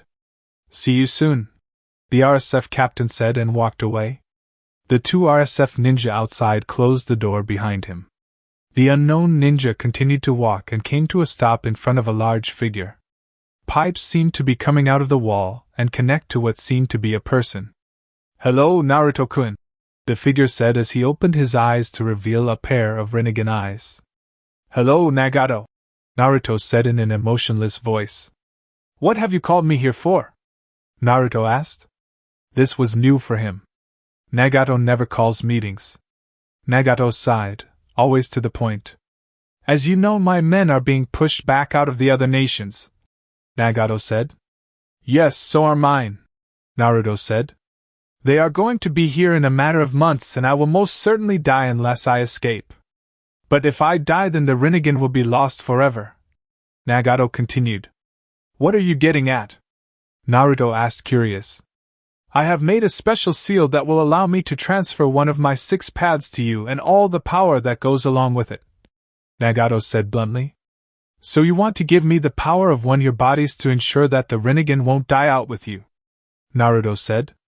Yes, Nagato said as the 6 paths walked up to Naruto and stood in a straight line in front of him.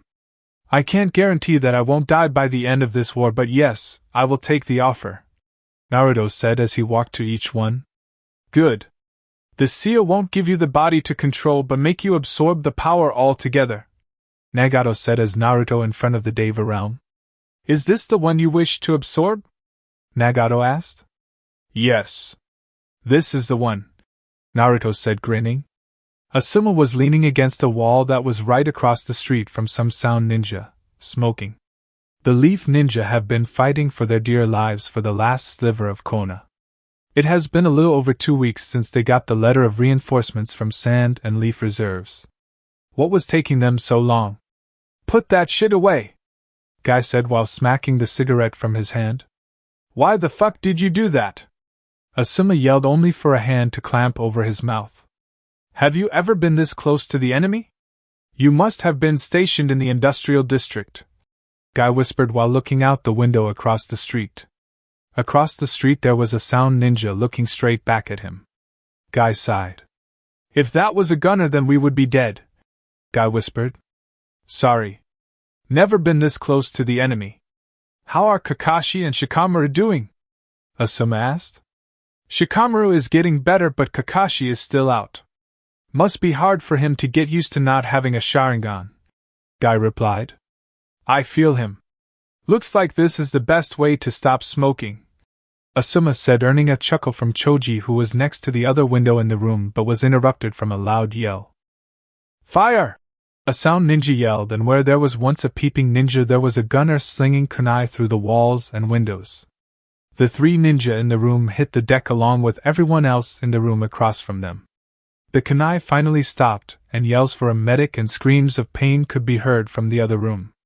Guy attached an explosive tag to a kunai, slugged it across the street, hitting the gunner in the head. Get the hell out of here! A sound ninja yelled as several ninja ran through the door and room while some tried jumping out the window. This was not a good idea as Leaf Ninja in the floor above them started to throw kunai at them. The sound ninja that crawled out of the window were peppered down and fell to the street below. The explosive tag exploded and blew a hole out of the side of the building. Once the smoke cleared, 3 dead sound ninja lay dead in the room with 2 more on the street below. That was crazy! Asuma exclaimed. And this is the fighting that was going on in Housing District, Guy said while picking up the cigarette that was on the ground. To think that this little thing was the cause of this fight, Guy said, grinning.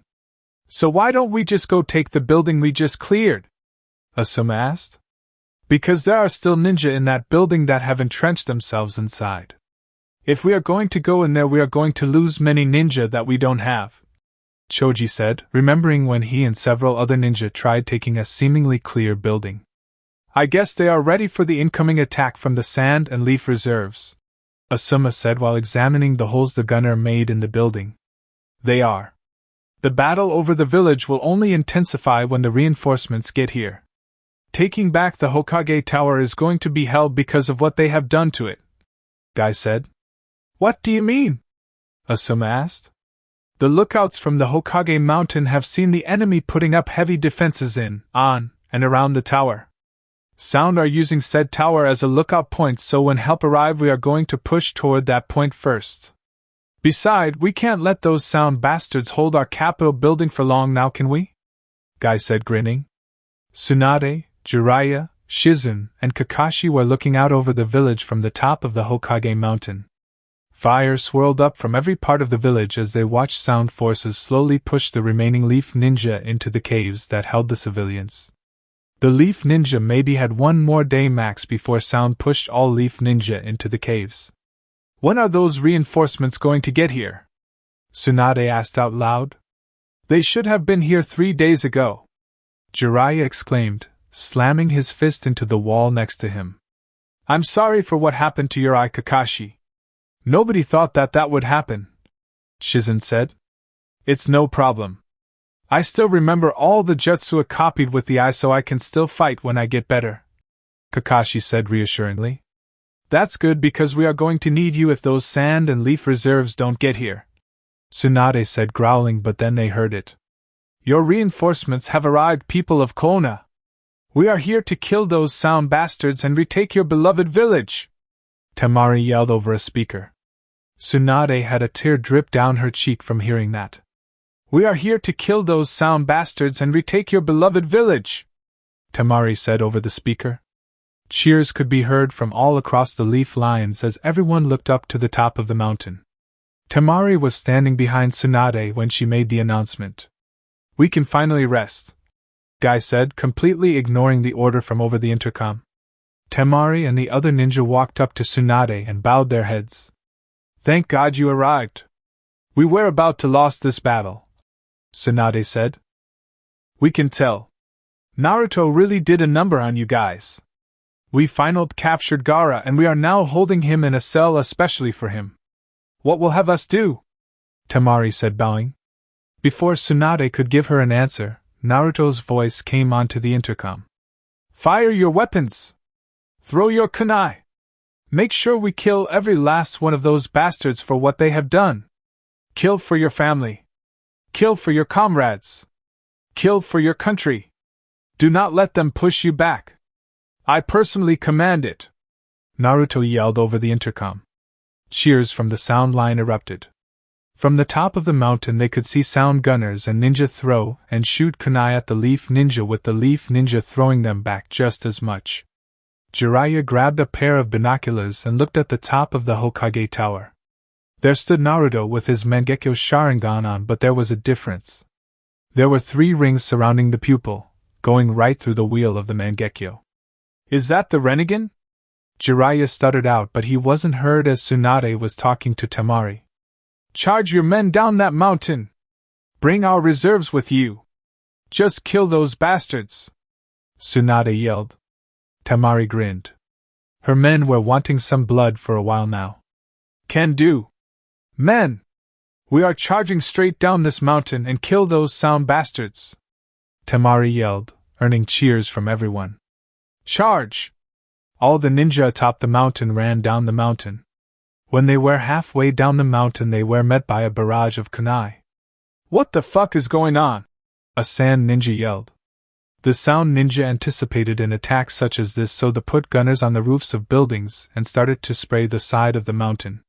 Sand and leaf ninja fell from the mountain as they continued to charge down the mountain. Niji was on the roof of a building as the gunners across the street poured it onto them as they continued to spray their building. A sand ninja smashed into the ground next to him. Niji looked up to see more dead ninja falling. Niji looked over the edge of the wall to see a gunner propping his weapon on a pile of boxes high enough to point it up and spraying all over the side of the mountain. Ten! Give me some cover! You guys are on me! Niji ordered as he and 12 other ninja jumped to the other roof with Ten slinging all sorts of weapons at the windows below. Mid-flight 2 sound ninja threw kunai at them, hitting one and sending him through a window. Hardened spike no jutsu! A sound ninja yelled and slammed his hands into the ground. Spikes shot out of the ground, impaling 6 of the ninja. Niji slid down one of the spikes and punched the one who did the jutsu in the face, and following it up with the overpowered gentle fist to the heart. The other leaf ninja were finishing the other sound ninja off as Niji jumped into the fray. The 2 sound ninja left were killed, but they killed another leaf ninja. Niji turned to see the gunner pick the gun up and point it at them. Niji immediately started to rotate to block the attack. Once the barrage stopped, 2 more leaf ninja were ripped to pieces, but one slipped behind Niji when he did his rotation. Once clear, the remaining ninja jumped over Niji. Fire flash no jutsu! The ninja yelled, and a quick spray of fire shot out of his mouth on a wide area. This caught the entire area on fire. The two ninja jumped over to another roof that was being fought over, more than likely to stop the gunners that were spraying the ninja that were coming down the mountain. Temari saw the leaf ninja that were on the ground start to take out the gunners on the roofs of the buildings, but there were still a lot of them left. But there were still a lot of ninjas still coming over the mountain, so she would have to hit the ground running. Reinforcements have arrived a little over 2 weeks ago. Why haven't we gotten further than this? Kiba yelled.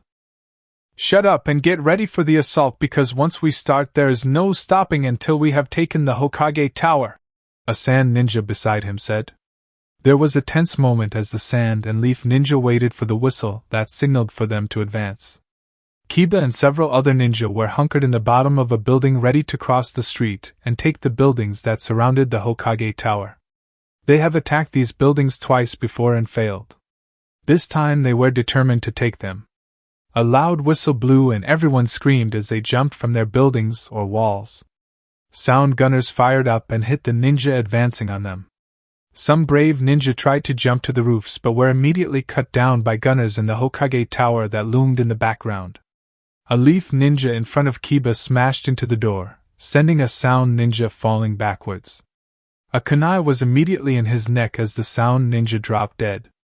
Intense fighting engaged in the buildings over the next 30 minutes.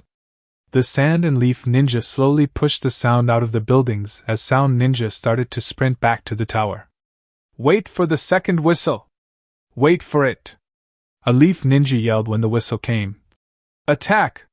They had the tower surrounded and they were attacking it from all sides, but sound had gunners placed in what seemed like all the windows and a rain of kunai shot from the tower. Still, the ninja continued on and several made it to the door. Kiba and Niji were one of the two that made it. Hey buddy! How is your vacation going? Kiba asked with the only light coming from the fire from the surrounding buildings. Cut that shit out and help us open this door, Niji said as he put another explosive tag on the door. The tag exploded and everyone rushed inside. They were met by sound ninja ready for a hand-to-hand combat fight. More leaf and sand ninja entered the battle and more sound ninja began to run upstairs to better positions. The battle over the tower has only begun. Over the next couple of weeks the ninja pushed up the tower, floor by floor, clearing out every room. Gunners continued to shoot out of the windows that haven't been cleared, making it hard to bring reinforcements to the ninja inside. One room in particular surprised Kiba. Kiba entered a room by himself to see a gunner shooting out of the window. Kiba crept up behind the ninja while pulling out a kunai only for the gunner to swing the gun around smack him in the head. As Kiba got up he noticed that the gunner was the one from before. The one that shot Shikamaru. You! Kiba yelled. The sound gunner seemed confused. What the fuck are you talking about? The sound gunner asked. You are the one that shot my friend! Kiba yelled. You mean he isn't dead? Shit, I thought I killed him, the gunner said grinning. I'll kill you! Kiba screamed and charged the gunner. The sound gunner dropped the weapon and pulled out a kunai to block the one that was sent for his face. As soon as the gunner blocked the kunai, Kiba slashed the gunner down his chest with his claws and followed it up with a swift kick to the head. This sent the gunner stumbling back and falling out the window. Kiba knew that he was dead because they were pretty far up in the tower. Nobody can survive a fall like that. You can breathe easy now, Shikamaru. I killed him, Kiba thought as he leaned against a wall. Kiba! We need your help over here. We need help opening up the Hokage's office, Niji said from the hall. Coming! Kiba yelled as he got up and ran out of the room. All the rookies, except for Shikamaru, were outside the office when Kiba arrived. Kiba, come over here and help us push. They must have barricaded themselves in here, Shino said. One last push. 1, 2, 3, Lee said as everyone pushed. The door smashed open to reveal nobody in the office. Everything looked the same as it did before the war until a voice came from behind the chair. Hello everyone. Nice to see you all again, the voice said as he turned around in the chair. Sitting in the chair sat none other than Naruto with his 2 digitsus on and ready. "Na Naruto-kun?" Tenten stuttered out. Everyone was flabbergasted. "If you really wish to face me, then fight your way to the top of the tower. There is where we will fight. You have 15 minutes or I'll leave," Naruto said emotionlessly before puffing into smoke. The rookies stood there for another minute before turning and fighting as hard as they could to get to the top of the tower. "Keep going! We only got 15 minutes or we will miss our chance!" Sakura screamed as she punched another sound ninja in the face. Most of the ninja they just passed and left them to engage other leaf ninja that were close behind. "One more minute!" Choji yelled as they were running up the staircase to the roof. 5 seconds! Sakura said as kicked the last sound ninja out of the way. Hinata grabbed the door handle and threw the door open. What they saw angered some and saddened others to the core. Chapter 18, Downpour to Drizzle. "Where is he?" Sakura asked out loud. They were told to meet Naruto on the roof of the Hokage Tower in 15 minutes, so the rookies could finally confront Naruto together. Are we delayed?" Hinata asked. "No. Just in time. If you were a second late I would be gone," Naruto said as he swirled into existence. The rookies knew that trying to talk Naruto into coming back was impossible, so the only thing left was by force. "So you have matured from your younger selves. Good, they were starting to annoy me," Naruto said emotionlessly as his Mangekyo Sharingan and Rinnegan swirled into existence. "What do you mean? Are you saying I was immature?" Kiba yelled. "Of course you were. You all were. Trying to make me return to the very place that destroyed me on the inside. Why do you continue to chase after me?" Naruto asked. The rookies were silent for a while as they contemplated what to say. "We are your friends, Naruto. We all have strong bonds that are connected to you. They will never be broken as long as we continue to fight to get you back," Niji said over the sound of battle underneath them. "Then I will break those bonds here and now," Naruto said. "You are coming back with us whether you like it or not," Kiba shouted and dashed for Naruto. "Kiba, wait!" Ino shouted, but it was too late. Kiba was set on shedding Naruto's blood all over the roof of the tower to make him come. Kiba made it halfway before Naruto lifted a single-hand sign and a Kage Bushin shot towards Kiba. Both the clone and Kiba pulled a kunai and smashed into each other. While the clone and Kiba struggled for dominance, Naruto decided to ask a question. "Where is Akamaru?" Naruto asked out of curiosity. "Somewhere fighting in the buildings below. I ran ahead and he is probably making his way here right now," Kiba said, grinning. "Interesting," Naruto said before another clone shot towards Kiba. Lee went to Kiba's aid and punched the clone before it could do any damage, while Niji used his gentle fist to make the other clone puff away. Choji turned into a giant boulder and sped toward Naruto. Naruto never moved as a ink lion tackled Choji off the side of the tower. "Choji!" Ino said, running over to the edge where Choji flew off. Choji smashed into the ground, but the jutsu took the blunt of the attack, leaving Choji unconscious on the ground. Everyone turned to the source of the attack to see Sai smiling his famous fake smile. "Sai! What are you doing?" Ino asked. Sai walked over in front of Naruto and got into a defensive position. "I will serve Naruto-sama until the very end," Sai said emotionlessly. "You were a spy this entire time? You betrayed us to go with Naruto!" Lee screamed. Sai said nothing as Lee and Kiba, being the hotheads of the group, charged him. Sai managed to make 3 ink tigers which met the 2 ninja halfway but were quickly destroyed. Naruto watched on with curiosity with his white cloak waving in the wind. Lee smashed into Sai with such tremendous force that it made Tsunade shiver. The kick must have broken his arm, with Kiba following it with a punch to the stomach. Niji joined the slaughter with a swift, gentle fist all of his major chakra points. Sai dropped to the ground unconscious. Niji, Lee, and Kiba looked Naruto straight in the eye with the intent to kill. "You're next," Kiba said bluntly. Naruto raised his hand so that his hand was ready to catch anything that was sent at him, while his other hand lay limp at his side. This must have been a signal for the rookies to attack because every one of them sprinted at Naruto. Naruto ducked under the round the house Lee sent him and moved to the left from the kunai Tenten through. Ino tried to use her mind transfer jutsu but was quickly cut down by the Mangekyo Sharingan. Sakura sent one of her chakra-enhanced punches but was dodged yet again by Naruto. Naruto jumped back to get a better view of things. Grand Fireball no Jutsu! Naruto said and outshot an enormous black fireball. Everyone managed to dodge the attack, but the fireball exploded in the center of them all and made Hinata and Ino smash into the wall. 3 down, Naruto said while looking at the rest of the rookies. 6 to go. We need Shikamaras so we can formulate a strategy, Lee said as he caught his breath. Just after Lee said that, Shino burst into bugs only to appear behind Naruto. This is the end, Shino said as the lower part of Naruto was engulfed in chakra-eating bugs. Naruto never flinched as he let the bugs try and suck his chakra. Shino's bugs began to fall dead. What are you doing? Shino shouted. Your bugs tried to eat my demon chakra. They died from eating it, Naruto said from behind Shino with red lightning shooting all over his body. As soon as Shino turned to face Naruto, Naruto had a lightning-enhanced punch in his face. Shino went skidding across the ground and stopped next to Ino. 4 down, 5 to go, Naruto said looking at the remaining ninja. They have seemed to come up with a plan. Niji and Lee ran forwards at the same time from the left and right. Niji slid underneath while Lee tried for another round-the-house kick. Naruto jumped in the middle of them, barely missing their attacks, but Sakura was coming up with another chakra-enhanced punch.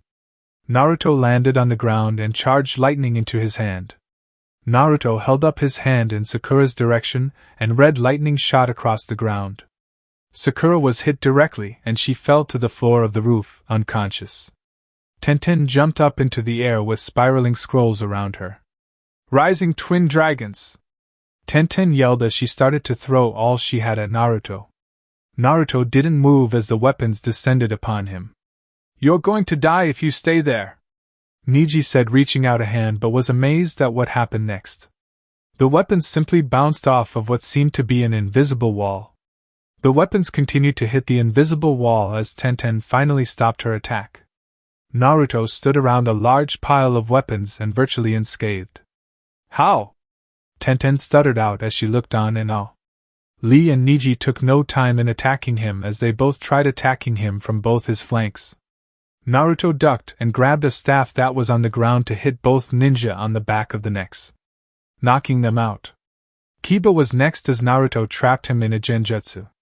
Naruto walked over to Kiba and knocked him out with a simple push on a pressure point. Naruto then turned to Tenten, who was scared under his gaze. Tenten was the last one left as Naruto walked over to her. Tenten didn't move an inch as Naruto stopped right in front of her. Tenten, I know what you think of me. It won't work out, sorry, Naruto said emotionlessly. Tenten's eyes widened at this. How did he know? As Naruto turned to take his leave, Tenten grabbed his arm and spun him around. Naruto was mildly surprised at this, but what happened next was a complete surprise.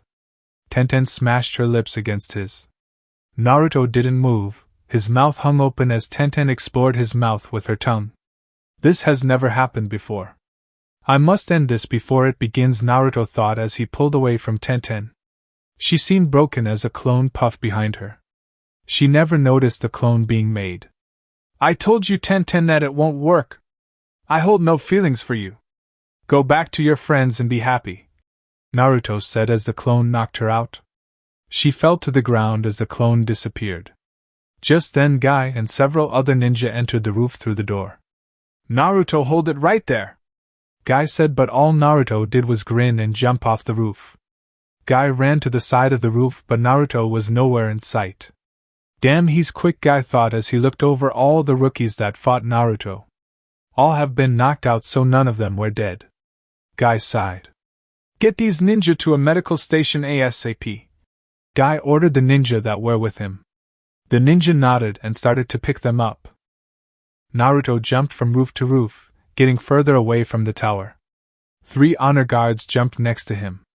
Naruto held no feelings for Tenten, Hinata, or Sakura, but it seems that Hinata, Sakura, and Tenten held feelings for him. Naruto shook his head. Now Naruto knew what Sasuke went through. Is your mission complete? The honor guard asked. Mission complete. They are stronger than expected. Maybe two of them take down one of you at this point, Naruto said, grinning. That will never happen because we will continue to train to protect you, Leader-sama, the honor guard said. Good. Now let's get back to sound. We have a lot of work to do, Naruto said as they neared the wall that circled the entire village. What about the men here? The honor guard asked. Let them defend what is left. When about to lose, make them pull out. This tactic should anger the enemy, Naruto said as they landed on the wall only for them to stop. Hello, Dobe, Sasuke said with his Sharingan spinning to life. Naruto said nothing in return, as he looked emotionlessly into Sasuke's eyes. Naruto still had his Digitsu on from the fight with the rookies. Where did you get those eyes? Sasuke demanded. Why does Naruto get all the high-powered jutsus? A friend, Naruto replied as he eyed the three people behind Sasuke.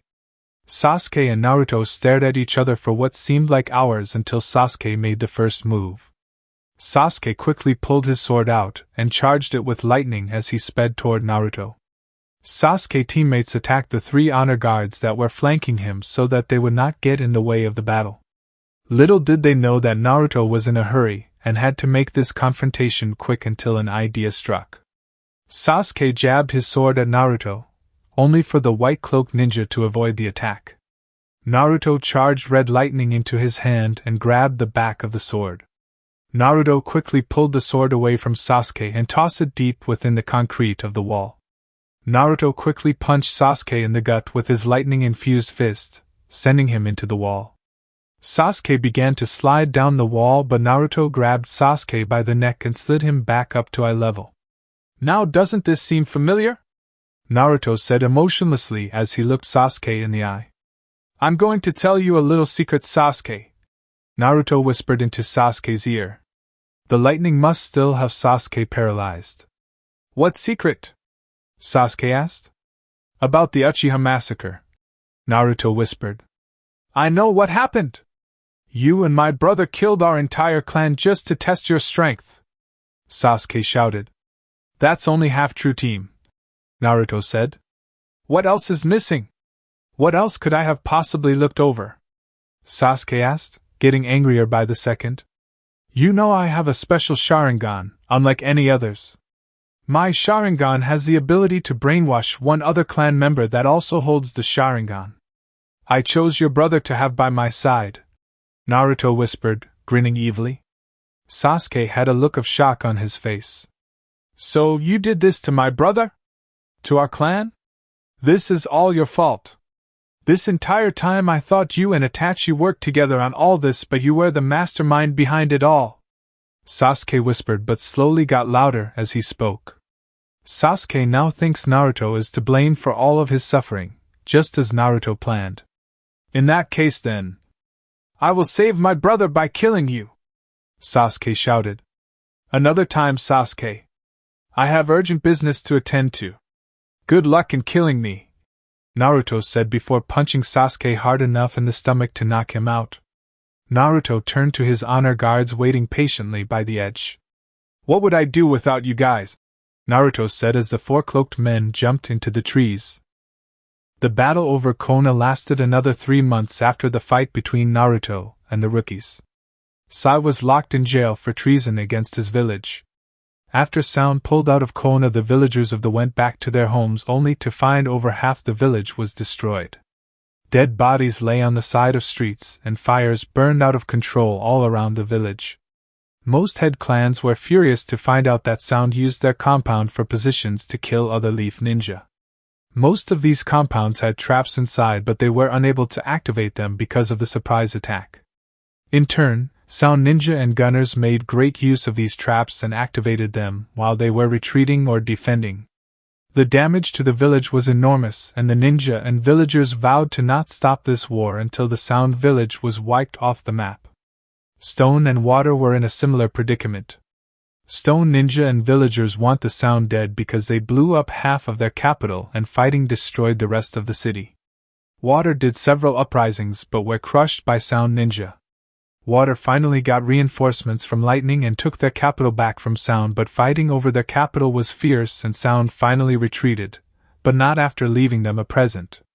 Sound released a virus that ate away at your chakra system until there was nothing left. All the men and women that had chakra died from the virus. Lightning were more sympathetic towards sound because sound never really made any fatal blows to them. At this time sand, stone, and leaf ninja were fighting against rain and sound ninja in rain's capital. Man, does it ever stop raining? One stone ninja asked as 20 stone ninja walked down a seemingly empty street. Most advances were like this because rain used up all the ninja in advancing and are left with hardly any ninja. Most of what they would find would be a large group of rain ninja huddled up in a strong point of, if they were really unlucky, a group of sound ninja. It's called Rain Village for a reason.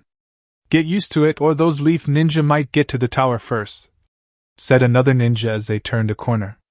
As soon as all of the ninja made it into the street, windows from the buildings behind them busted open and kunai started to whiz out of them. 6 stone ninja dropped to the ground dead as the rest took cover behind anything they could find.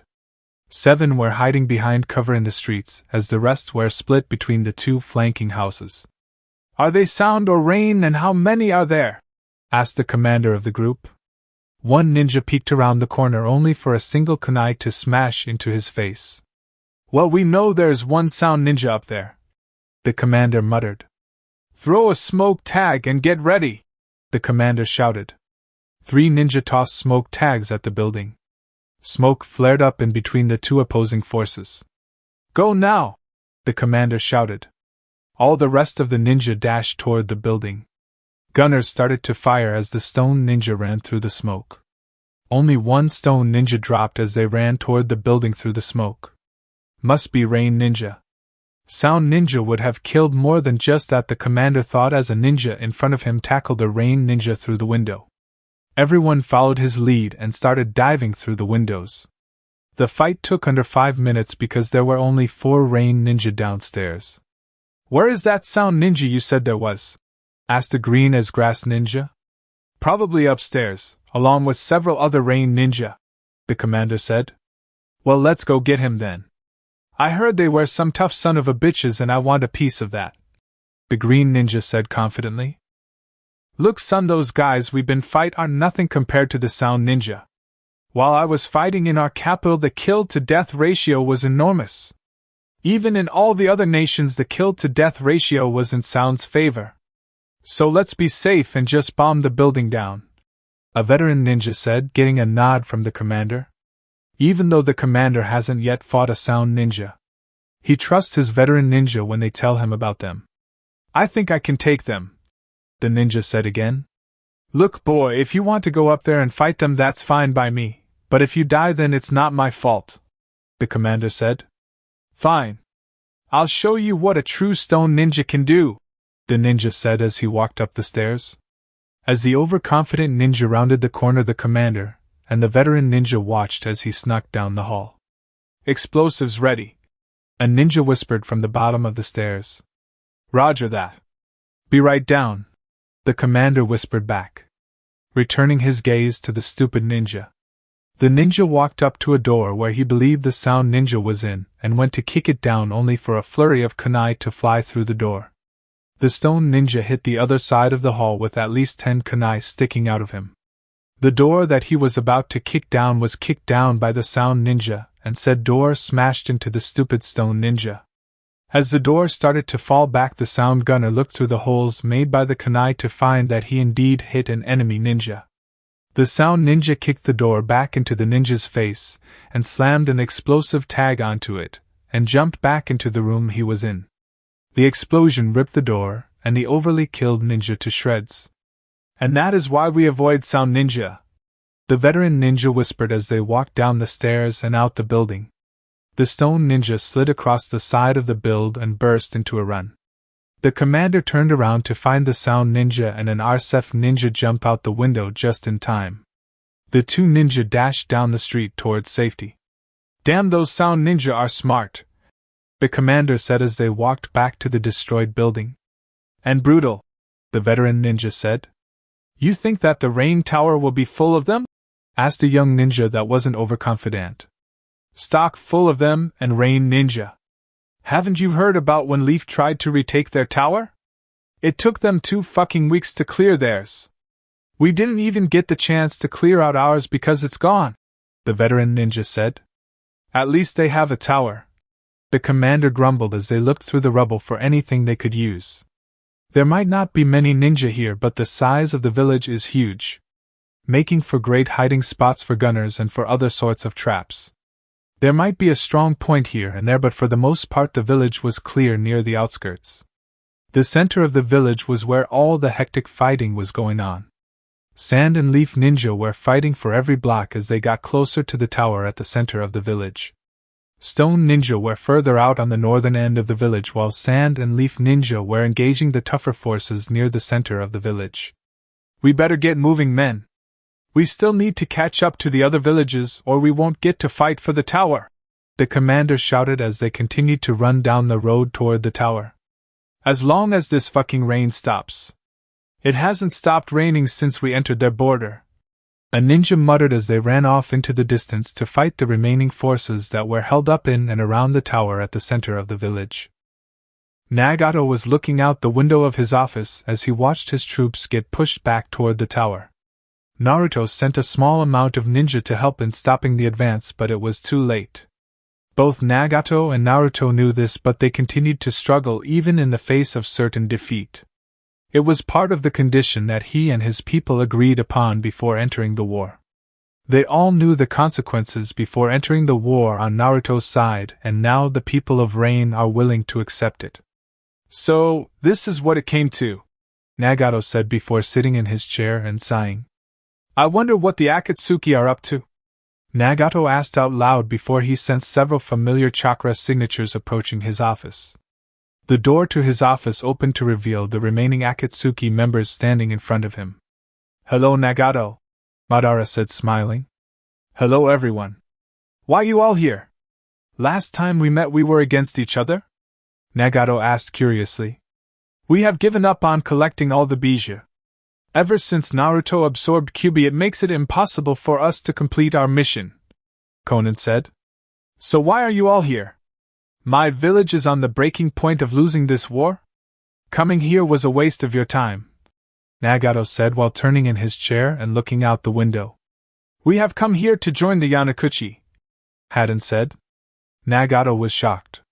Why were all his old teammates joining them now? They were losing the war. Why join us now? We are on the brink of losing this war. There is no point in joining the fight now, Nagato said curiously. Because are one of the most powerful organizations, besides yours, in the world, and we have no point anymore. We made a vote on whether to join you and Naruto or continue to find the bijou. We decided to join you and Naruto and fight for what is left of your villages, Madara said. Do you know of the sacred condition that you must uphold? Nagato asked. Yes, we were there when Naruto gave his speech. He quite away with words, Konan said, smiling. Nagato grinned. Well, you might want to go to Sound and ask Naruto. He is the leader of the organization. Plus, there is no point in staying here. My village is about to be captured by the enemy, Nagato said. I wish we could help more.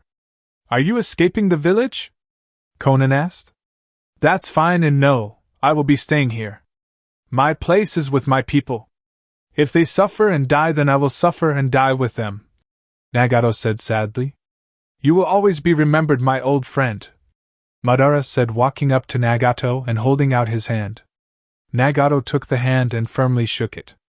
The former Akatsuki exited the office via window and headed to Sound, where they would meet Naruto. Nagato watched as the group speed off into the distance. There they go. I hope they survive the war. Wait, where's Konan? Nagato thought as turned around. A figure began to form out of paper in the center of the room. Konan, now fully intact, was now standing in front of Nagato. Why are you here and why do you have a white cloak? Nagato asked. I have always been in Naruto's organization. I was used as a spy for Naruto's organization to keep an eye out for the organization. I was one of the first people to join, after Itachi of course, Conan said smiling. But why are you here? Nagato pressed. Since the beginning I have always been with you and that is the way it is going to end. Us fighting for our nation to our dying breath, Conan said with a sad smile. Thank you, Conan, Nagato said smiling a sad smile. Thank you, Naruto, for what you have done. I hope to see you in the afterlife, Nagato thought as he looked out his window and into the stormy sky. Naruto was standing on roof of his Otokage tower/mansion. The rain was falling heavily as the raindrops hit his face as he looked up into the sky. I will see you again, Nagato. I guarantee it, Naruto thought as the ninja below readied themselves for the attack on their capital. Chapter 19, Beginning of the End. How long have we been searching for this village? And how is our boys doing in rain? A sand ninja asked as they stumbled through the woods of sound. A little over a week. We were finally able to take the tower. Rain's leader went down with a fight though. He killed so many of our men, the sand ninja replied. Currently a group of 4 sand ninja were on a patrol to search for the sound capital. There have been reports of gunners hiding in the thick woods around this area, so they were sent to check it out. We're able to see what happened to the people of Waterfall and Swamp. They were massacred, a third ninja exclaimed. Yeah, I saw it. It was horrible what those sound bastards did to them. They are going to pay dearly for that, the first ninja said while balling his hand into a fist. While pushing the sound back through Waterfall and Swamp, they were met by the worst sight in their lives. The people were massacred in all ways possible. I personally asked a civilian of Waterfall what they did to them, she said. XXXXX flashback. They did everything you could think of, the women said as they continued to walk toward the city hall. Even rape? The sand ninja asked. No, they didn't do any of that. One ninja was about to but was stopped by a blonde ninja wearing a white cloak. He said it was unacceptable to do any of that, and the sound ninja that were about to do the deed stopped and nodded. He is truly a man of power, the women said looking into the sky. The sand ninja replied as they continued to walk toward the center of the town. XXXXXN flashback. Wow, so Naruto said not to do anything of that caliber? Well, at least he has some decency, the second sand ninja said as they stopped at the edge of a cliff. The cliff was high as they looked up to the top. Go up or walk around? The fourth ninja asked. Up. Let's get a better vantage point, the first ninja said as they started to run up the side of the cliff only for their chakra to disappear from their feet. The ninja didn't get very far up, so when they landed they didn't get that hurt. The third ninja scratched the back of his head as he looked at the top of the cliff. Well, that's weird. Chakra eaters? The third ninja said before walking up to the cliff and tapping it. Indeed, the side of the cliff ate his chakra like candy. There is something here. We better check it out, the first ninja said as they walked around the edge of the cliff. They circled the cliff halfway until they came to a walkway going up into the cliff. I was rather big, but what really caught their eye was the 2 honor guards guarding the entrance. There seemed to be a genjutsu covering the entire cliff. There is a genjutsu on the top of the cliff. Kai! The sand ninja whispered in unison. When the genjutsu disappeared, their eyes nearly popped out of their heads. At the top of the cliff, a wall as big as Konoha stood to block anybody with large enough chakra reserves to make it up the chakra-eating cliff. The entrance was just like Konoha's, except the walkway went straight up with cliffs and walls on each side looking down at the walkway until you finally came to the gate. Atop the cliffs were walls, towers, and gunners watching all angles for any advance, with the 2 honor guards standing just within their firing range for added support. The entrance was much like AU, with the gate being the inside and bottom of the letter.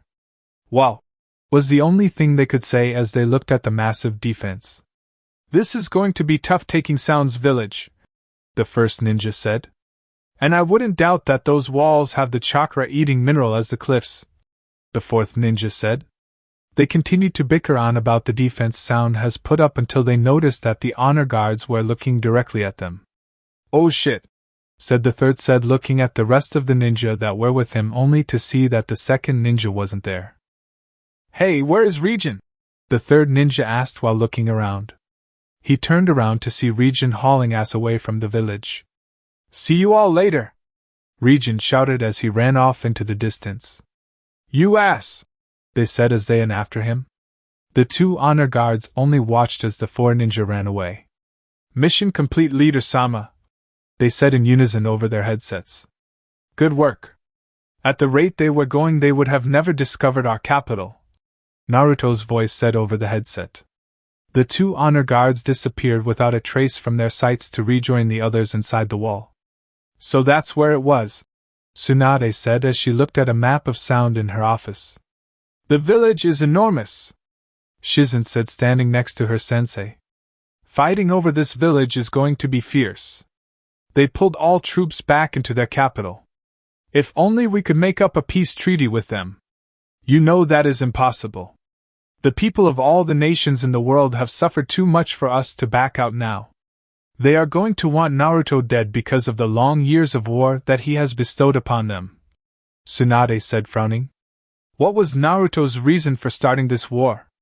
Shizen asked. I don't know, and I doubt that we will ever know, Tsunade said, frowning deeper than she already was. Why did Naruto start this meaningless war anyways? Tsunade was snapped out of her thinking when a knock at the door echoed through the room. Come in, Tsunade said as the door opened. Awakage. Thank you for stopping in as planned. The other Kages should be here shortly, Tsunade said. It's my pleasure. It seems that sound did a number on both our villages, the Awakage said, shaking his long-time rival's hand. Yes, they did, Tsunade said, standing up. This will be new chapter in the book of the world. Every ninja village gathering around a friendly table to talk of peace. A new era of peace is dawning, the Awakage said, smiling. Is everyone ready? Good, because the first assault is beginning shortly, a Leaf Squad leader said to his team, as they got ready for the first assault on the Sound's capital. It was in the middle of the day, and the rain was pouring down hard. Most of the ninja there had mud all over their faces and clothes. All the ninjas from all over the world were here. Leaf, stone, sand, water, lightning, bird, grass, snow, swamp, waterfall, everyone was there to stop the vicious Sound Nation from taking over the world. As long as it's not as hard as fighting that pain guy in Rain. That bitch was hard, said as they awaited the whistle for the charge. That was Rain's leader, and yes, he was hard, but now think of how hard those Sound ninja were. Now think of a village 5 times bigger than Rain, chock full of them, and that's not even counting the rest of the Yanakuchi organization and their leader, the squad captain said. All the ninja that were with him paled. Those several Sound ninja that they did see in Rain fought until the death. Not one Sound ninja in that wet village surrendered after the body count was tallied up. Most of the battles that involved Sound, the end result were in their favor, but with the rest of the world attacking them at once, Sound couldn't get the manpower to hold all of its fronts. This is why they retreated to their capital, so they could condense its forces in one spot. We are going to die, said one of the other ninja. As soon as he said those words, a whistle blew as it echoed throughout the forest. Battle's cries blasted the forest as they charged across the open valley to the cliff.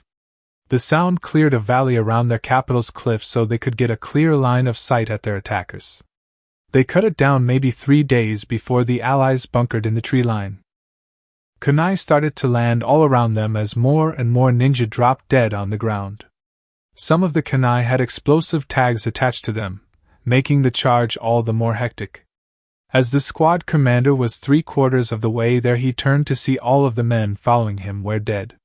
He turned to see a single gunner looking at him with gun pointed right at his face. The captain dropped to his knees and waited for his death. The gunner fired a short burst that smacked the Leaf captain back with 5 kunai stuck into him. He was dead before he hit the ground. Good job, my elite gunners! You are truly a force to be reckoned with. Keep up the good work and eventually they will give up and go home. Long live Sound! Naruto shouted over the intercom. All the ninja cheered as they readied themselves for the next assault. All the civilians were in caves under the village. Most civilians of Sound were treated horribly by the ninja, but surprisingly, when they were told that they were monsters, they simply smiled a sad smile and accepted their treatment. They think they can still win this war. At least their moral is still high, Naruto thought as he put down the microphone and walked back outside onto the roof to watch the next attack. "Get ready for the next assault!" shouted the commander for the center section. "Damn it, this is the 7th time we have assaulted them and they are still holding!" Kiba shouted to his friends. "All the rookies are being sent in this time, and they are bound determined to take the gate. This fucking rain is just making it worse. I can hardly hear the person next to me." Shikamaru shouted back as the rain seemed to be getting heavier. A whistle blew, signaling the start of the 7th assault. Everyone started to sprint toward the gate as the hail of kunai started to hit all around them. The ninja charging started to throw kunai at the gunners, only for most of the kunai to miss. The gunners were well entrenched on the wall and on the road leading up to the gate. Tenten threw an explosive tag that hit a sandbag wall that was in front of the gate. The gunner was sent flying back by the explosion and hit another gunner. "Good throw!" Niji yelled as they hit the first sandbag wall.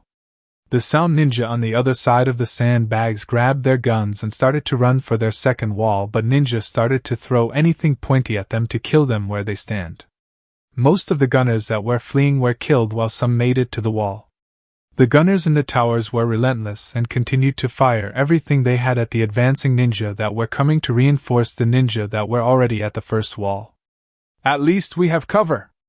Ino shouted over the sound of battle. Kabuto's propaganda was blaring over the intercom still. They could hear him all the way out in the woods. "Keep going! Don't stop until we make it to the gate!" The Niji shouted as the rookies and all the ninja that made it to the wall jumped over their cover and dashed to the second wall. The remaining gunners sprayed from the third wall that was behind them as the Sound ninja behind the second wall jumped over theirs and met the mixed ninja halfway. The battle was short as the Sound ninja were outnumbered 10-1. The attacking ninja took cover behind the second wall.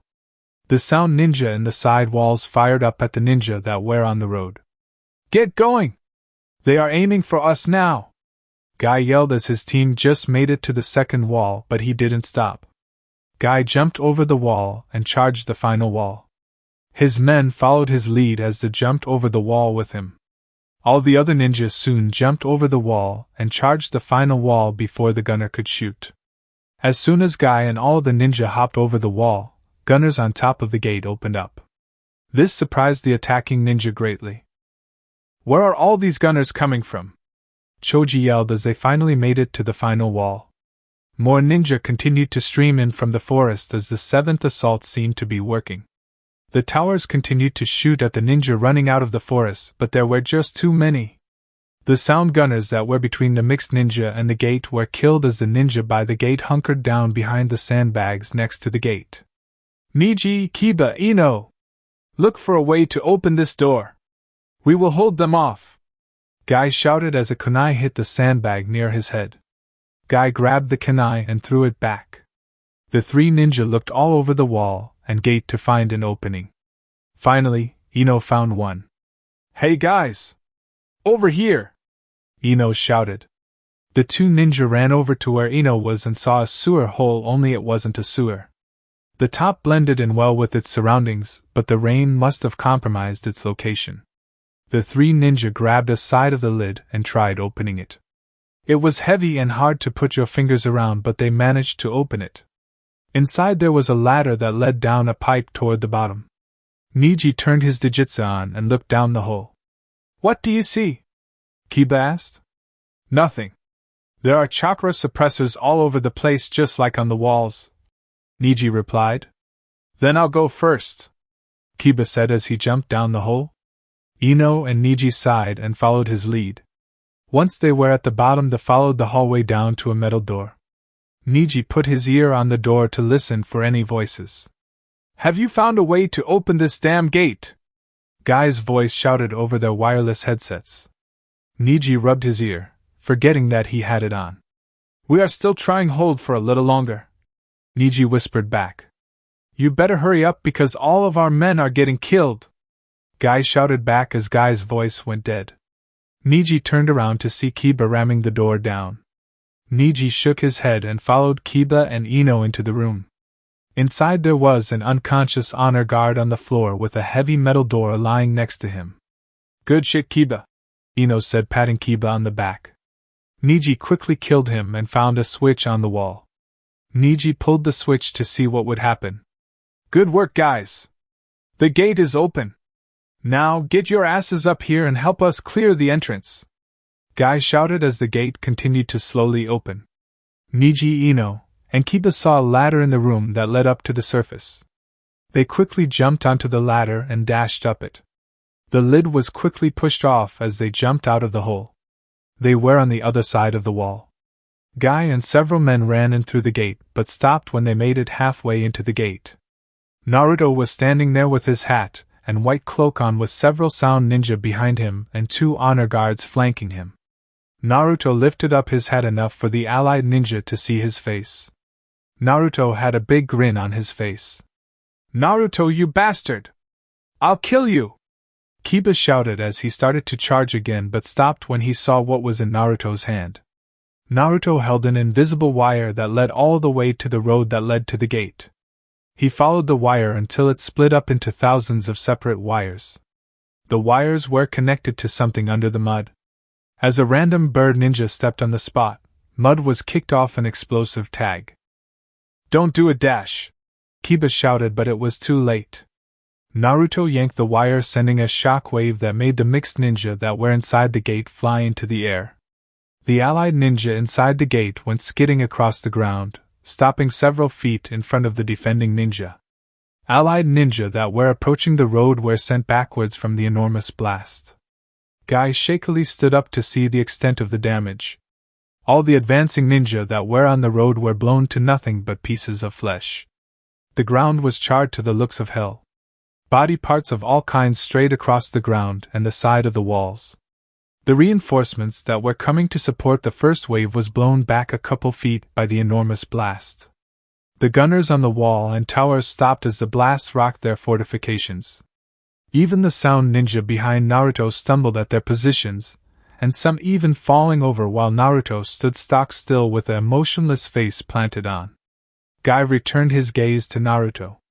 "You bastard! You will pay for the death of all those ninja!" Guy shouted as he stumbled to get to his feet. Naruto smiled at Guy as the rest of the ninja started to get to their feet as well. "Intended. I hope to see everyone at the tower in one piece," Naruto said as he started to walk away into the crowd of sound ninja with the 2 honor guards close on his heels. Now there are plenty of ninja that made it inside the gate before the blast, so their numbers were equal to sounds that were inside the gate. Not good. "All right, guys. Hold this gate until the other ninja catch up. Nobody falls back," a commander shouted. The sound ninja charged the now defending ninja as they desperately tried to push back the intruding ninja. "Come on, guys! While the gunners are quiet, get up that road and help out the ninja that are still alive!" Asuma yelled as him and his men were the first to get up and charge up the road. The gunners were still disoriented when Asuma and his men ran past the first tower and up the road. Finally they made it to the battle that was raging on at the entrance of the gate. Just as Asuma made it to the gate, could hear the gunners start up the shooting. "Hope you guys make it up here all right," Asuma thought as he ran up to Guy and killed the ninja that was about to attack him. "How nice of you to show up," Guy shouted as he kicked another ninja out of the way. "Had a little fire to deal with. What are your orders?" Asuma asked as he slashed at a sound ninja only for the ninja to block him with a kunai. Asuma pushed the sound ninja back into the crowd as he listened to Guy's orders. "Take Shikamaru, Choji, and Hinata and start clearing the western wall and tower. Bring some men with you for support. When Kurenai gets up here they will take the east. Get moving!" Guy yelled back as he jumped back into the fight. As Naruto walked down the main street back to the Odokage Tower, many sound ninja were running to the battle at the gate, or preparing defenses if the ninja broke through. Naruto was looking at the ground as he walked past that ninja running the opposite way. So, this is the beginning of the end, Naruto thought as he continued on his way. Chapter 20, I Am the Lamb. It has been a long and grueling 5 months, but the allied ninja were finally able to push the sound ninja back to the buildings surrounding the sound tower/mansion. Many ninja have died due to fierce resistance from the sound defenders. Once asked why they are fight for a hopeless cause, they were given this: "Because we are the lamb." This confused the allied ninja when they asked, but thought nothing of it, and continued on their way. They thought it was fear of them simply killing them once they surrendered, which were right. There were no surrendering sound ninja, but not because of what they thought. "We are almost there, Ino. One last push and we will finish this war," Lee said, patting Ino on the back. Morale among the allied ninja was high as they were about to make the final push to the tower.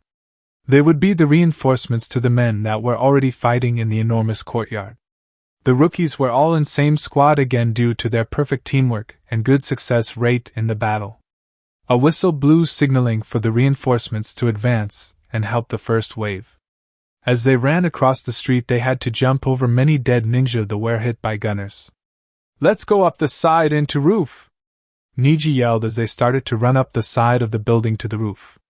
Once they made it to the top of the roof, they walked over to the edge of the building and looked out over the courtyard. They were standing on what seemed to be the building directly across from the tower.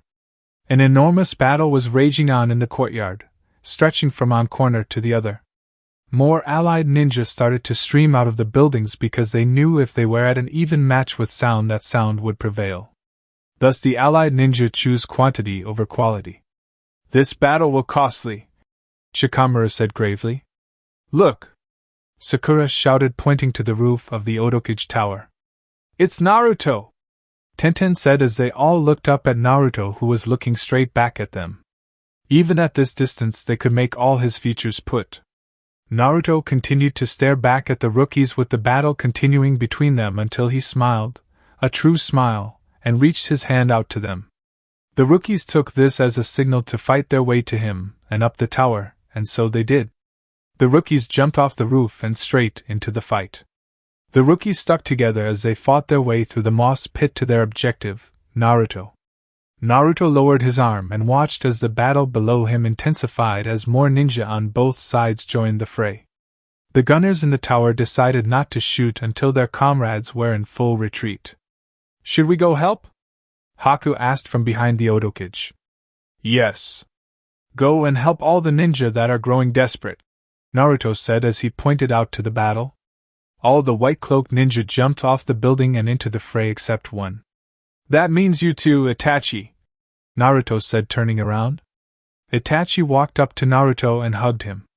"Good luck," Itachi said before jumping off the edge of the building with the rest of highly elite ninja. Naruto turned his attention back to the battle. "Don't worry, Itachi. Keep it to yourself, my only friend," Naruto whispered as he watched the engagement rage on. "That motherfucker! I will kill that bastard!" said a shadowy figure from atop a building further to the side of the tower. There were 4 figures there with black cloaks and hoods as their attire. The 4 ninja jumped off the edge, started to fight their way to the tower. They were killing any ninja that stood in their way, but sound ninja in particular. The rookies finally made it the long staircase that led up to the large door, which was open. The tower seemed full of only honor guards, making their fight even harder. But as they were approaching the honor guards, the red-cloaked ninja didn't fight them. The 4 ninjas simply moved out of the way to allow them to enter. "What are they planning?" Shikamaru whispered as they ran by the first set of honor guards. They passed many more honor guards, but they too simply moved out of the way to allow them to travel to the roof. They came upon a door that led to the next floor. Kiba, being the hothead that he is, rammed the door down. The room they entered was huge. It was basically just like the Hokage office except 10 times bigger. On the other side of the room there was another door, which more than likely led to the roof. The rookies sprinted to the other side of the room and slammed this door down just as hard as the other door before it. The light shined through the door, which blinded the rookies as they slowly walked out the door. Once the blindness was gone, they looked out to the other side of the roof. The ninja on the other side of the roof had a white cloak with black clouds stitched across it. The ninja had his back turned to the rookies as he looked out across the bloodbath. There were 4 honor guards in each of the corners of the roof. "Naruto?" Hinata whispered out as the rookie's stares burned into the Yanakuchi member's back. The second group finally made it to the entrance of the Odokage Tower. As they approached the door, the 4 honor guards stood stock still. Each of the 4 ninja chose a guard and dashed toward him. 3 honor guards blocked 3 of the ninja while the 4th honor guard moved to the side. The 4th ninja dashed past the honor guards and looked back to see if he was being pursued. The honor guard that let him past watched him as he sprinted down the hall and up the stairs to the roof. The lone ninja dashed past all the other honor guards that were in the building. They simply moved out of the way to let the ninja move by them. The black-cloaked ninja made it to a busted-down door. He slowly walked into the enormous room. He saw on the other side of the room another open door and a figure that he has come to hate and despise in between 2 other figures. He dashed toward the door, and as soon as he made it to the door he jumped over said figures and in between the toe groups. "Hello, Sasuke," Naruto said, grinning. "So everyone is here. That is just grand," Naruto said, still grinning. "Sasuke? What are you doing here?" Sakura asked as the 2 honor guards that were in the corners behind them stationed themselves on the edge of roof in between Sasuke and the rookies. "I came here to kill that bastard," Sasuke said, pointing at Naruto. "What? Not going to share me with the others?" Naruto said emotionlessly. "Yeah. We came here to kick his ass but not kill him," Kiba shouted. No. I have trained for the sole purpose of killing him and damn it I'm going to do this by myself," Sasuke yelled as his Sharingan came to life. "As you wish," Naruto said with his Dijitsu always on as he stared back at his cousin. "We won't let you do this. Damn it, you aren't alone in this. We can help," Sakura shouted. "Yes, I am," Sasuke shouted back as a purple shield sprouted from the ground. The 4 honor guards were kneeling on the ground with the ram hand sign held in their hands. Another shield was placed for their own protection against any jutsus that may hit them. "Thank you, asswipe," Sasuke said, turning back to Naruto. "Love you too," Naruto said emotionlessly as they both got into fight positions. "Please, Sasuke! Let us help you!" Sakura continued to shout. "Sakura," Naruto whispered. Sakura turned to Naruto in confusion. "He won't need any help. Believe in him and he will win," Naruto said, turning to Sakura with a smile before turning back to his opponent. The rookies were taken aback by this. Did Naruto, the heartless killer of the Uchiha clan, encourage his death? Itachi blocked another kunai that was thrown at him and returned it to the sender, sticking the star ninja in the throat. Everyone suddenly stopped fighting, looked up at roof of the Odokage Tower. There was a large purple rectangle shooting up into the air. Nobody was fighting or yelling. There was complete silence as everyone looked up at the large purple square on the roof.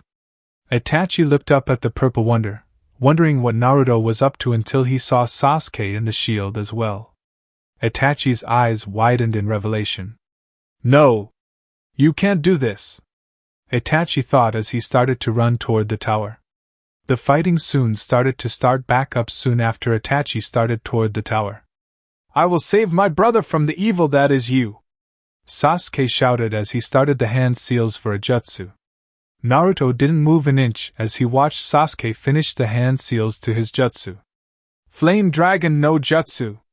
Sasuke shouted as a flaming dragon sprouted out from his mouth and rushed toward Naruto. Naruto never moved as the dragon smashed into him. Sasuke quickly followed by throwing 5 kunai into the fire.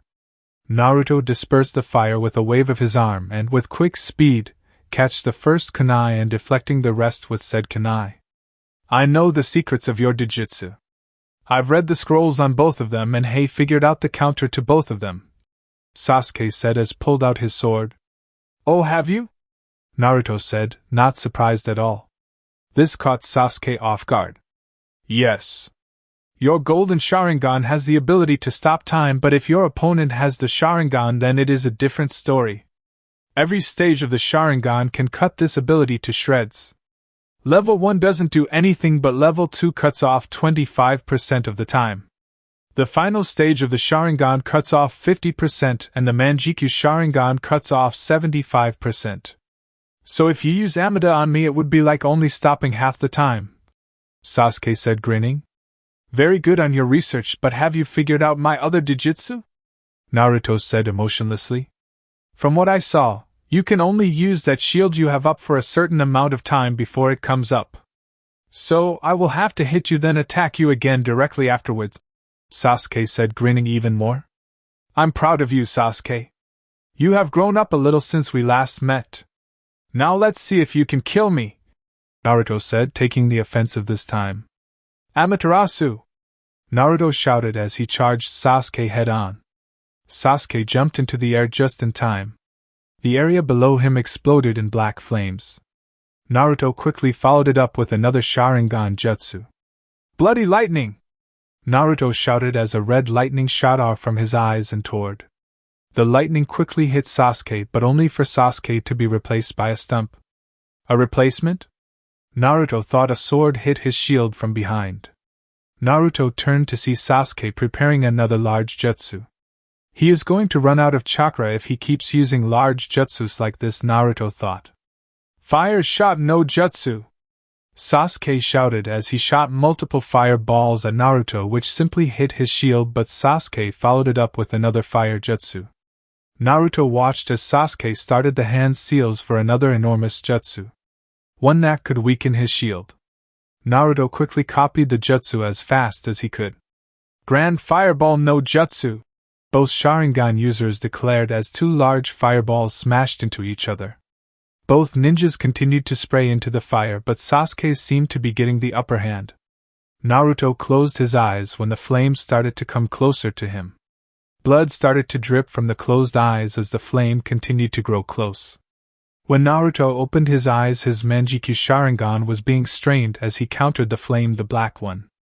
During this entire incident, Sasuke grew 2 wings and his skin was completely gray. The fire chased Sasuke as he tried to dodge to the side, but the fire caught him and sent Sasuke to the ground. Naruto walked up to the now burning Sasuke only for Sasuke to deflate into the ground. Naruto turned to see Sasuke breathing heavily. I see you are almost out of chakra, Naruto said, also breathing heavily. While yes, Naruto does have a lot of chakra. The Sharingan technique takes up a lot chakra when he is in the 5th stage of his Manjikyu Sharingan. You as well. This last jutsu will be my final attack. Sasuke breathed out as he charged up lightning into his arm. Me as well, Naruto said as he stressed his eyes even more and charged red lightning into his arm. Chidori! Both ninja cried out as they ran at each other. No! Itachi ran up the stairs as fast as he could.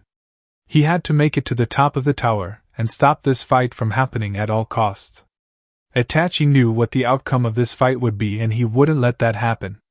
Itachi entered the office and ran across the room in no time. Upon exiting the office onto the roof, the clouds were getting dark as rain promised to come. Chidori! Shouted 2 of the 4 last Uchiha left in the world. No! Itachi shouted as he tried to make the jutsu necessary to remove the purple shield. Itachi's cry fell on deaf ears as the 2 Chidoras clashed into each other. One side red and the other a dark purple. The push continued on until a black sphere encircled them. The massive amount of chakra being used could be felt all over the village as the 2 forces continued to push. The 2 ninja looked over each other's shoulders, out into the distance. The sphere started to dissipate along with Sasuke's cursed seal. There they stood, Chidoras stuck into each other's bodies. And here I bestow my final gift. Why? Sasuke asked. He began to cry for some reason. Naruto said nothing. Why did you deliberately miss a vital area? Sasuke shouted as Naruto put a palm onto Sasuke's cursed seal. Sasuke grimaced at this but let Naruto do it. A gift to be praised of. Because I am the lamb. I am the sacrificial lamb to bring the world together. Naruto whispered into Sasuke's ear as his hand glowed black over Sasuke's cursed seal. The cursed seal slowly began to disappear. Sasuke's eyes grew wide. I am sorry for everything, Sasuke whispered as he continued to cry and his arms still through Naruto. The gift of sorrow. It's okay. Nobody must know of this. Good luck, Sasuke-kun. Naruto whispered as he stepped back from him, effectively sliding Sasuke's arm out of him. Blood started to sink out of the wound in his stomach. The purple shield disappeared when the honor guards noticed who won the fight. Itachi ran forward and stopped in front of Naruto. The gift of forgiveness. Why did you do it, Naruto-kun? You could have one? Itachi asked as the first tears in years started to slither out of his eyes. Naruto smiled. The gift of loss. Live a good life with your brother, Naruto said, smiling with his eyes closed. Blood started to drip out of the corner of his eyes. And finally, what are you doing? Itachi asked. Naruto opened his eyes to reveal a very stressed Jujutsu. The gift of life. Naruto burst into black flames that sent Itachi several feet back. All the rookies shielded their faces as the intense flame exploded from the roof. As the fire died down, Naruto was nowhere to be seen. Itachi was now fully crying.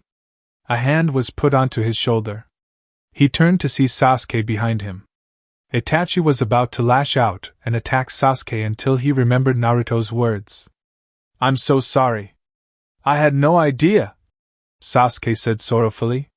The rookies finally snapped out of their gaze as cheers from the ninja in the courtyard fired up all along the allied ninja ranks. Sakura ran over to Sasuke to begin medical treatment. It's okay. Let's just get all this over with, Itachi said before Sasuke smiled and fell onto Itachi's bent-over back. Itachi smiled as Sakura performed medical jutsu on Sasuke while Sasuke leaned against Itachi, asleep. Thank you for this, Naruto-kun. I'm sure you had all this planned out ever since you accepted the invite to slaughter our clan. Hope you are somewhere nice, Naruto-kun, Itachi said as he looked up into the dark sky as the rain started to stop and a break in the clouds landed on where Naruto once was. Chapter 21, Golden Sunrise. 6 months after the war. So, this is how the world ended up after the war. I thought it would be different, but I guess they exceeded my expectations, said a white-cloaked figure with a straw hat covering his features. He stood atop a mountain overlooking a village. The mountain has 5 faces sketched across the front, signaling that it is the Hokage Mountain. The entire world is peaceful after the war that forced them to work together or be destroyed together. They choose the right path and work together to destroy the evil that was Naruto. Now that Naruto is gone, all the nations are getting along perfectly, and even Sound and Rain are becoming good friends with the other nations. They are looked upon as the people that stood against all odds and fought for what they believed in. Sound and Rain are now praised because they fought until the bitter end for that, but nobody ever told the other nation what the phrase "I am the Lamb" meant, and they will never know. Everyone blamed Naruto solely for the start of the war, and so, he was the reason for all the death. Naruto's legacy was that of evil in all the nations except Rain and Sound, who silently still praises him for all that he has done. All the nations are working together to fix the damage that was dealt during the war. Even Sound and Rain are helping with the repairs that happening over the continent. And so the world lies in peaceful sleep after the war. All nations over this world are getting along quite nicely after the bloody war that took so many lives. These people have a great way doing that, said another white-cloaked figure that was leaning against a tree behind the first one. He too was wearing a straw hat.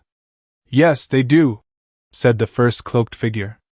The second cloaked man got off the tree and walked up behind the first cloaked man. He put a hand onto the first shoulder. Let's go. You did a good job on this place. It's time to leave, said the second man. The first man lifted his hat up just slightly enough to reveal to the world the last thing they thought they would ever see. A pair of golden eyes gazed out over the village hidden in the leaves as a golden sunrise rose from behind him as he turned to walk away. And that concludes this story. Thank you for spending your time here at Ichiraku Ramen and listening all the way to the end. Your support helps keep these stories alive and allows the shinobi world to continue through new adventures and alternate timelines. If you enjoyed Golden Eyes, don't forget to like the video, subscribe to the channel, and turn on notifications so you don't miss future stories. Once again, full credit goes to Hyperguy, the original writer of this story. If you would like to read the original version, you can find the link to the story in the description below. Let me know in the comments what story you would like to hear next. Until the next time, stay safe, and I'll see you again at Ichiraku Ramen.